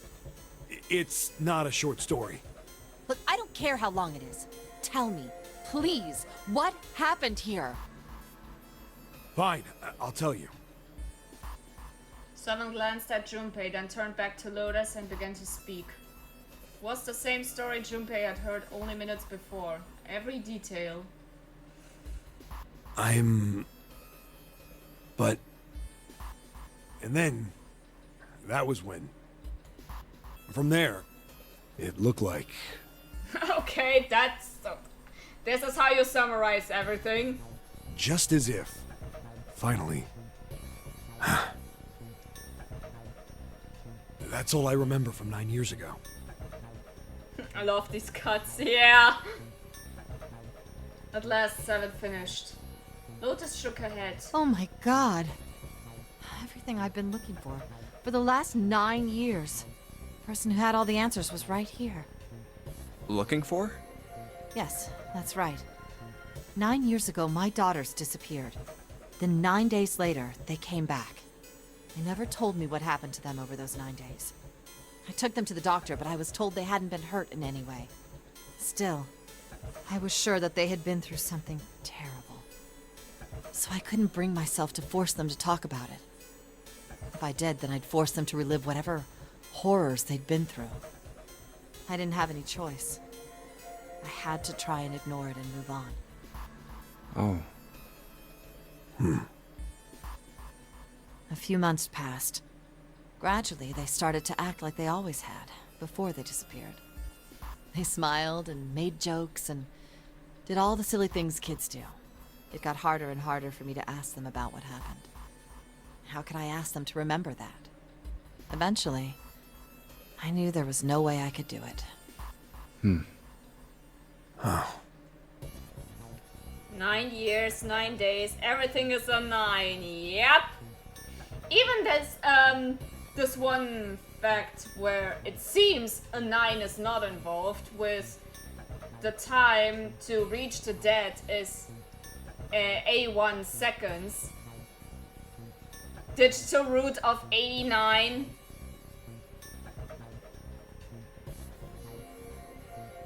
I mean. Blah. I already messed up the pun. But I'm still a mother. I couldn't simply forget that something terrible had happened to my children. So I decided I would investigate what happened on my own. Yeah, laugh at me. I would find out what happened during those 9 missing days. What did you find out? Nothing. The police pretended to be concerned, but they didn't do anything. Once the 16 children who'd gone missing came back, things were just... Even the media didn't talk about what had happened. Everything was treated hush-hush. Don't say a peep. Pulled under the rug. I figured someone was probably paying or threatening them to keep their mouths shut. Cradle Pharmaceuticals. No, probably something even bigger than that. Cradle Pharmaceuticals. Have you heard of them before? No. It's the first time I've ever heard that name. 7. How did you find out that Cradle Pharmaceuticals was connected to the kidnappings in the first place? I figured finding out whatever the victims had in common would lead me to the culprit. That's what any good cop does. What did they have in common? Every single one of the kids who disappeared had gone to this one hospital at some point. The hospital was one of a bunch that were under the control of Cradle Pharmaceuticals. After that, it was just about connecting the dots.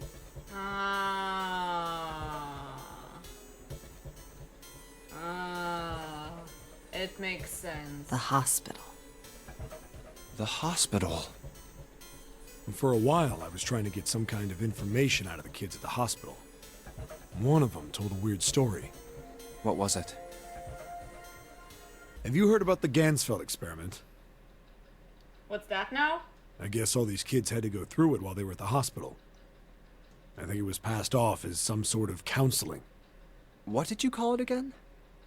Oh, the Gansfeld experiment. This is how it's set up.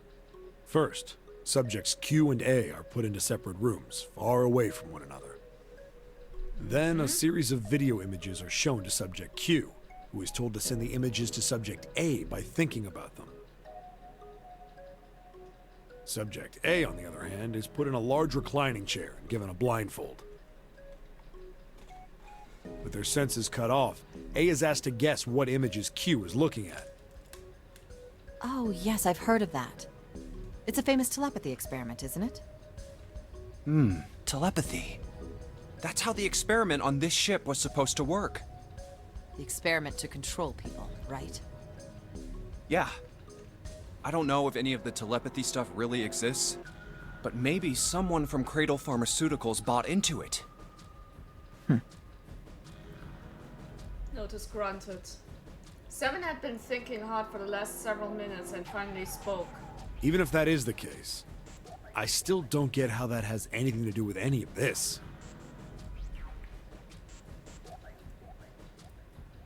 Continuation? I want to repeat this, but just with adults? The notary game, Zero, why we were kidnapped. What does any of that have to do with telepathy? I know I brought all this up, but I have no idea.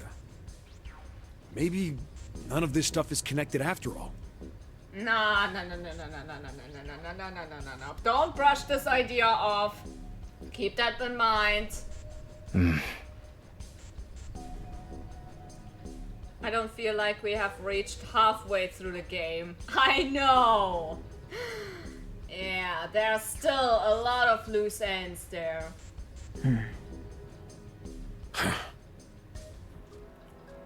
In that moment of silence, a cold voice echoed down from the ceiling. No subject has been detected. Unless a subject is detected within 60 seconds, all power will be shut down. System recovery is estimated to take 1 hour. Oh, god damn it. If you wish to proceed with the experiment, please seat subject in the restraining device. As if we have time for 1 hour to wait. Whoa, that doesn't sound good. Yeah. Okay, I'm going. Oh, no, that's not what we...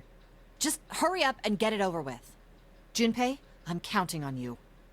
Right. Okay. Lotus sat down on the chair and... Stop making me look at the shark! Junpei looked at her one last time, then made his way to the monitor. Lotus, please, tell me right away if you feel anything weird. You worry too much. Now get on with it and be a man, or June's gonna leave you. Hey! What kind of threat is that? Lotus was putting on the best act she could manage, but her legs were shaking so much that if she hadn't been sitting, she likely would have fallen down. Lotus. Failure was not acceptable. Okay, let's do this. Junpei took one last deep breath and stared at the monitor. Okay. I mean, we established that.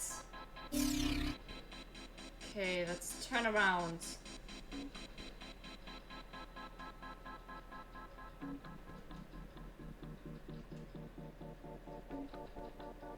Oh.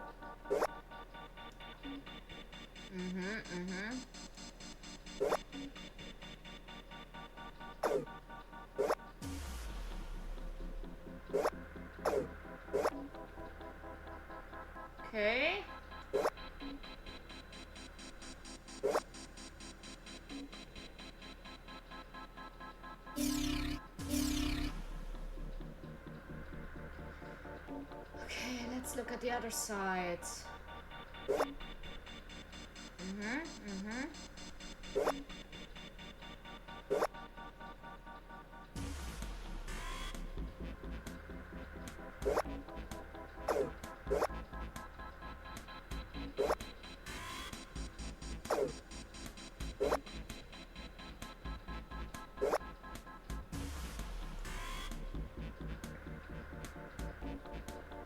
Okay, I'm still missing one.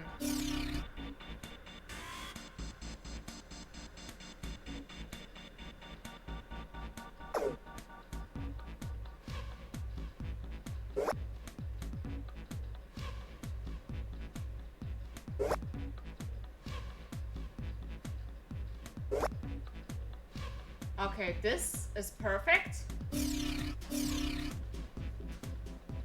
This, not yet.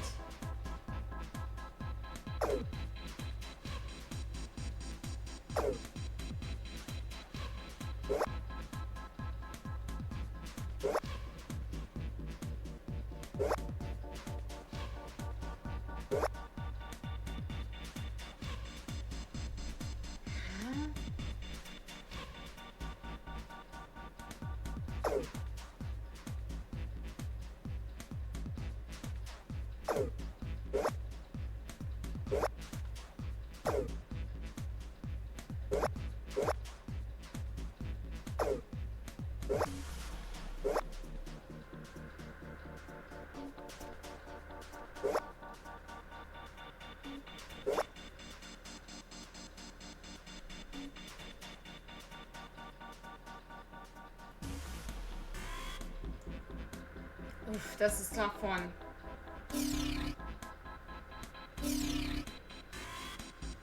I mean, this is already okay. I don't have to do anything there, but this.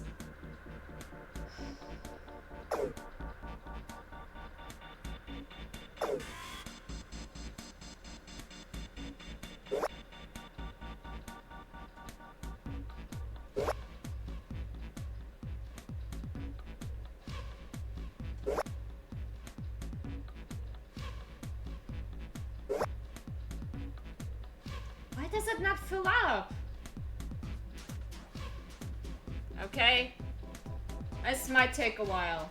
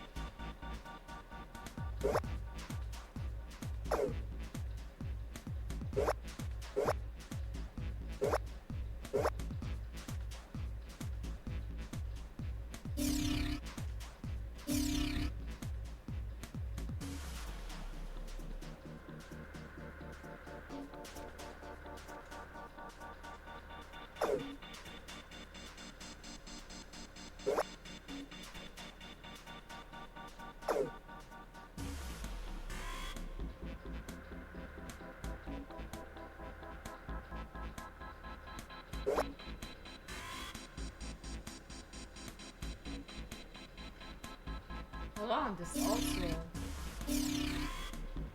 I got it! Let's go!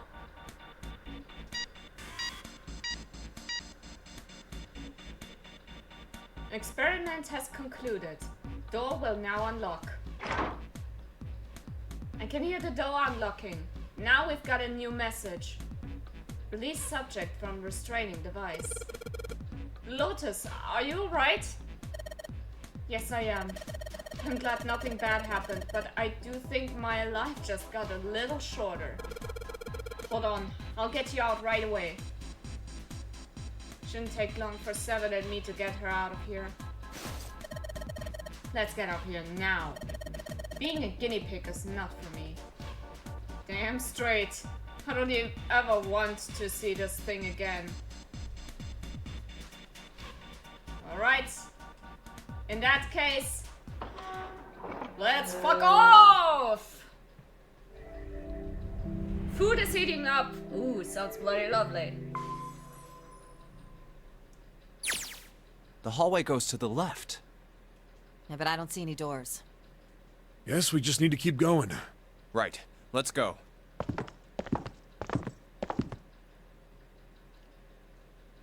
Oops. An elevator. Just what we need. Let's take this to C deck.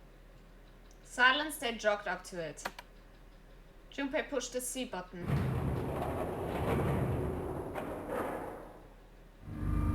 Elevator motor ground away, and before long, they found themselves once again on C deck. Door opened and they stepped off. Huh? They'd expected to find 4 other people waiting for them.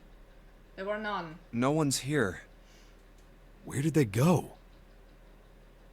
I have no idea. That doesn't sound good. Something in the pit of Junpei's stomach stirred. Tried to forget the feeling and took off down the long hallway before him. Hey, Junpei! We should follow him. Damn straight. Seven and Lotus followed at a run. They ran and ran and ran. The hallway seemed endless. I know where we need to go. The door behind the central staircase. There was a sun symbol on the keyhole of that door. Yep. And I happen to have the sun key in my pocket right now. Also yep. This should open that door. Yep.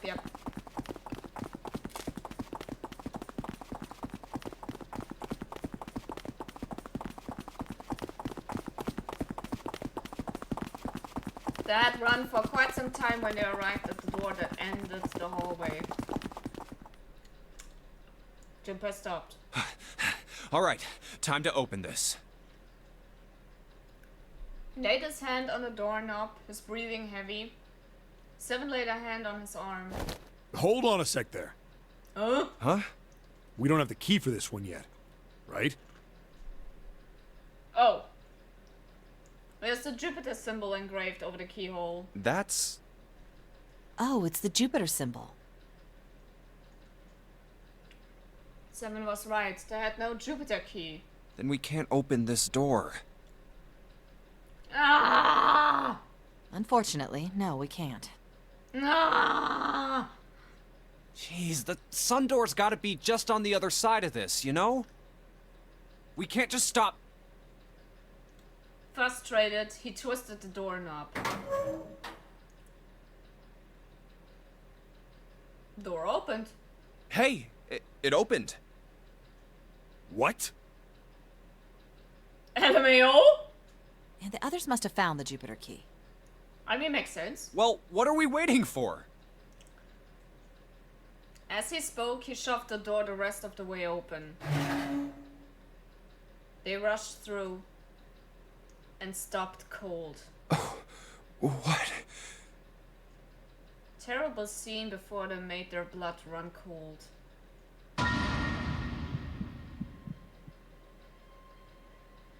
Three people lay dead on the floor, covered in blood. Why? Junpei felt a cold sweat trickle down his spine. Couldn't breathe. His legs shook. His body felt cold, deathly cold. But his blood was boiling hot. Could feel his mind begin to fade.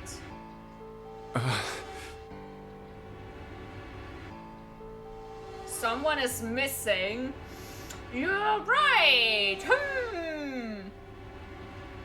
Couldn't think. He couldn't concentrate. His mind was blank. What the hell? What the hell happened?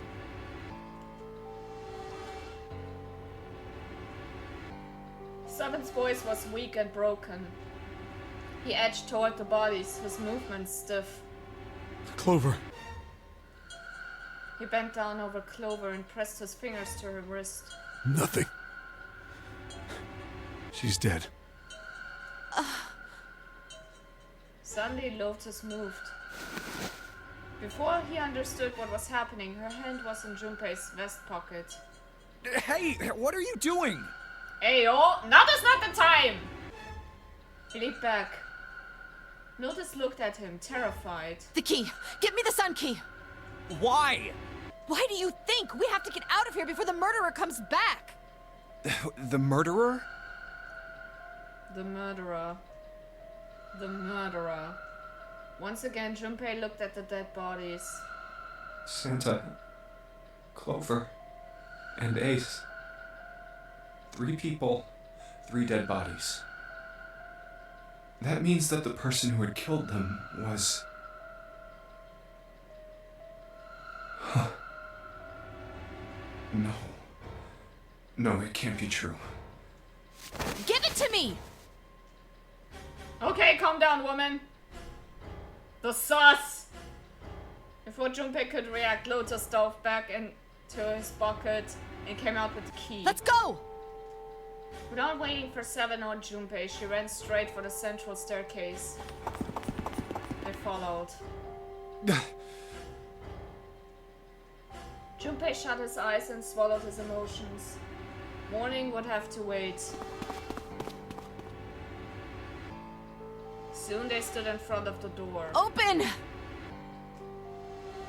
Lotus shoved the sun key into the keyhole, twisted it hard. Why do I have to... Never mind that now, but... Why? What happened? Nothing. Nothing happened. I didn't feel it unlock. Oh no. Is it the wrong key? I don't know. Maybe. Lotus sighed, defeated, and leaned against the doorknob. She felt a twist. Small gap appeared between the door and the frame. It's open. What the hell is this? Wait, you mean the door was already unlocked? Why? Then how would I know that?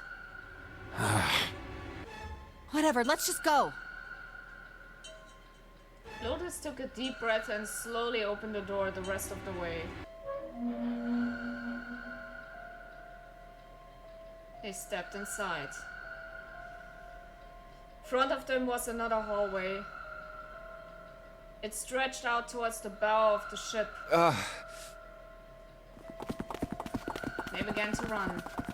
Faster and faster they ran, trying desperately to reach the end of the hallway. A few seconds later, they were there. In front of them stood a massive metal door. Okay. We're all breathing heavily as Junpei spoke. What the hell is this door? It's a door! I can't see anything that looks like a doorknob or switch or lever or card reader or anything. How the fuck are we supposed to open this? We don't have a choice. We're gonna have to go back. No, I'm not going back there. There is a murderer back there. There was more stark terror in Lotus' voice than authority. She was almost begging.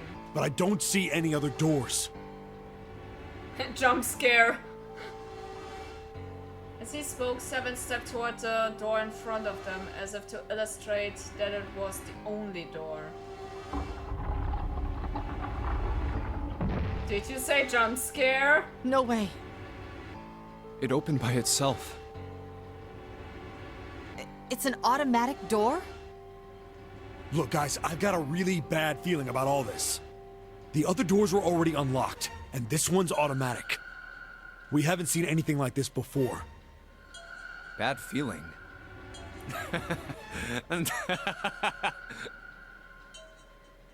How could their situation possibly get worse? 3 people were already dead. We've hit bottom. This can't get any worse. Shit! Hey, Junpei! Stepped through the door. I can't take this anymore. No one can. Can you blame him? Whatever hope Junpei had managed to summon disappeared. No. It's a lie. It's gotta be. This can't be real. No. It's impossible. If it's a dream, just wake up already.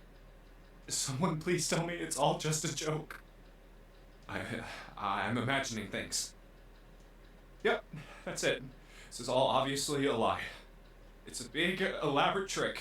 An illusion or something, or a dream. It's made up. Rip Junpei's mental. I do not blame him! It wasn't real, right? June. No. The code names meant nothing now. Connie. Connie!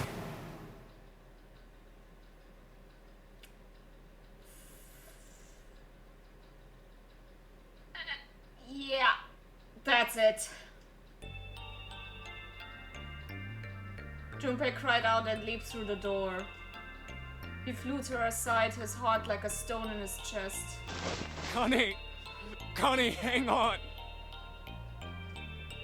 Junpei swept her up and shook her by the shoulder. She moaned, and her eyes fluttered open, but only barely. Connie! Jumpy? Her face was pale and her lips were dry and cracked. Eyes were blank and cloudy. They stared straight at Junpei but saw nothing. Junpei put his hand against the small of her back to hold her up. Felt warm and wet. He lifted his hand up, was covered in blood. Oh man, Connie, there's so much blood. What the hell happened to you? How did this happen? It was all he could not do not to break into tears. Jumpy, I'm sorry. Voice was thin, minuscule thread that was the only thing keeping her with him. I might not make it. No way I am going to let you die. I am going to save you, I promise. Thank you, Jumpy. Thank you so much for everything. I was really happy to see you again, Jumpy. Really happy. Oh, don't give me that I was crap. You're gonna see me again lots more times.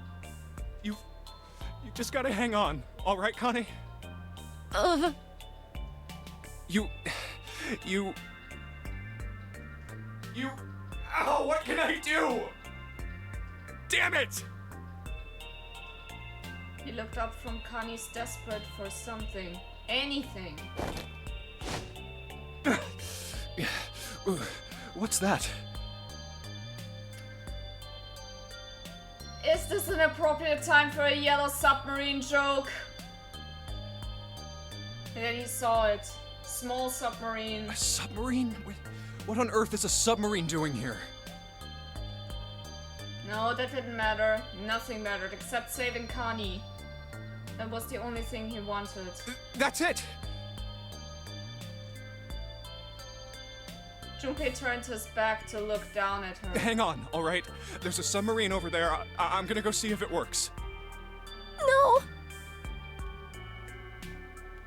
I know I'm gonna be a dick if I do this, but... Look, Connie, the Beatles are here to save us! Okay, you can cancel me now. Don't go. Please, don't go. First thing that came to my mind when I saw the sub was SpongeBob. Please, just stay with me, okay? Okay, now we had our fair share of being terrible human beings. Good.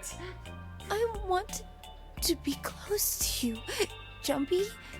When I... Connie. Jumpy, did you know you meant a lot to me when we were kids? I've liked you for a long time, Junpei. A really long time.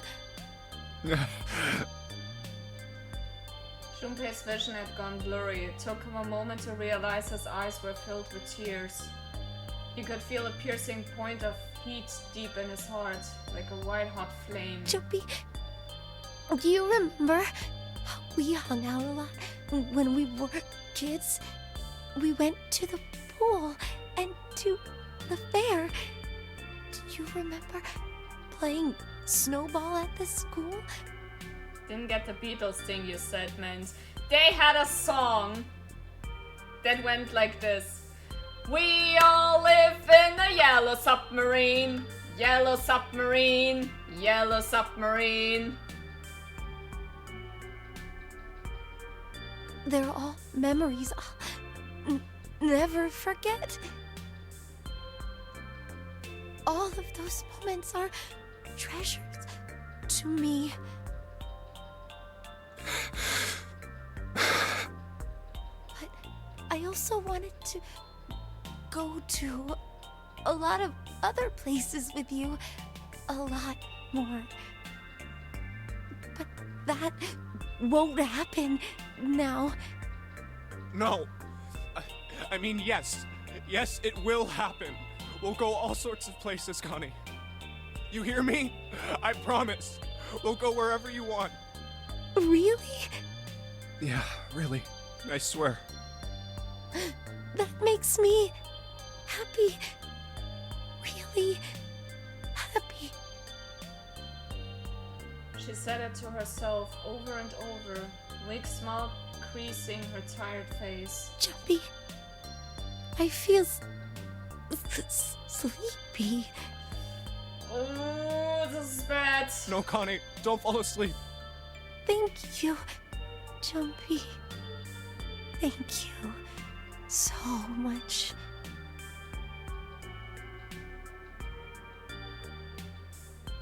Her eyes were slowly closing. Junpei screamed even as he felt his throat go hoarse. Connie! Connie! Connie!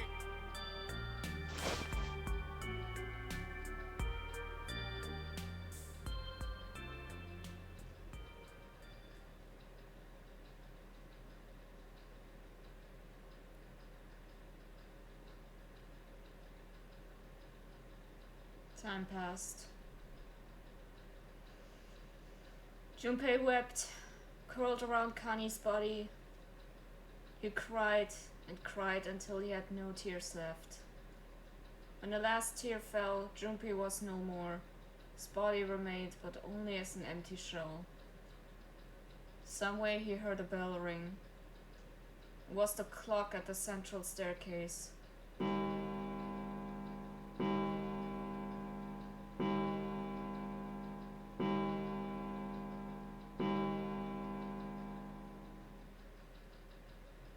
It rang 5 times, then faded.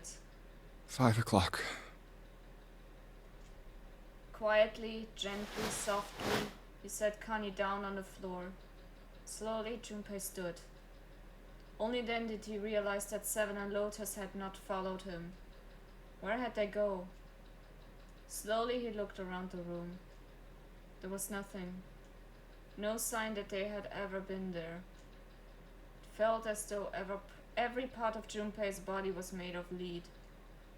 Slowly, he made his way to the door he'd come through. As he approached it, it opened, sliding apart with a sound like grinding stone.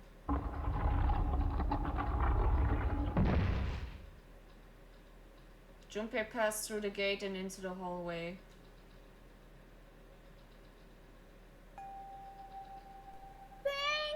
Well, fuck. I mean, not fuck that I gained a new follower. Hey, Shady Vexy. Thanks for the follow and welcome to the stream. This is 999. And this is the worst ending. Pretty much. Everyone is dead. Okay, Vexy, I call you Vexy. And hi, welcome to the stream. I am Mary Albry. I am a cat-turned-human YouTuber who is also very cringe. But if you don't mind that, then welcome, welcome. Have a nice day. Drink water, you dehydrated bitch! Yeah, okay.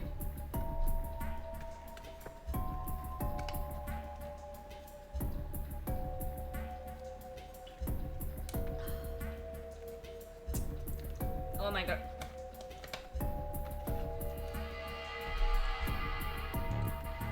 But yeah, this is the worst ending, pretty much. His heart rattled in his chest, an empty, lifeless thing had been so utterly broken that there was nothing left to feel. When he saw their bodies, he simply stared. It was a lake, sea of blood. 2 bodies lay in it. There was no need to check. There was no breath left in them. His eyes lit on Lotus' wrist. Her bracelet. It was gone. He stared. It meant nothing to him. He didn't care anymore.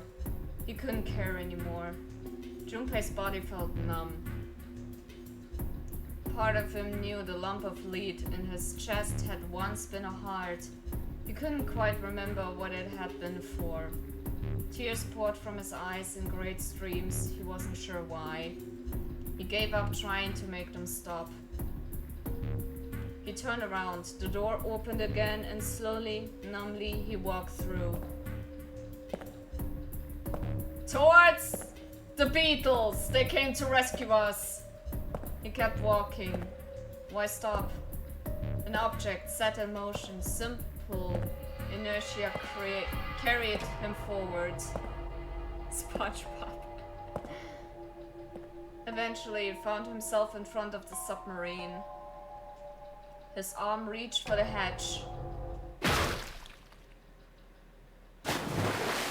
Or not! And then he was floating in water. His eyes stared down into it. He couldn't see the bottom. His back was hot. Dimly, he felt the blade of a knife in it. Who? One dead body lay behind door number 5. Body of Mars. Another lay in the shower room. Body of Snake. Central staircase with 3 more. Ace, Center, and Clover. Just outside the door were 2 corpses. Those of Seven and Lotus. And in this very room lay the body that had once been Connie. Now Junpei would join them. Who then had killed them all? Who?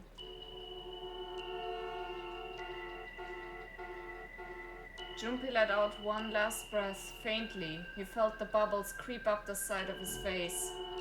His consciousness faded quickly, dissolving away into the cold, gentle lapping of the water.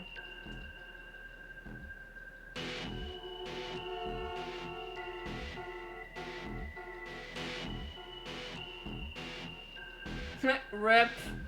Indeed, rip. Rip-a-doo. Who was it? Indeed, who was the culprit?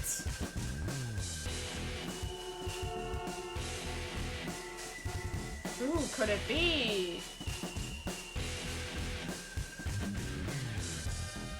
Can I please? You know, I cannot move forward.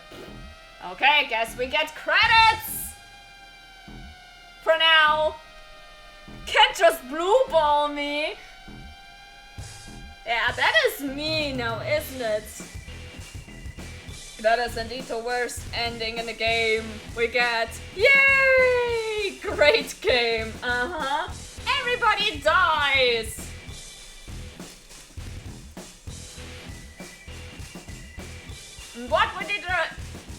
What did we accomplish? Nothing! By the way, props to all these amazing voice actors. Ow!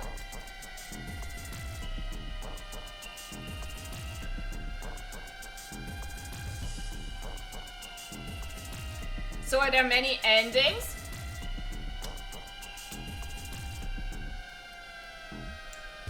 Yes! Yes, they are! So, the end. Or is it? Nah, it's not the end. It is not the end. We refuse to let this be the end. You have reached one ending. This game has multiple endings. There's the explanation. Are there 9 endings? No.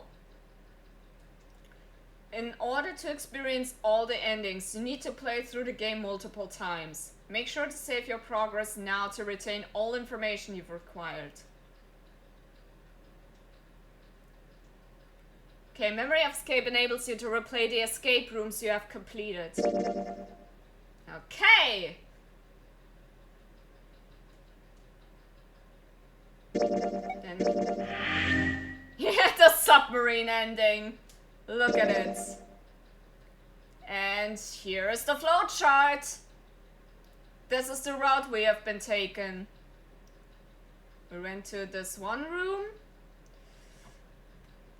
And then went to door 3. Which automatically leads to the bad submarine ending. Beatles! How dare you! Yeah, but otherwise we have 1, 2, 3, 4 more endings to discover. So yeah, this game is far from over. There's more to come. But I definitely think this should be actually a good stopping point. What I would like to do though is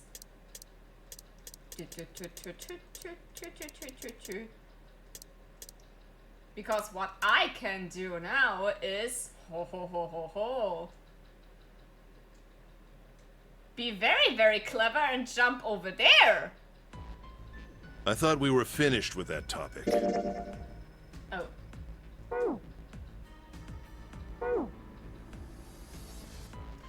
And just start from there again. At any given point, pretty much. So yeah. That is good, Nate. A cheat. No, this is not a cheat. If it's given by the game, then it's not a cheat. So... but yeah, like I said, that is pretty much a good stopping point from now. We reached the submarine ending, which is 1 out of 5 possible endings. So... and it is mandatory to get the best ending by playing at least one other ending. But...